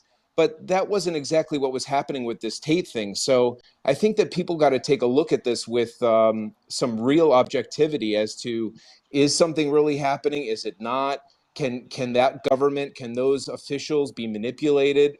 Are they really that legitimate the week of Christmas between New Year's Eve, actually raiding the guy? Would this be the time that would really happen? And kind of put some really objectivity on this when looking at it, because Just to be objective, there are photos of Tate amongst two policemen with handcuffs on, and there's been an announcement, a formal announcement from the the authorities, the police authorities So in what is Romania. so what did Matt say, Sam? I missed it. Why are you referring? I'm just being objective because I mean the implication was this wasn't a real arrest. No, That, no. he Yeah, wasn't I'm not handcuffed. saying that it wasn't a real arrest, He but was handcuffed, and there are photos So of what him did you? handcuffed Sorry, so being Matt, taken I off. was reading DM. So what was your what did you imply? If you don't well, mind my telling my me again, like yeah, refreshing my on that. general implication is this is a man using the internet and social media as a stage, and every time he gets attention, much like Kanye, he has an opportunity to make money directly without getting canceled. So he has a direct revenue source, and attention is the game for him. So I'm not saying the arrest was necessarily fake or not, but I hear a lot of things being repeated that this guy himself has said, like he's the Google, #1 Google guy, and all this sort of stuff. And there's not a lot of verification, and so. But so what are you implying? If there was no verification for the Google, how does that relate to the arrest? Just to make sure I understand the point you're making. Well, up until whoever just mentioned that the arrest was verified, and what is it for?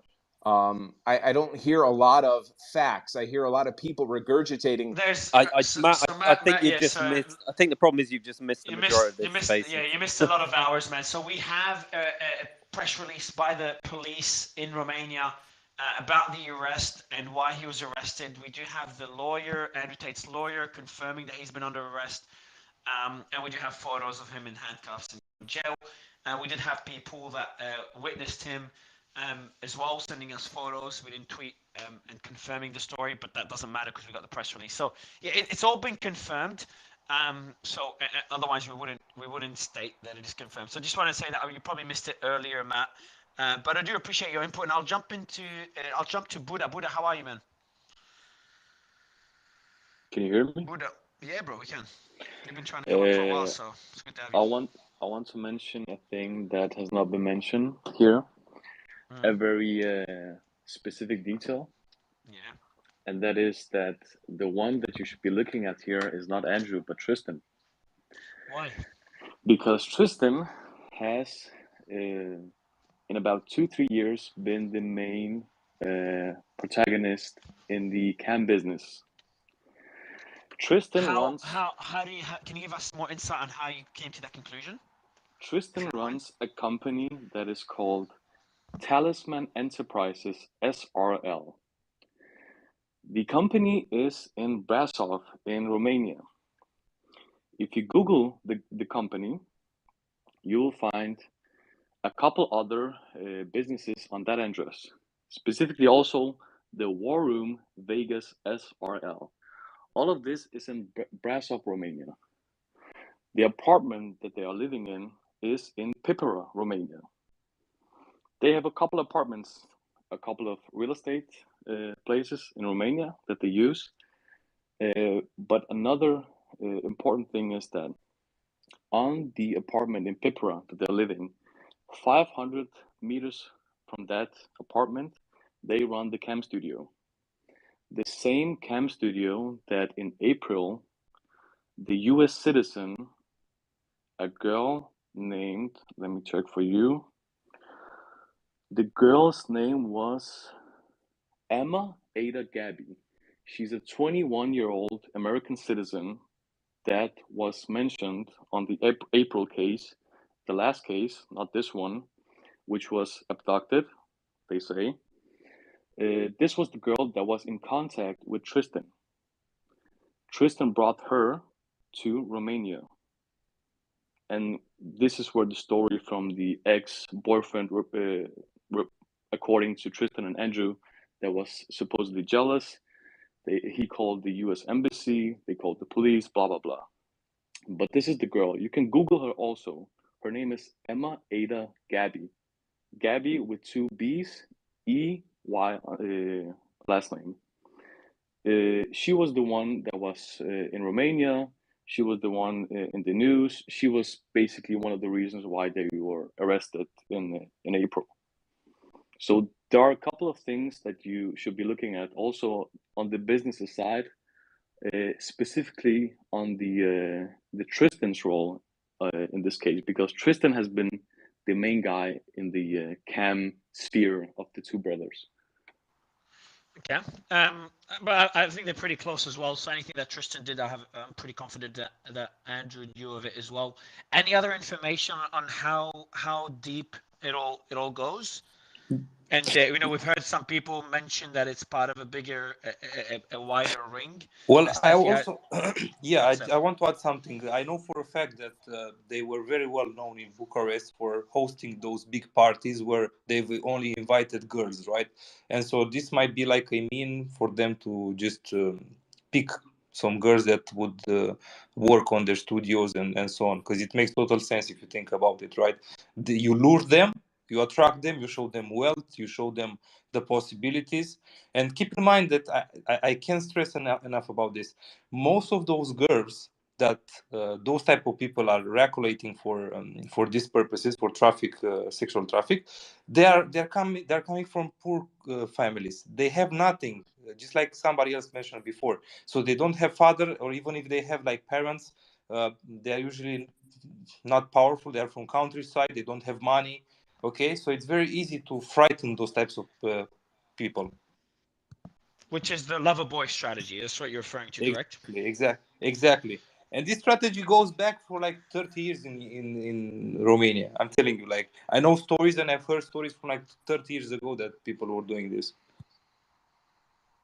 And how common is that in Romania? Because I'm getting a lot of DM people telling me it's so very, very it was common. it was more common before, because there were not so strict regulations, and especially because Romania is post-communism, right? So there was a revolution, and then Romania became I have another question for you, man. Yeah. If they've investigated him for 9 months or 8 months regarding all this, and they arrested him, does that make it highly likely that there is enough evidence to prosecute him? I know we're speculating here, but it's not like they arrested him, because the last arrest was relatively quickly. This one, it was after months and months and months of investigation, and includes a lot of people, and includes a lot of, I went through the list of organizations, regulators that were involved in this. It seems very comprehensive. Does that make it significantly more likely So that he'll be what I facing would prosecution? say is that usually they don't just arrest people just to arrest them. They need to have evidence. They need to have strong evidence before they But what arrest them. happened? But hold on. But what happened to the last time he was arrested? How is this different to the arrest that happened a few months ago? It's different because that was on demand arrest, because it was the guy from America that called the embassy and told them, hey guys, go check please what's happening over there, right? So it was like an action call on demand. But in this case, from my understanding, there's a case on them that is going on for some months, like for at least 6 Okay, months or so 1 year. the on-demand arrest that happened a few months ago is very different to this one. On-demand arrest, how does it work? The one that just for the audience that doesn't know. Let me jump in. 'Cause I've just been reading the Go ahead, article sir. on it. So this girl that the other speaker just now, apologies, forgot your name, mentioned this American called Emma had apparently had met Tristan on Facebook. He'd convinced her to come over. She arrived at the house and was immediately put in a room with a webcam. Realized she'd been tricked to come over. Then she was threatened with violence. She messaged her boyfriend, who contacted the embassy, and that's what we mean. It was it's like if you call 911, like the police come around to check. I think that is what triggered this long investigation. So they were arrested that night.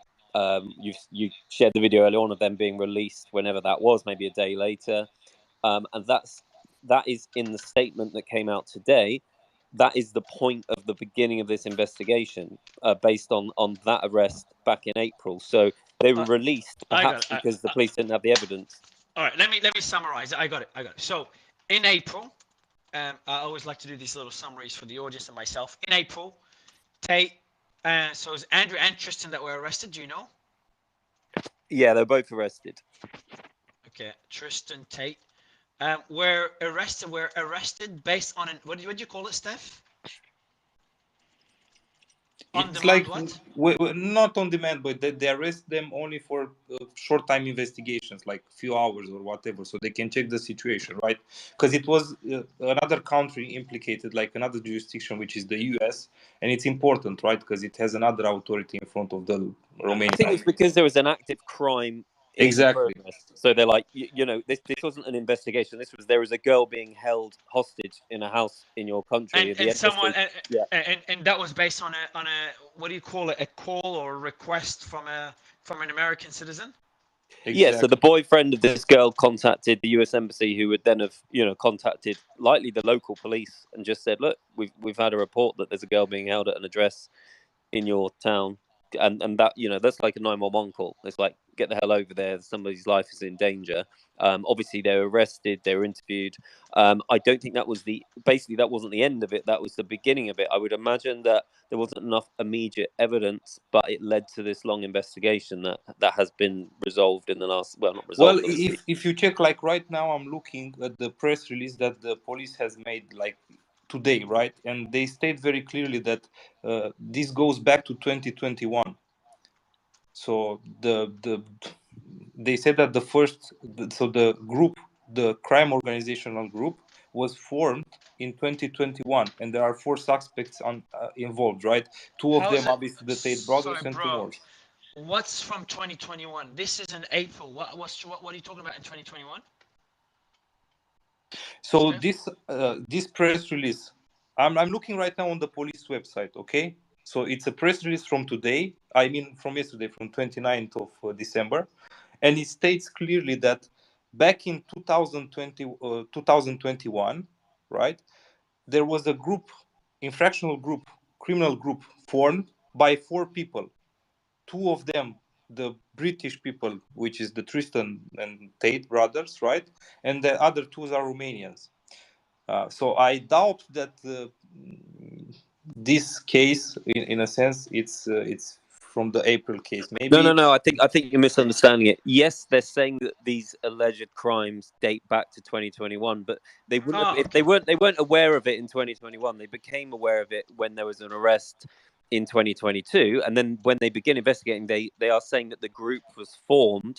The group consists of 4 people that we know, the Tate brothers and 2 Romanians.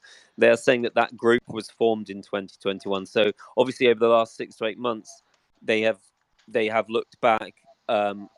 You know, the catalyst was this arrest in 2022.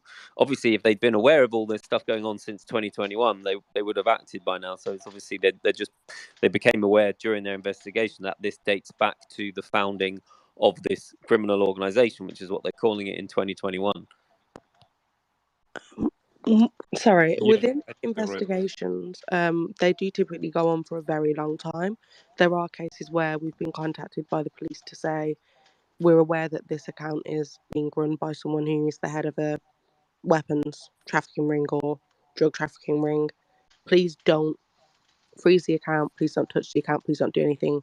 We need to monitor it for a while. I think the biggest signifier for me that this has been being investigated for a while is the fact that they have arrested a police officer, because arresting someone in this case is tipping them off. Giving them the signifier that they believe they're going to be arrested is going to give them the ability to delete things or hide things. So they probably did know for a long time, but letting them know how long they know things also will affect their case, because it gives them sort of a head start to know how far back do we need to go to scrub things. Because the first thing they're going to do now, if this is involving much more people, which it more than likely does, is delete evidence. So I'm assuming the Yeah, arrest. Yeah. so just quickly, that do you have? I don't know if I should read it out or not because I didn't mention the source. Does anyone know the page RAP? It's this RAP, RAP. The community is called RAP TV. 1 million followers almost. They're not There was very. very. They're the ones Do you who know? announced that Megan Thee Stallion, the verdict was that he was not guilty, like an hour before it was ever mentioned. So they're like probably the least reliable source Yeah, possible. just they're like breaking. Romanian officials have confirmed that Andrew Tate wasn't arrested on human trafficking charges. However, he's being questioned for money laundering, which it just goes against the announcement, the press release. His brother Tristan is reportedly already released, which we confirmed to not be true. So, yeah, just and there's no source. I've asked them for the source. Let's see if they replied. There's no source yet. So Yeah, they commonly post completely false articles. Like they were recently being sued by Megan Thee Stallion, or she's going to face legal action against them because of the fact that they reported that Tory Lanez was found not guilty, which was like an hour before the had even came that's to a the crazy decision. story, by the way. Tory Lanez going to jail for shooting her feet or something. What a way to end the fucking year. Anyway, so so I've got it summarized. So in brief, if you want to summarize the story that Sam and Steph were going, in April, Andrew and Tristan Tate were arrested due to a U.S. citizen calling the U.S. embassy that contacted Romanian police. This triggered a long investigation into the Tates and others.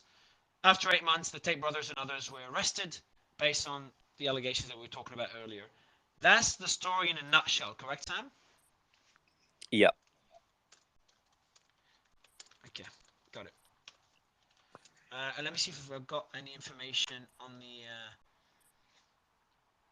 this Rap TV Someone thing. DM'd me to say rather than calling it Pizzagate, we should call it Pizza Tate. But you know.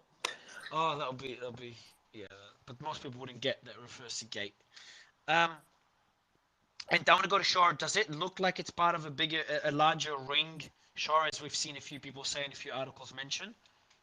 I feel like I don't know enough of the actual evidence, but the fact that only, I think, 4 people have been arrested, I don't know. I feel like it's too difficult to say with the information that's available. Like, I only know what's been reported in the news and how he behaves online, but I feel as though if this was like a massive trafficking ring, you would assume someone wouldn't be this open about posting about the things that they do online. They'd be a lot more undercover.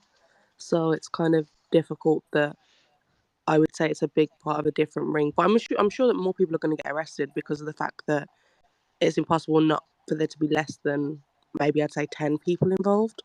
But if this is going to be like some giant, massive groundbreaking investigation, I don't think so. Yeah. I'm just trying to see if there's any. Yeah, there's nothing that fucking website Rap. There's no truth to it whatsoever. So to kind of conclude it from my end, Steph, can you tell us what we should expect over the next 24 hours?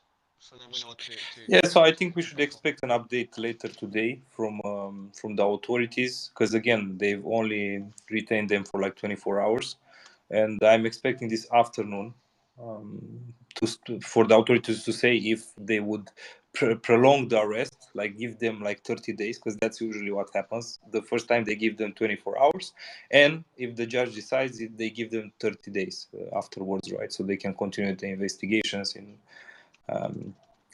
But that's pretty much it. That's what we Okay, should expect. and then what will be the next step after that? So how long would it take before we go to the hearing kicks off? Well, it depends, because right now everybody is on vacation. But rest assured, I think like in the second week of January, everything will start again. And how long does this whole process take? So before we have a verdict? It's hard to say, because again, there needs to see exactly what evidence they have, if there are witnesses, if they are allowed for witnesses. It depends. It's hard to say. Okay, cool. I think that's it. Sam, any final words? I think we've covered it really well. So Sam, Tara, Kim, any final words? No, just thanks again, Mario, for putting all this together. Fantastic. Get some sleep. Yeah, you know what's funny is oh shit, everyone's flooding hosting Greta in the space. Let's see if she replied. But what's funny is I was just saying to the team, no joke, hours ago when we kicked off this space, which is how many hours ago? Let's see.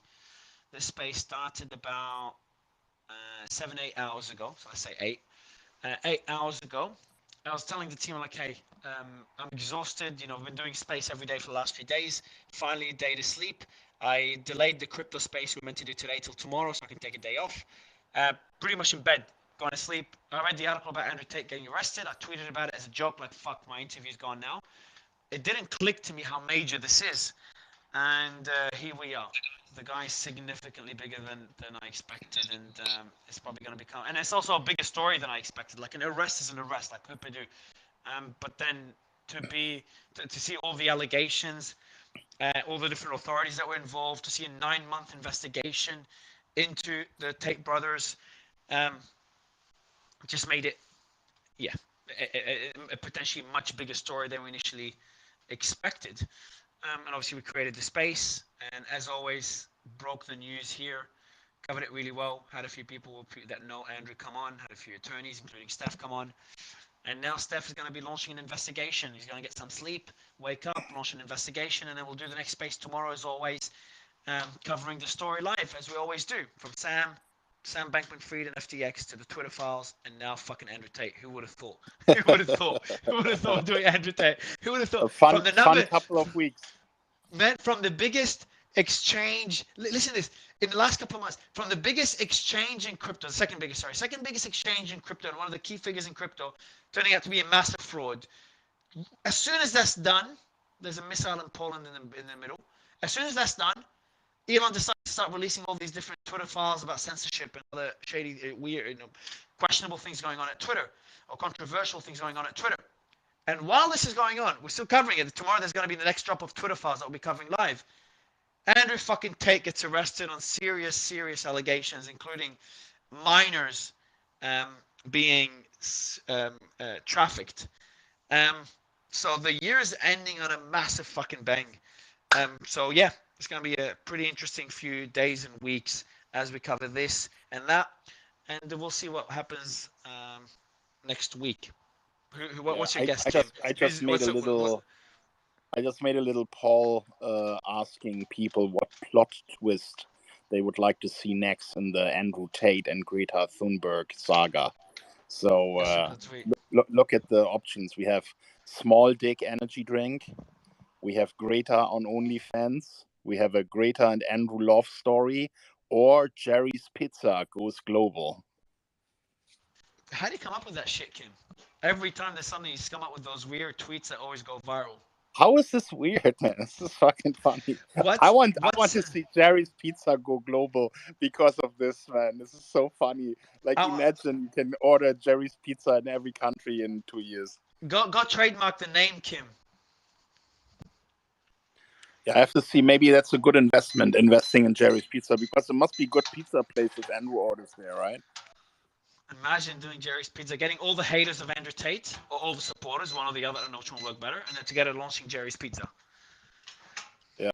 So let's all meet again here tomorrow, and let's see. Yeah, tomorrow I'll kick it off. We'll kick off the space when we have enough updates. And as always, if you're a whistleblower, we've been doing this for months. You can reach out to us and protect your identity, and share with us anything you like. And we'll share it with the audience. We're getting a lot of information that we need to verify before sharing it with everyone. So tomorrow we'll probably have a lot of scoops as the team verifies it. My team will be waking up shortly, and they'll start verifying everything. So appreciate you all. Thank you so much. Get some sleep. Steph, let's kick off that investigation. My team will reach out to you and get others that want to contribute to the investigation in Romania to get more information on this. Let's cover it together live. Kim, Tara, Nick, you're back. Anything new, Nick, before we end the space? Not at the moment, but I'm sure there'll be plenty tomorrow, and we'll cover it here live. Appreciate you co-hosting it, by the way, bringing all the people up and doing all the work, all the groundwork. So appreciate that, man. Yes, sir. Thank you for everything you do. Sam as well. All right, guys, and Char, Aurelius, everyone, Buddha. Bye, guys. Bye, everyone. Thanks, audience. Bye. Bye. Sleep well. See you. Bye-bye.